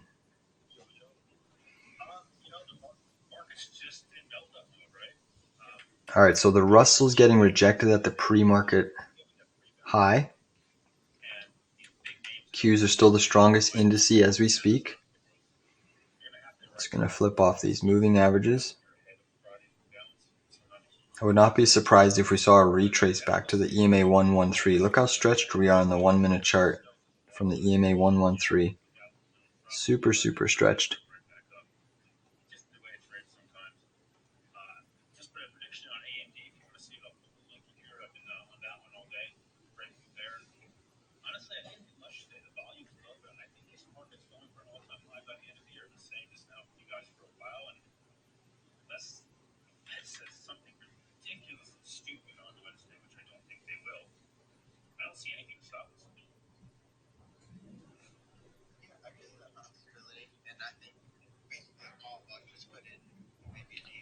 So remember, the Qs did put in a 10-minute distribution doji. It did have a decent amount of volume.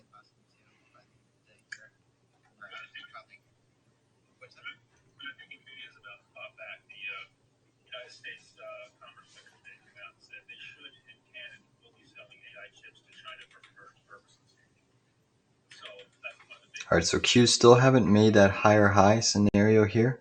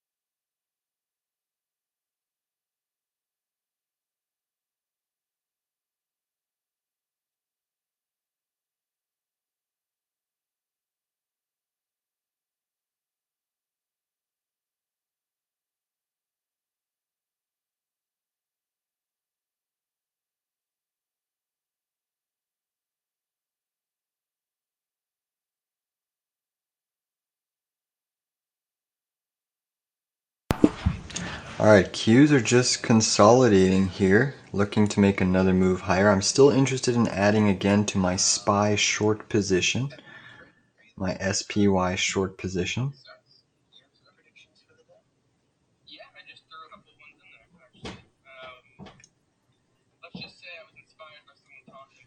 Dollar has fallen now for the last 10, 20, 30, 40, 50, 60, 70 minutes, which is basically the move that the Qs have done to the upside.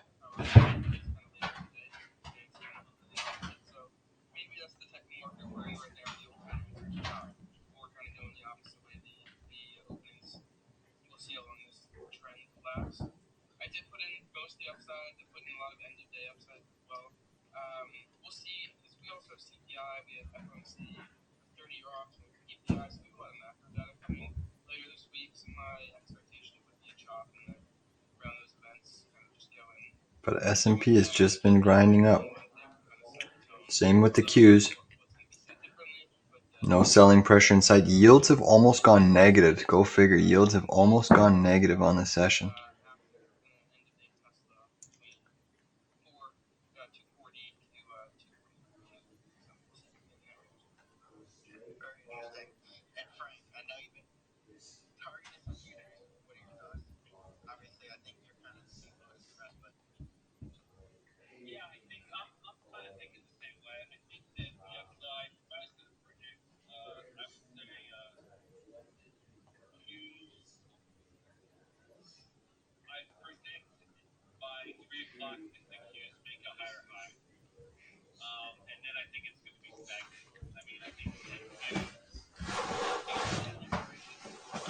All right, I'll be right back. I'm just going to get some more water. I'm going to add to the SPY short if we get a pierce of 461.76.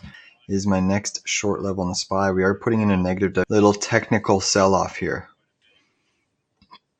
Doesn't have to be anything crazy, but it could just be a quick dip.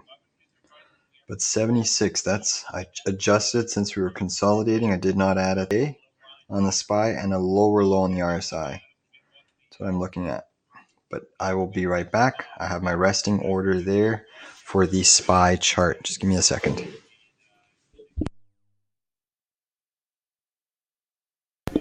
Once I'm back, I am going to go over some headlines as well, since the markets are just kind of in float mode, and I will be back.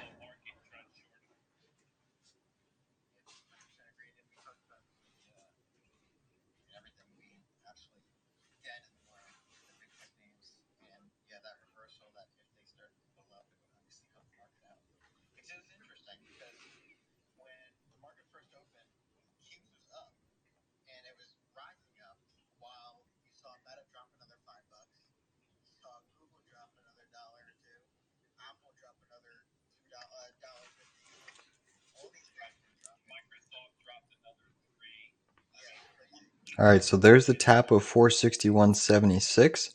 That's the third entry short on the SPY. My average is now sitting at 461.52. So I do have one more entry, but it's going to be all the way up at basically this 462 area.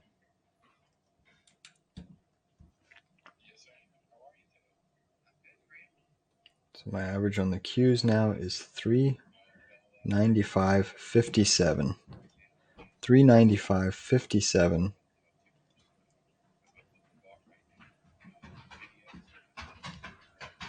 We added basically right 57 short the Qs. It's slowly waiting. We should get some sort of a pullback. You know, the dollar should have a little bit of a bounce, which should put pressure on the indices.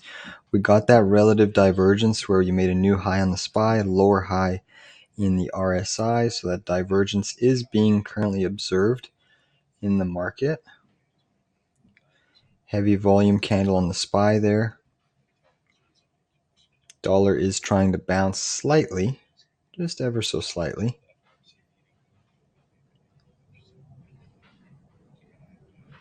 So just like that, we're flat on our Qs. And we're almost flat on our SPY. All right, I'll be right back.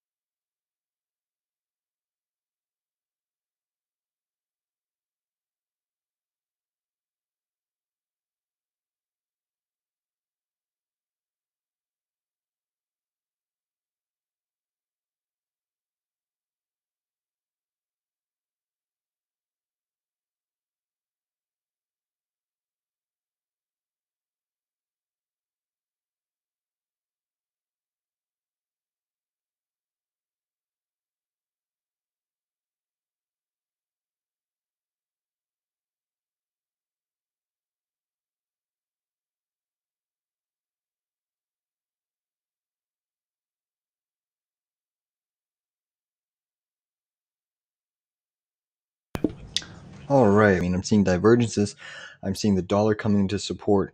Markets are overbought. So just like that, we're in the money on our Qs, and that is good to see. SPY, we're flat. AMD put again. I'm still holding a Lotto 131 put on AMD 0 DTE. That's probably not going to get there today. Obviously, if the market had a huge, obviously we'll close here in a few minutes. But this is why we build our short positions just slowly inch in. And the Russell's still acting at the pre-market high. SPY is now coming in again. SPY is now coming in. I'm looking for a cover. If we flush into this pivot or this EMA 113, I'm going to cover half of my Q position and leave the rest of the half running. We're still holding an SOXS long and a SPY short. SPY, we're now in the money. Beautiful to see. We're super patient with the SPY. Bitcoin's now seeing another wave of selling. Coinbase is losing pre-market low. Qs are now flushing. Let's get this downside. Come on, baby. Let's go, man. All right. On the Qs, the good old rope and dope grind higher, and then they flush it. Now, I mean, it's not broken now. The Qs are still strong. They are the strongest indice. But yields have almost gone red. All mega cap tech stocks are still down. Bitcoin's down 7%. Coin's only down 6 point something 44. Russell's moving up.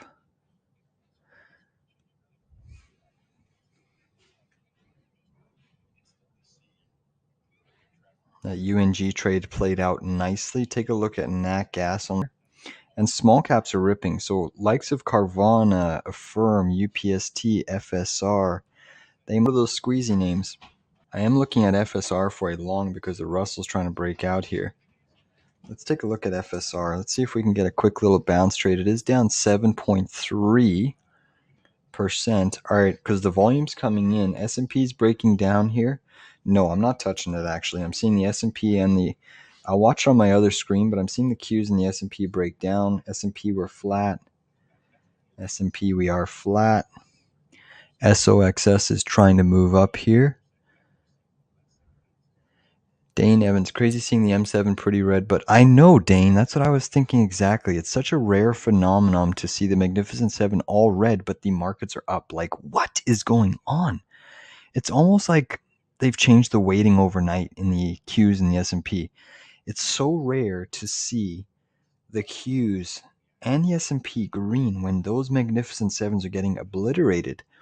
They've moved off the lows, but they're all still negative by a great margin. I mean, you have Apple down 1.48%. It was down over 2% at the lows. You have Nvidia down 1.5%. Microsoft down 1.19%. Tesla down 1.6%. Amazon down 1%. Google down 1.8%. Like, who is buying right now if those mega caps are getting obliterated?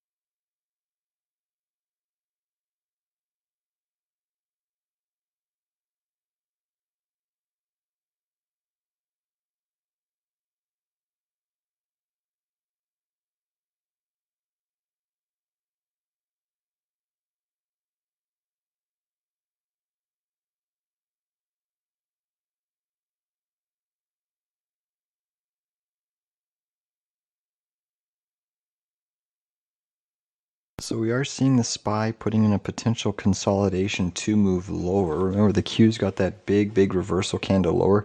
The Russell 2000 is still trying to push up here. So the Russell 2000 is still trying to push up. I'm going to look at some of these other squeeze stocks like FSR. like Carvana, just to see if we can catch a little bit of a long trade. We're seeing another divergence from the small caps to the large caps.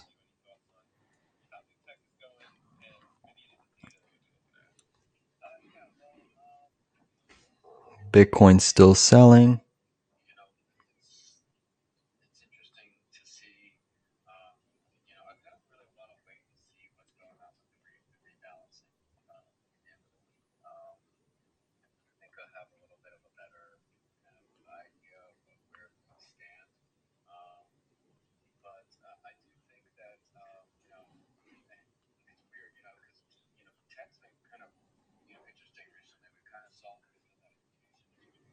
IWM's still at the highs. It's trying to outperform now the other indices. You've had the Russell go from red to green. It's now outperforming the S&P 500. So a little bit of a divergence there. Still holding my SPY short. We're basically flat. Still holding a Q short in the money. Slightly after that 10-minute reversal candle, the Russell is moving up. I'm potentially looking at a FSR trade. I'm going to go long FSR at 152. Long FSR at 152. This tight stop loss is at the low of day, so it's a 140. Sorry, it's a 150. You can even give it a stop loss of 149 on the trade.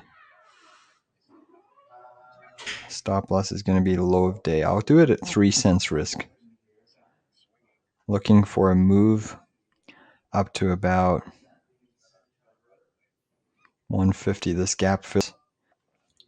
So we'll just keep the SPY on watch on the screen, but we are long FSR. This is just a day trade. I am seeing Bitcoin.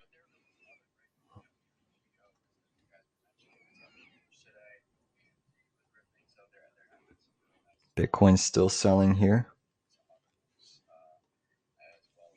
All right, going through some of these headlines now. Basically, there's a headline on Bloomberg saying the world's copper supply is looking suddenly scarce. Panama closure, Anglo-American cuts have upended 2024. Copper was expected to be in the surplus. What's so funny about this? Bloomberg posts this level. Let's just real as to what the heck is happening here. There's for that headline, but I think there's actually probably a bigger down move to come in copper.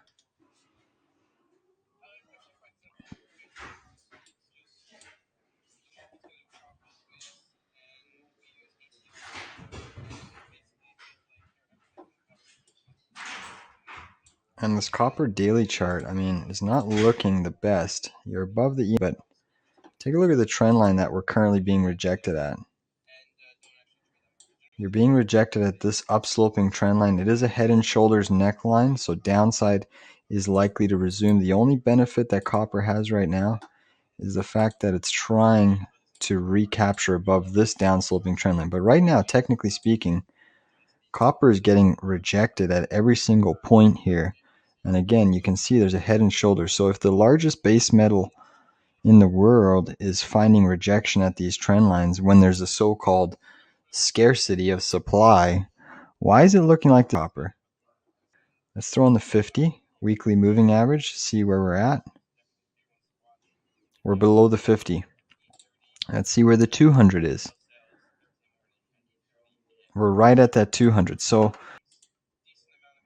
we could potentially be seeing a bearish crossover, death cross, coming in the next couple weeks for copper.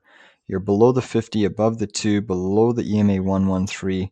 Watch out for copper because it could get nasty off of this level. Technically speaking, you are making a series of lower highs. So it's signifying a downtrend. Here's your high, higher high, lower high, lower high, lower high. But you are making higher lows. So you're stuck in this wedge pattern. Copper tried breaking out last week on this candle, got rejected. Now you're closing back below that trend. Is still continuing here for the markets, but definitely a powerhouse day for the markets. We're rallying into the FOMC meeting. Makes me think we're going to have a correction into or from the FOMC meeting. Still watching FSR. That's moving up nicely for us, up slightly on the trade. out of the money on our SPY short again. Still inside of that big hammer reversal candle, and SPY is just pushing up as the dollar and yields continue to fall here. And again, we have one more add entry on SPY up at 462.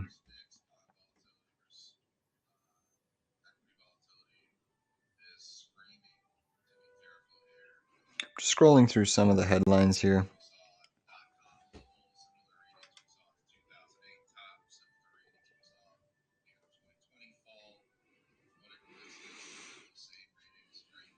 And if there's any questions in the chat, feel free to put them in the chat. I'll try to do my level best to answer any questions. It could be trading, investing, short-term, long-term. If you're asking me to do analysis on a ticker, please just identify if you're looking at it as a day trade or a swing trade, and if you do hold a position or not in that specific name. SPY is getting rejected, potential lower high in place. Qs are seeing some heavy selling as well. So QQQ is seeing some heavy selling. We're back in the money on our Qs, slightly out of the money on our SPY. FSR is trying to move up. We're in the money by 2 cents on FSR per share. So we bought in at 152. It's at 154. I'm looking for a move up to 159.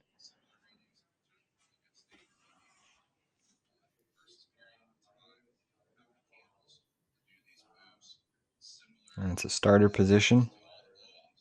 I have about 10,000 shares in FSR, willing to go up to 40,000 shares, but honestly, I don't even think I'm going to add to the position if it drops anymore. I think I'll just stop out for a 3-cent loss on the trade if it decides to drop to that 149 level. So yields have basically gone from up 2% now all the way back to break even. 2-year yield is flat, 10-year yield is just slightly green, but yields have given up basically everything in the session. And the dollar has almost gone to the flat side, and gold has not responded. Gold is still down 1.14%, so there's a little bit of interesting price action happening and unfolding here. Nat gas continues to move up.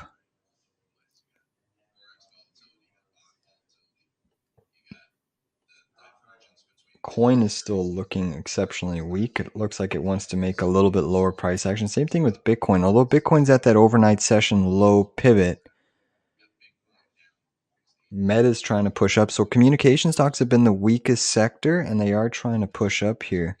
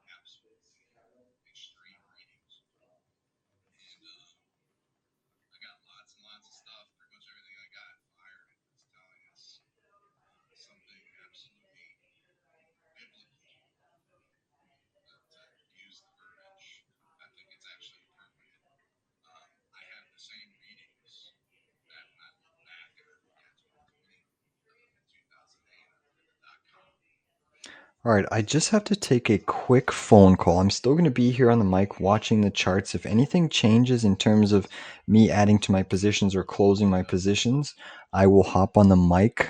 But I just have to take a quick phone call. Got to call the phone company. You know, they're continuing to. Oh, I see Z Steve. Hold on. Before I take my phone call, I'll answer your question. I bought into AMD at 131 December 15th, and I'm getting pretty crushed right now. Do you see it continuing this rally the rest of the week, or better just hold now until it's a put? You bought it December 15th, so you have 4 days left on the clock. You know, like, it really depends on how big you sized. I like the idea of a sell-off stand potentially down the line of the week. from my personal opinion, full disclosure, I am shorting AMD at these levels. I would hold off, but again, I mean, it's always easier said than done because it really comes down to your position management. If you've sized too big, it's always harder to hold through those rallies. But if you're sized accordingly and it's not going to wreck your portfolio if it goes up another 5%, you always have to think of the downside risk. I think it's super extended. You are getting, into some massive pivot zones of resistance. Really, you've had AMD, it's gone up consecutively now for 1, 2, 3, 4, 5, 6, 7 weeks with a minimal pullback. I am seeing weakness in the semiconductors despite the strength from AVGO and Intel. But there's always a potential it can keep going higher. But I'm in the camp. I am short. Just common shares. Obviously, I have a 0 DTE put today, which is probably going to go against me if it doesn't hit 131, which is looking not likely. But I would hold on to it. What did you say you bought it at? Let me just double check. So December 15th, 131 put. I mean, you're only I have a 0 DTE for 131. It could hit today, but I think you should be okay. That one should come in. I don't expect AVGO and Intel and AMD to continue rallying like they have today. Today's been a pretty impeccable rally for all these stocks.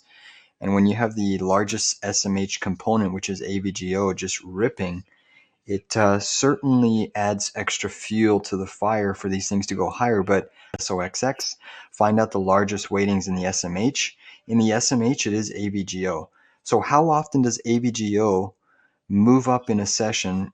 Currently, let me just it's up 9%. So how would AVGO keep climbing this parabolically?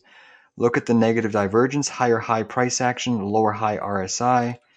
It's above that 1,030. I find it hard pressed. I would hold on to that personally speaking. And considering I am holding an AMD short, I'm a little bit biased, but I would hold on to that there, Steve. I would not be closing that. You still have a little bit of time on the clock. So, the 15th takes you to what? Is that Friday?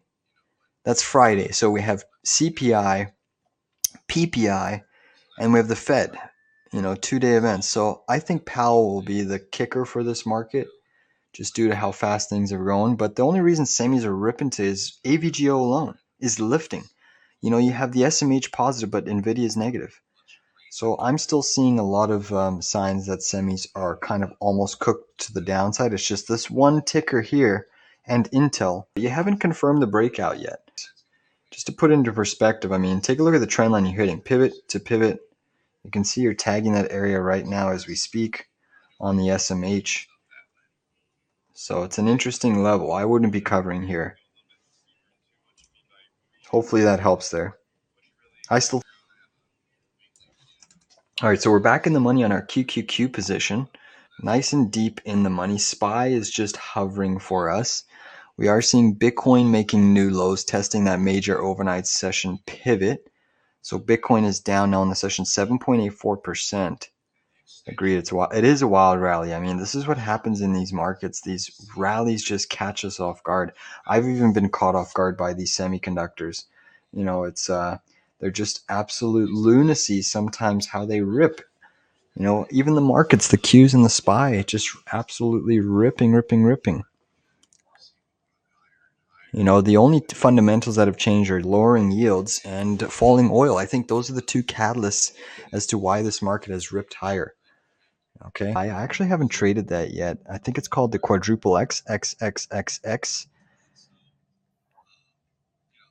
That's a wild. Dane Evans, see that price action on that gas today? Way down at open, steady climb all day. Yeah, Dane, I do. I see that's definitely an oversold bounce on that gas. Full disclosure. Oh, and look at this head and shoulders triggering on the Qs. I just noticed that right now. Nice big breakdown on the Qs coming into play here.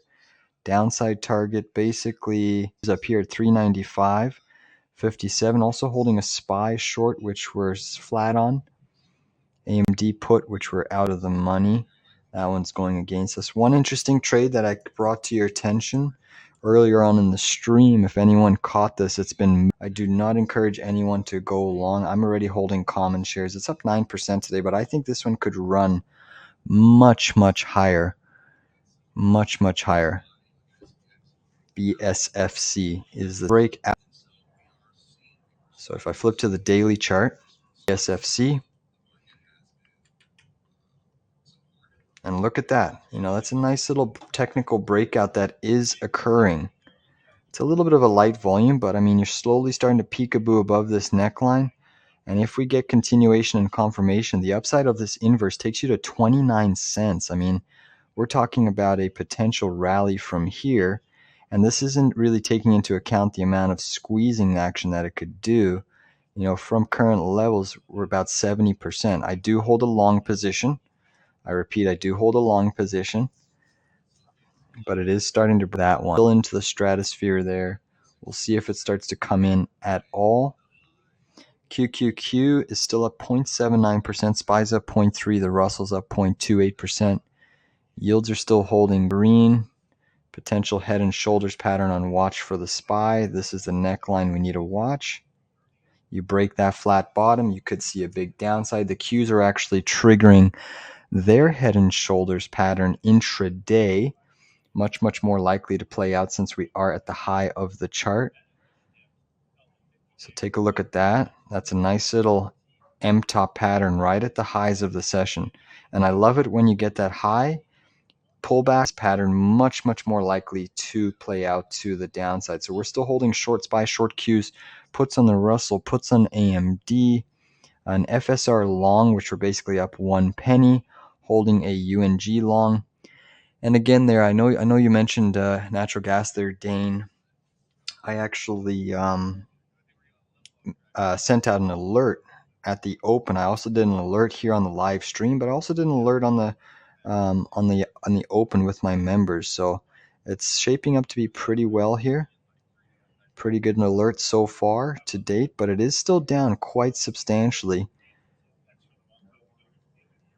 But I would not be shocked if UNG finishes the week positive, even after this big gap down in UNG. And again, I just want to take this time. Thank you, everybody, for tuning into the stream. Definitely check out my website at tradingcapital.ca.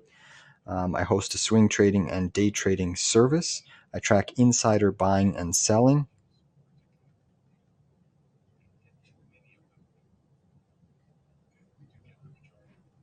And I also do daily analysis videos for all my members. I do weekly sector reviews. I pretty much trade anything and everything. There's not really anything I don't shy away from unless it's some micro cap that looks like a pump and dump with no volume behind it. But QQQs have triggered this head and shoulders pattern. We are seeing downside. I am in a predictogram contest to see Tesla flush between 236.24 and 234.40. So I'm expecting Tesla to fall another 1.15% today. Its low is around 237. I expect Tesla to fall some more. Still riding these QQQ shorts down. Still riding a UNG long. Still riding an FSR long. FSR looks like it's coming in though, so just be careful about that. And I'm just going to take a quick phone call and try to fight with Bell because they've overcharged me by about $700 this month. So I'll be on the screen. I'll be right here. And if anything changes, I'll let you know.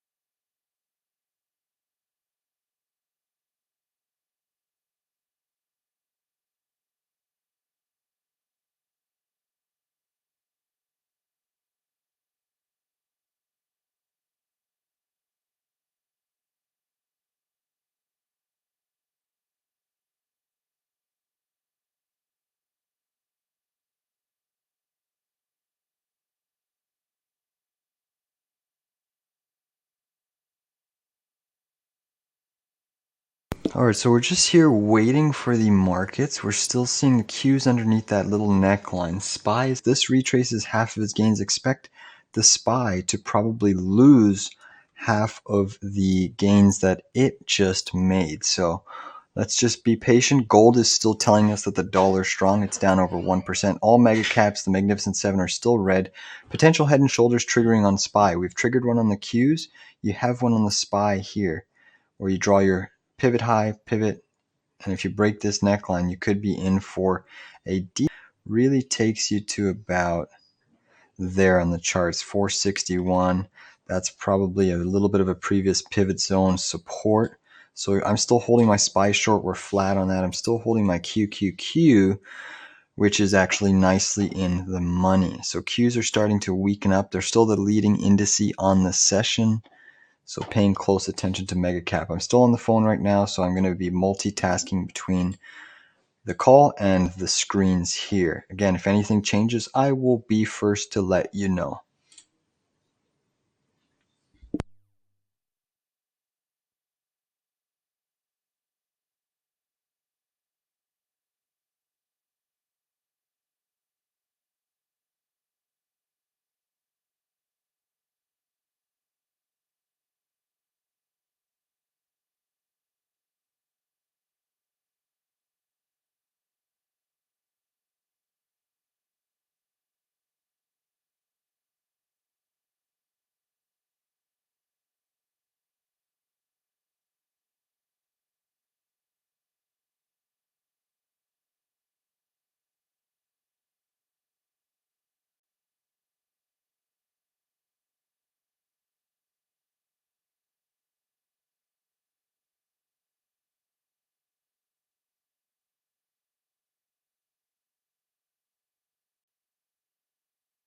So look at this bottoming tail forming on nat gas. It's almost recovered more than half of the losses, still down 4.98%, but a bottoming tail on volume is coming into effect. You can see we pierced this wide range green bar and we're getting back above it.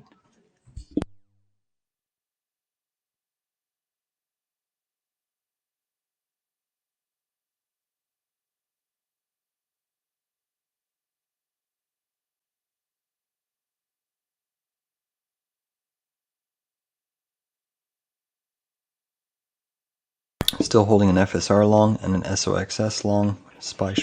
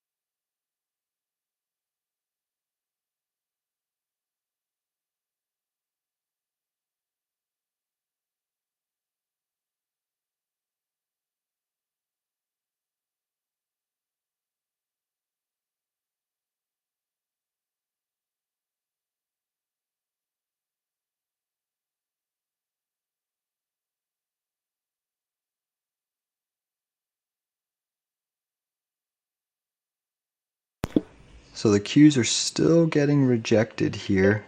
at this neckline. SPY is fighting its head and shoulders.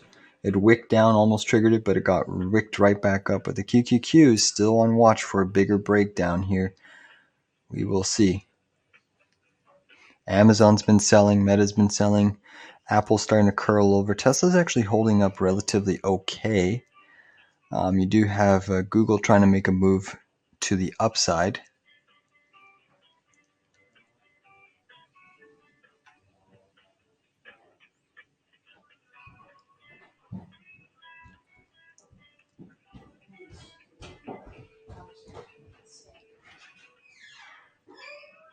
Big volume coming in on that candle right at the neckline. So we're going to make a big move likely off of this candle. We're going to make a big move here. Looks like the move is coming to fruition. There was a huge amount of volume on those 1 minute candles. Let's see what we get here.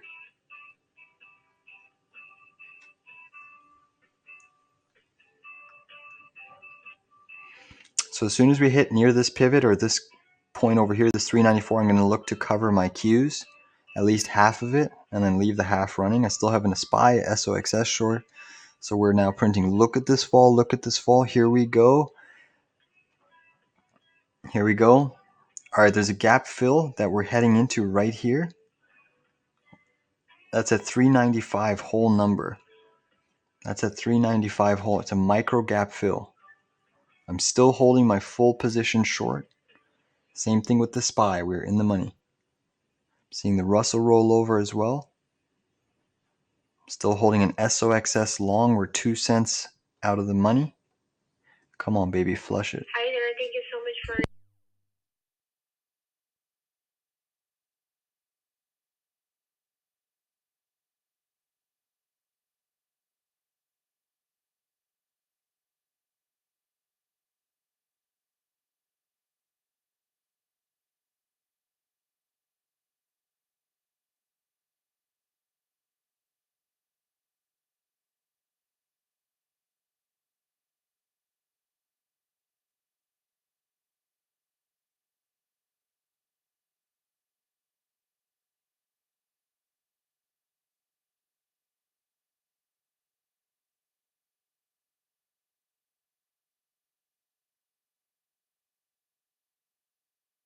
So I just covered half of my position here on the Qs, and I'm putting a stop loss on the rest of the half, basically here at 395.14. So a nice little profit, still holding a which is actually starting to west position. And this one is again on watch for another potential inverted head and shoulders. Let's see if we can get that breakout. So we'll just keep the QQQs on watch since that is the main leading indice, the strongest of the session. And let's see what type of price action we get. I still waiting. Sir, I'm still checking August, okay? Because I'm checking until...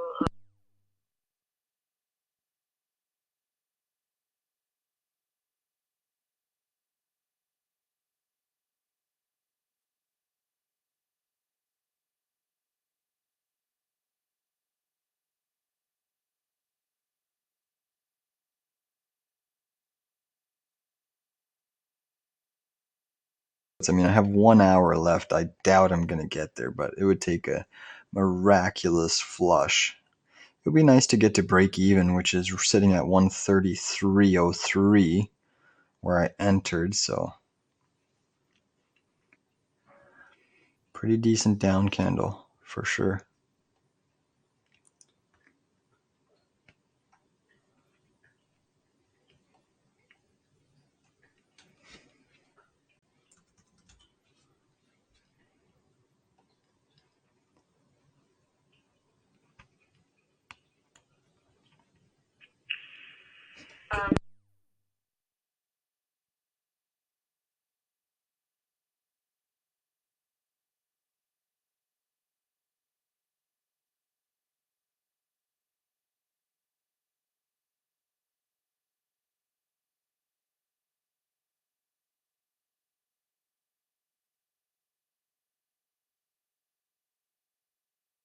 On our Qs, that was a nice trade. Now we just wait for the SPY to try to break lower here.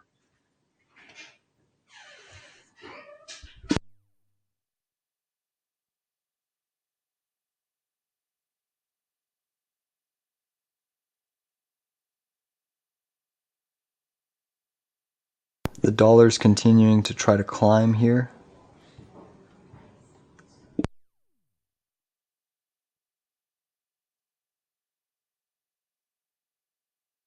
Still holding my SOXS long and my FSR long, basically flat on both.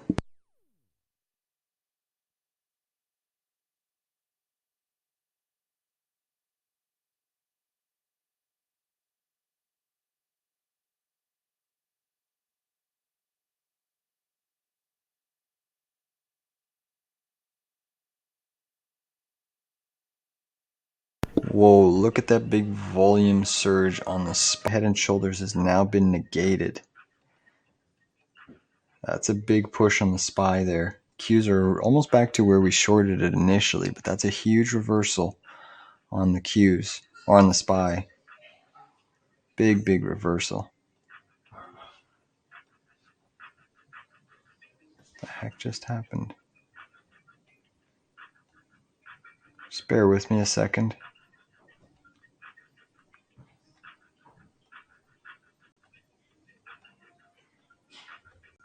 I don't know what I did there.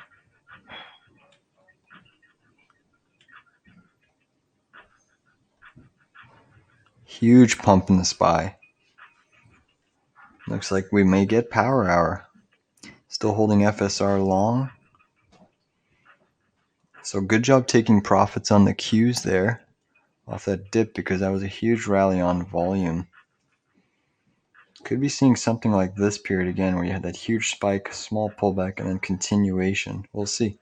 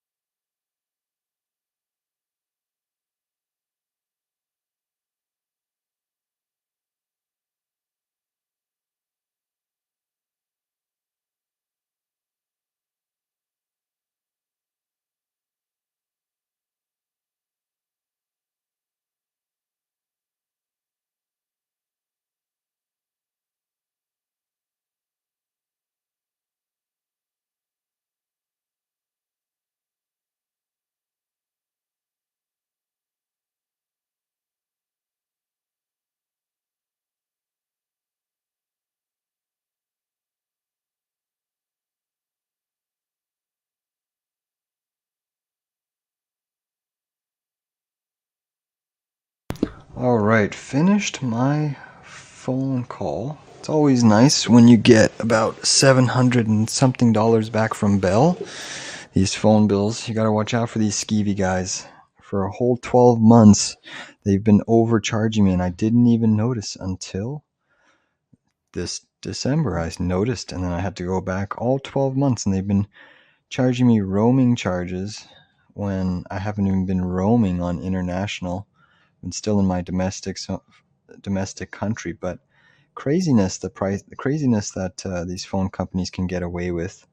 They've been charging me hundreds and hundreds of dollars extra each month, and they haven't even been trying to upgrade my plan to a better plan that would allow me to use these services. And the fact that I wasn't even using some of these services, these roaming charges, are absolutely crazy. So these phone companies are pretty nutty, but nice little $700 back from Bell today. That's always appreciated. But definitely 12 months of overcharges, and I only picked it up now. I will take that though.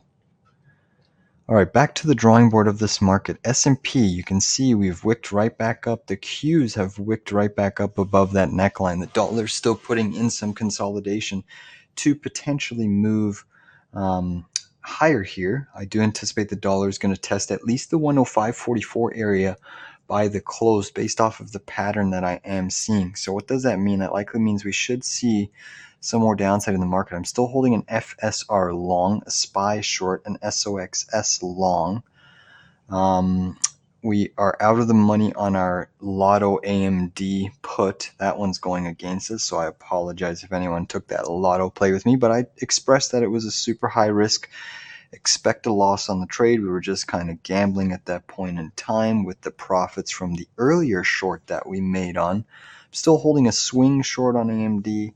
Still holding for more downside in this market, but the market has been resilient despite the fact that mega caps have been strong, despite the mega caps have been weak all session. So a lot of interesting price action has been unfolding today. Crypto getting absolutely demolished with the markets moving up. So it's almost like liquidity has been sucked out of crypto and being pumped into the direct ETFs in the market, but also out of the mega caps. So very peculiar price action. Something is not right with this price action, in my opinion. You have natural gas getting slaughtered today. Oil's down by up by 0.24%. Let's go over some of these other companies, shall we? It looks like we may get a late day squeeze in the market. So I'm potentially may have to cut this spider day trade for a loss. But considering we've banked already, we're up today on the session, we're up 4.97% in the port. That's always a healthy percentage to be up. Gold is just not responding to the dollar falling intraday. So what that's telling me is the gold market likely knows the dollar breakout is going to set to resume. In my swing trading service, we issued 4 new alerts, a couple new swing trades. So if you're interested in finding out what we're doing, how we're positioning our capital, take a look at tradingcapital.ca, where I do have a membership subscriber option. I post daily analysis videos, so you get tons and tons of content, all learning, teachable methods. You may join for 1 month, 2 months, forever, but I try to post winning trades just like here on the live stream. SPY is pushing up here. We have 45 minutes left to go in the market session. I am seeing a tremendous amount of weakness still coming into Amazon, but you have Apple, Microsoft, Tesla, and Meta and Google moving up off of the lows. SPY is actually acting late in the session a little bit stronger than the Qs. The Qs have not taken out its high, but the SPY is gunning for a little bit of a new high here. So I find it super interesting that the markets are rallying hard into the Fed meeting. Right now you have still the mega caps down substantially, but strength in some individual semiconductor names, which is why the markets are continuing their ascent higher.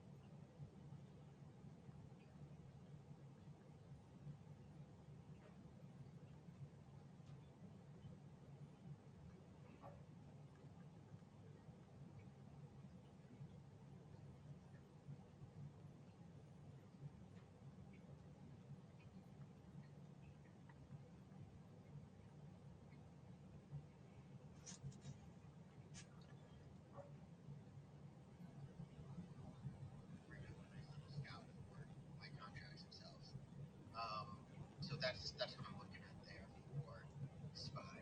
462 puts for today, which is risky because it's only an hour left, and then a SPY downside prediction. I think it is 461.14.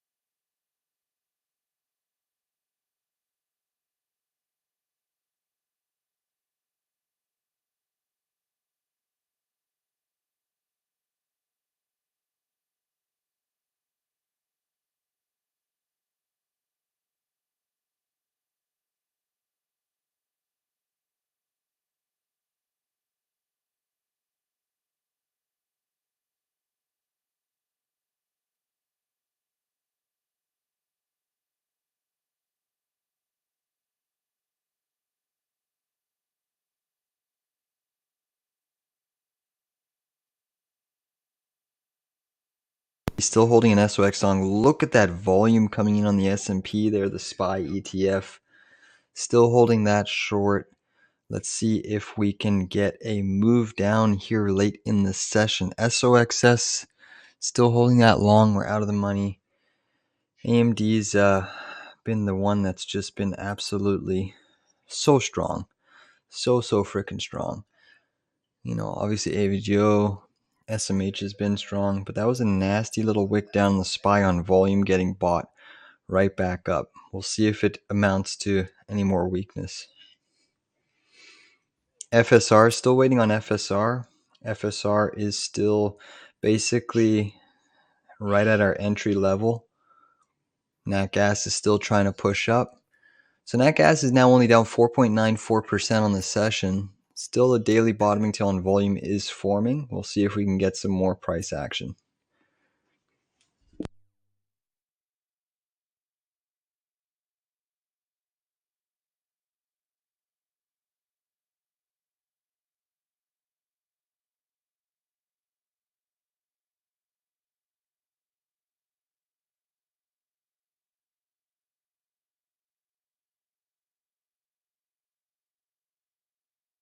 On is the EMA 113. There's a massive fight. You broke here, rallied, bounced off of it, made a higher high, bounced off again, made a lower high. Now you're piercing it here. We're well above pre-market high, so you have to favor the bullish price action. But now we're also starting to see the SOXS trade perk up just a little bit. We're about 1 cent out of the money, but I am seeing Nvidia coming down, AMD starting to weaken again. You have a rather large inverted head and shoulders that if we trigger this neckline, we tried triggering a few earlier in the day, but now it looks like it might be ready to actually try to break out of this SOXS 1 minute inverse. You have a little bit of a higher low. Not saying this is going to achieve upside, but in the last 30 minutes, you could certainly see a flusher in the market. Profit taking ahead of PPI, CPI data, the Fed meeting this week. So lots of macro moving data points that we have to be aware of.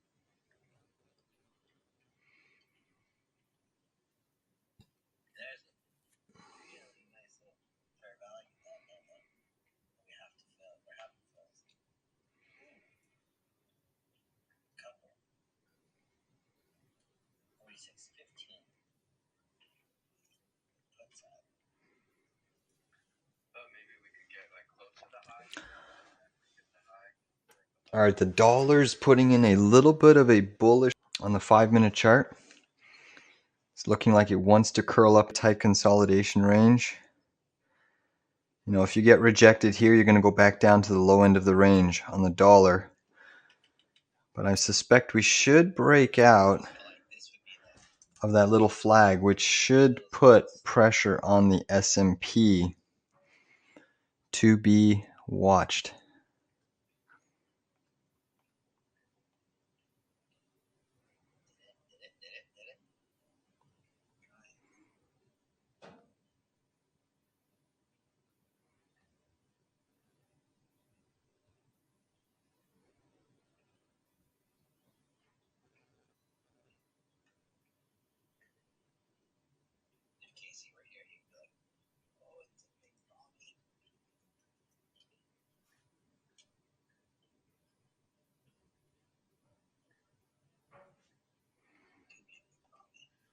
SPY were in the money.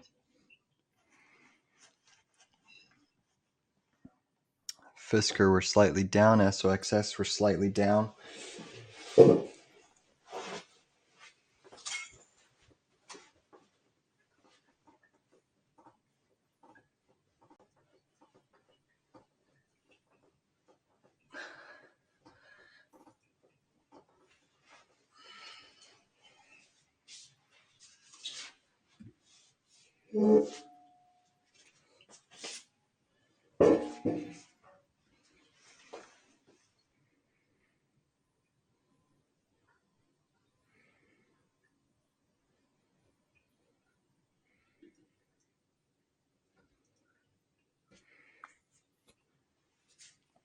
So most of the sectors are green right now. Most sectors are green. Really, you just have energy down and XLE, communications and XLE. In terms of the mega cap performance, Apple down 1.4, Microsoft down 1, Amazon down 1.34, Google down 1.7, Nvidia down 1.9, Tesla down 1.82, Meta down 2.53, United Health down 1.29. So some heavyweight hitters in the Magnificent Seven are all getting absolutely slaughtered, but we're still up on the session. One of the most peculiar days that I've traded in a long time.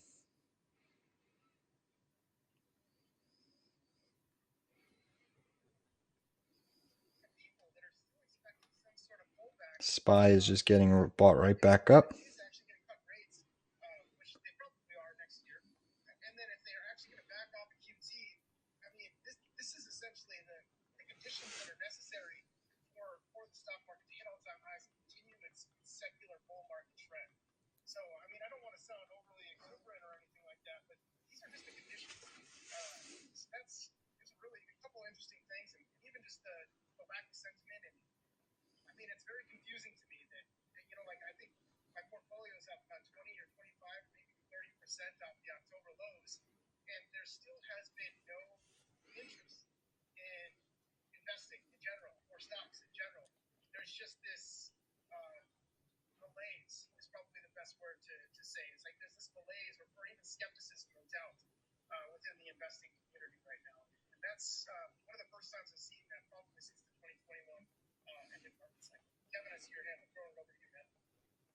Yeah, Dylan, I think the only reason why you may feel like that is because I think we've only had like one soft landing, right?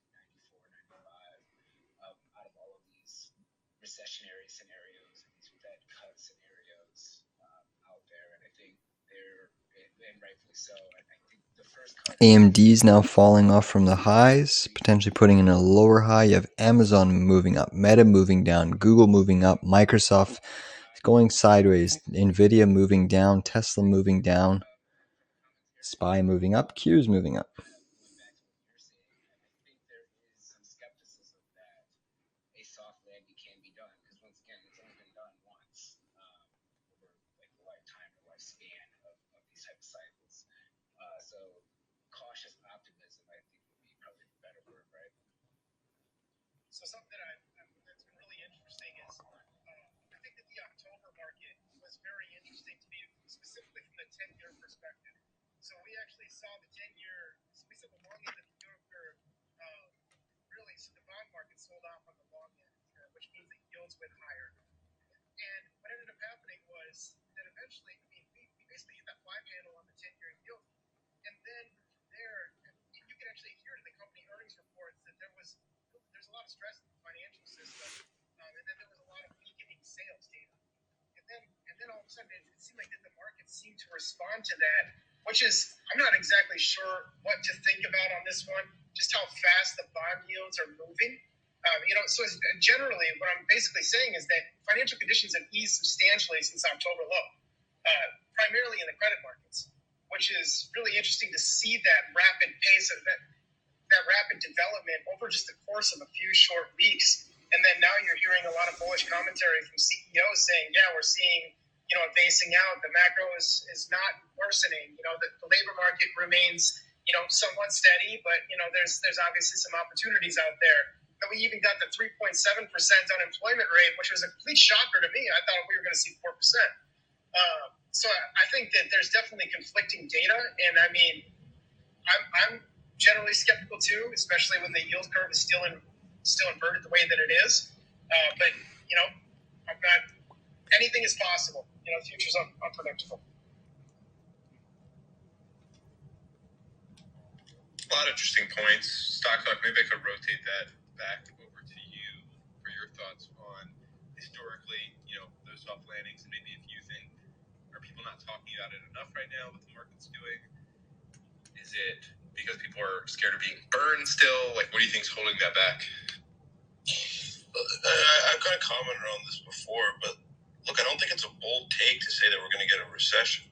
That's what generally happens, right? I mean, if we get a recession 4 years after the first cut, if you count that as a hard landing, then you have a little bit of a different definition. Generally speaking, if you go through the last 13 cycles, okay, so since 1946, there have been 13 rate hike cycles. In other words, a cycle is started by the first Fed hike, okay, and then there's a bell curve of rates that it goes through because you go up and then you go down. That's just what happens every time. And so if you look at the last 13 of those, 10 of them led to a recession within an average of 2 years. Okay. So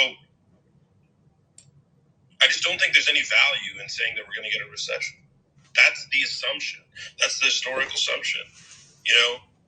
The value is in if we are going to have one of those 3 instances where we did not yield a recession in the 2 years following the first hike. That's where the value is. Because even if you think the market consensus is there, right? If you look at sell-side analysts and you say, okay, well, the market consensus is that we're going to get a soft landing. If you go back through all of these cycles, all of the headlines and analysts were saying that anyway. Okay? So that's not a barometer for anything. The historical data says that rate hike cycles yield recessions. That is not a bold take to make. You don't need to pull data out to make that claim. It's kind of dumbfounded me how much data has been used to justify that position this year by any number of people that have been thinking that they need to supply an enormous amount of data, red flag data, to justify the idea that we're going to get a recession. No, just look at history, and then you'll say, okay, look, there's a All right, so SPY is pushing up here, making a new high of day. Qs have not made a new high of day. The Russell has not made a new high of day. But SPY is continuing. I'm okay holding this short trade overnight on the SPY. I still have a little bit of maneuverability in the trade itself, but I am okay holding it overnight. Obviously AMD, that one is going against us for now. The put, the 0DT is going to take a loss on that trade. Maybe we get a small flush to make me a little bit less profitable, but we have closed an exceptional amount of winners today in the live stream. I am accumulating SOXS, so that one I'm okay holding as well. But it's not every day you get to see AVGO up 10%. Not every day you get to see that.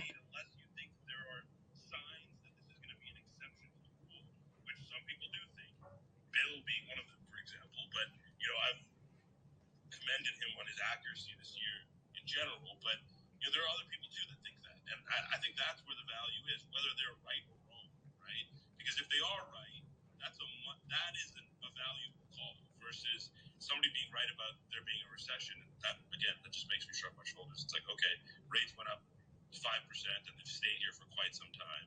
If there is a recession in the second half of next year or the first half of 2025, I don't think that would surprise anyone. And I don't believe that, genuinely speaking, even though some of the sell-side analysts may be saying it, some of the people on Twitter may be saying it, I don't genuinely believe that anyone with a basic rudimentary understanding of probability actually believes that, that's a certainty. So, yeah, that's my view on it is kind of that it's a moot debate. Like, unless there's valuable data that suggests that we're going to get a soft landing. All right, so SPY's pulling in from the highs.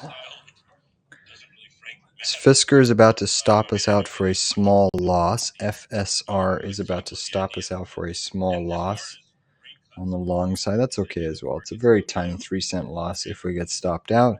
That's true, but that's also true because, again, in 10 out of 13 instances, we had a recession severe enough to cause panic in equities. We now have 15 minutes left in the market session. You can see the SPY is pulling from the highs. It is pulling in from the highs. Again, I'm not saying that's going to happen, but if that does happen, But it's been really strong all day, holding some pretty great momentum. there was an economic catalyst that led to that relief in equity values following the cut. And if there's not a negative economic catalyst to accompany a rate cut, then it is when yields will go down, stocks will go up. And so, yeah, I don't know. That's my basic view on it. I'll try not to make it more complicated than that because I don't think it needs to be. So SPY made that higher high, but the Qs didn't, and the Russell didn't either. So just a little bit of a divergence there from the other two indices. No, I don't mind getting into it. I'm just saying, like, that's really, I mean, without going in circles, like, that's about all I can say. My view on it is that, you know, this will be an exception to the rule if you don't have a negative economic catalyst. It's that simple to me. And for that negative economic catalyst to transpire, you're running out of runway. Because if it doesn't happen in the next 8 months, and year-over-year comps for inflation are as dramatically different as myself and some people think they will be, then you'll have precipitously declining headline inflation combined with a resilient economy, combined with impending rate cuts. That's about as good as it gets. And again, I want to be abundantly clear. I'm not saying that is what is going to happen, but I'm saying that would be that is a possible scenario as of where we are today. The economic footing we're on today, the rate of job loss today, as long as it doesn't exacerbate spending, retail spending, the resilience of retail spending, especially throughout the holiday season. So far, we'll see what Christmas data looks like. All of these things they're not suggestive that the economy is impervious to damage. It's not anyone's implication. But they're suggesting that the resilience continues. And, you know, that is, if you had to pick one factor that has surprised people who were betting on an equity collapse this year the most, it has been economic resilience, both in the form of jobs and spending. And so that needle has to budge, and it has to start moving pretty dramatically. So the Russell's up 0.1%, the SPY is up 0.33%, the Nasdaq's up 0.85%. Clearly leading the charge to the upside is the Nasdaq, the QQQ sector. Because rates have been high for a decent amount of time now, and they went up pretty dramatically as well. Semis are still trying to finish near the highs of the session. The fine line is whether that yields a classical recession or not. And if it doesn't, and you get a rate cut on top of that because of, you know, dramatically declining headline inflation, then that's a very good scenario to be in from an equity standpoint. Yeah, just to piggyback on that, and then I see that, right, there's a difference between cutting rates because inflation is defeated and cutting rates because the economy is falling down. And it seems like that's what the markets are pricing in right now is rate cuts due to declining inflation and the Fed accomplishing its goal of 2% PCE inflation. So I think that's definitely something that would be considered, and that's where we would see that accelerated revenue growth in the S&P 500 earnings. And even a gradual pace of cuts, you know, people are saying like, oh, you have to see dramatic cuts. I don't even think you need to see dramatic cuts. I think the cutting cycle beginning is going to signal to the market that you're on the other side of that hill, so to speak. So, yeah, I mean, I think even a 25 bips cut could end up being very bullish if at that juncture we're still economically resilient. And I'm not dismissing the threat to jobs. You know, I've tried to be very even peel about this to say, like, look, there is a potential threat to jobs that can precipitate within 2 or 3 reports. That's absolutely a real risk. But I need to see it first before I can start factoring that into my outlook. So Yeah, I don't know. I just, again, there is data. There are portions of data where you can look at them and scratch your chin and say, maybe this could get worse. But like I said 3 weeks ago, I have not seen anything yet that has made me panic.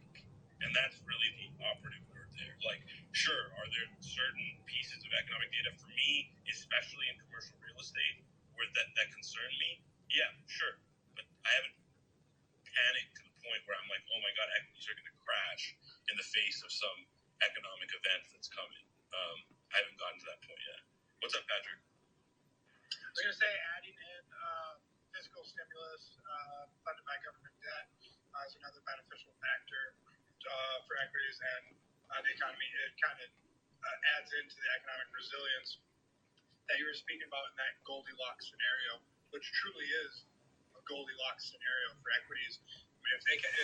All right, big push down the SPY, but the Q saw a heavy wick there down. We'll see if we get some more sell-side pressure.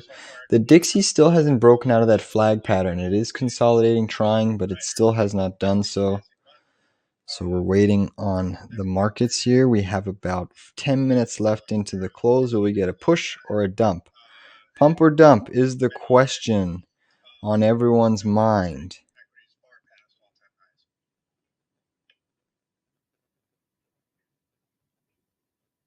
So far, it appears to be a small little dump. Just keep in mind that this week is action-packed in terms of economic data. Basically, tomorrow at 8:30 a.m., we have CPI consensus. What is the consensus on CPI? Can anybody tell me? The consensus is 3.1%. Consensus, so only to decline by 0.1%. I think that's actually going to come in light. I think maybe we could see CPI at 2.9, and that may cause the markets to rip into the Fed meeting.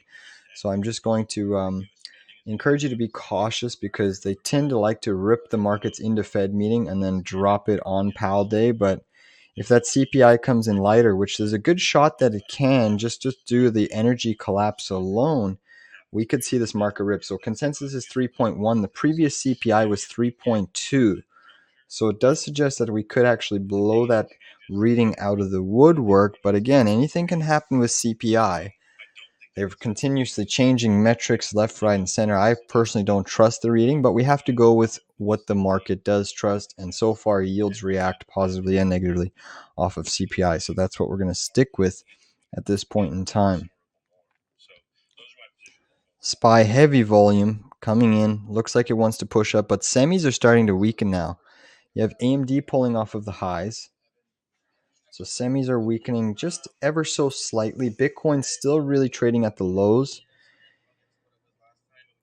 So we have that 8:30 a.m. data that you have to be aware of. You have a 30-year bond auction tomorrow at 1 p.m. That could also be market moving. And then later in the week, so that's the Tuesday data tomorrow. Wednesday is also a really, really big day. There's some mortgage refinancing, OPEC data in the morning at 7 a.m. Then at 8:30, you get core PPI and PPI.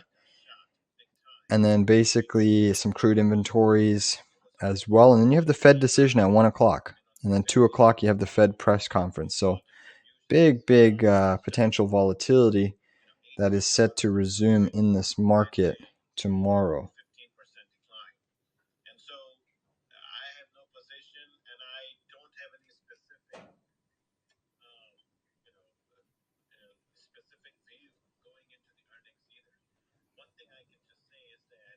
SPY's pushing up here.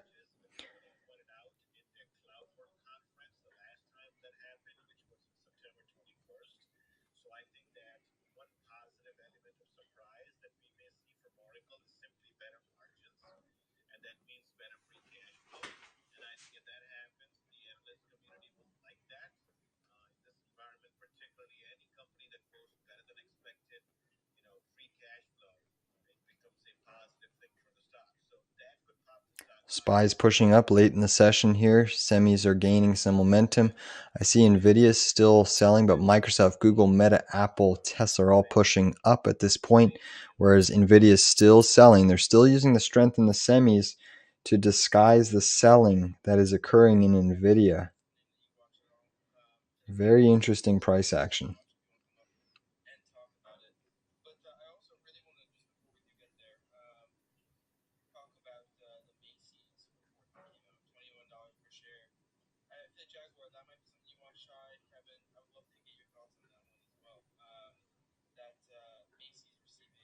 SPY is gunning for a new high of day. And be sure to check out my stream. I will try to do a tomorrow live coverage for the CPI. And then we will also be live trading. So SPY did make a new wick high there. Saw some sellers, but trying to push up yet again. Just seems relentless here into the close. They want to push it to the high of the day. They're just hitting the buy, slapping the bid, slapping the ask. Continuing to move higher here.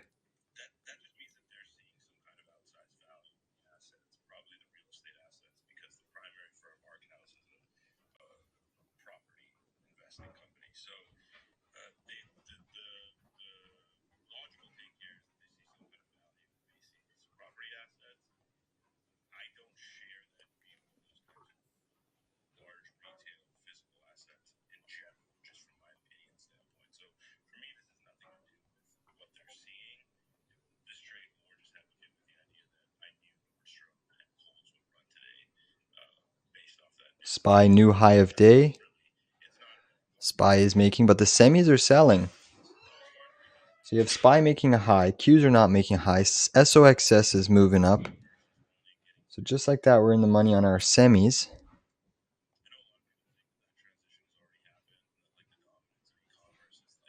Qs are seeing more sell side pressure. Nvidia, Amazon now coming down. Apple's starting to wane, but Microsoft is holding steady. So the Qs are seeing a divergence from the SPY. Very interesting price action.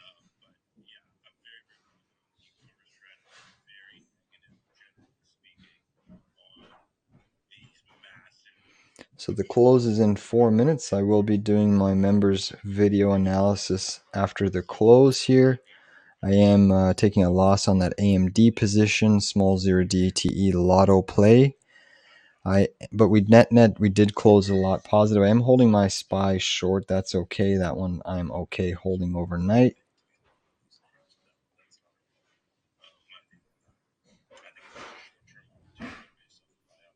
But it's been a pretty fantastic day for us here trading. They're 462.03. 462.03. S&P. Tapping the double top here. That white trend line is a big double top area on the S&P. So the Qs did not make a new high, but the SPY did here. The SPY is still surging late into the close. They're pumping it up ahead of CPI. Maybe the data got leaked.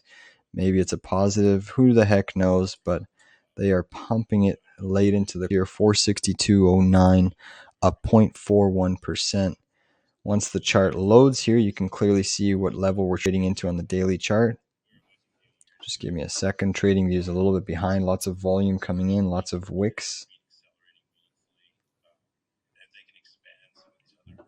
Doesn't even want to load. But regardless, I mean, it's been a pretty impressive move in the S&P 500 here late into the session. Dollar softened. Yields also softened from the highs. And the market makers and participants have taken full advantage of that. So really positive close on the markets here. Trading up at 462.14. Really positive market. Nice consolidation, breakup, heavy volume. Obviously, that's the last important close. Let's look at the SPX daily chart. Massive move up though. But not everything participated in that. You know, the Qs did not make a new high yet. High and SPX does not lead breakouts. Usually the Qs lead the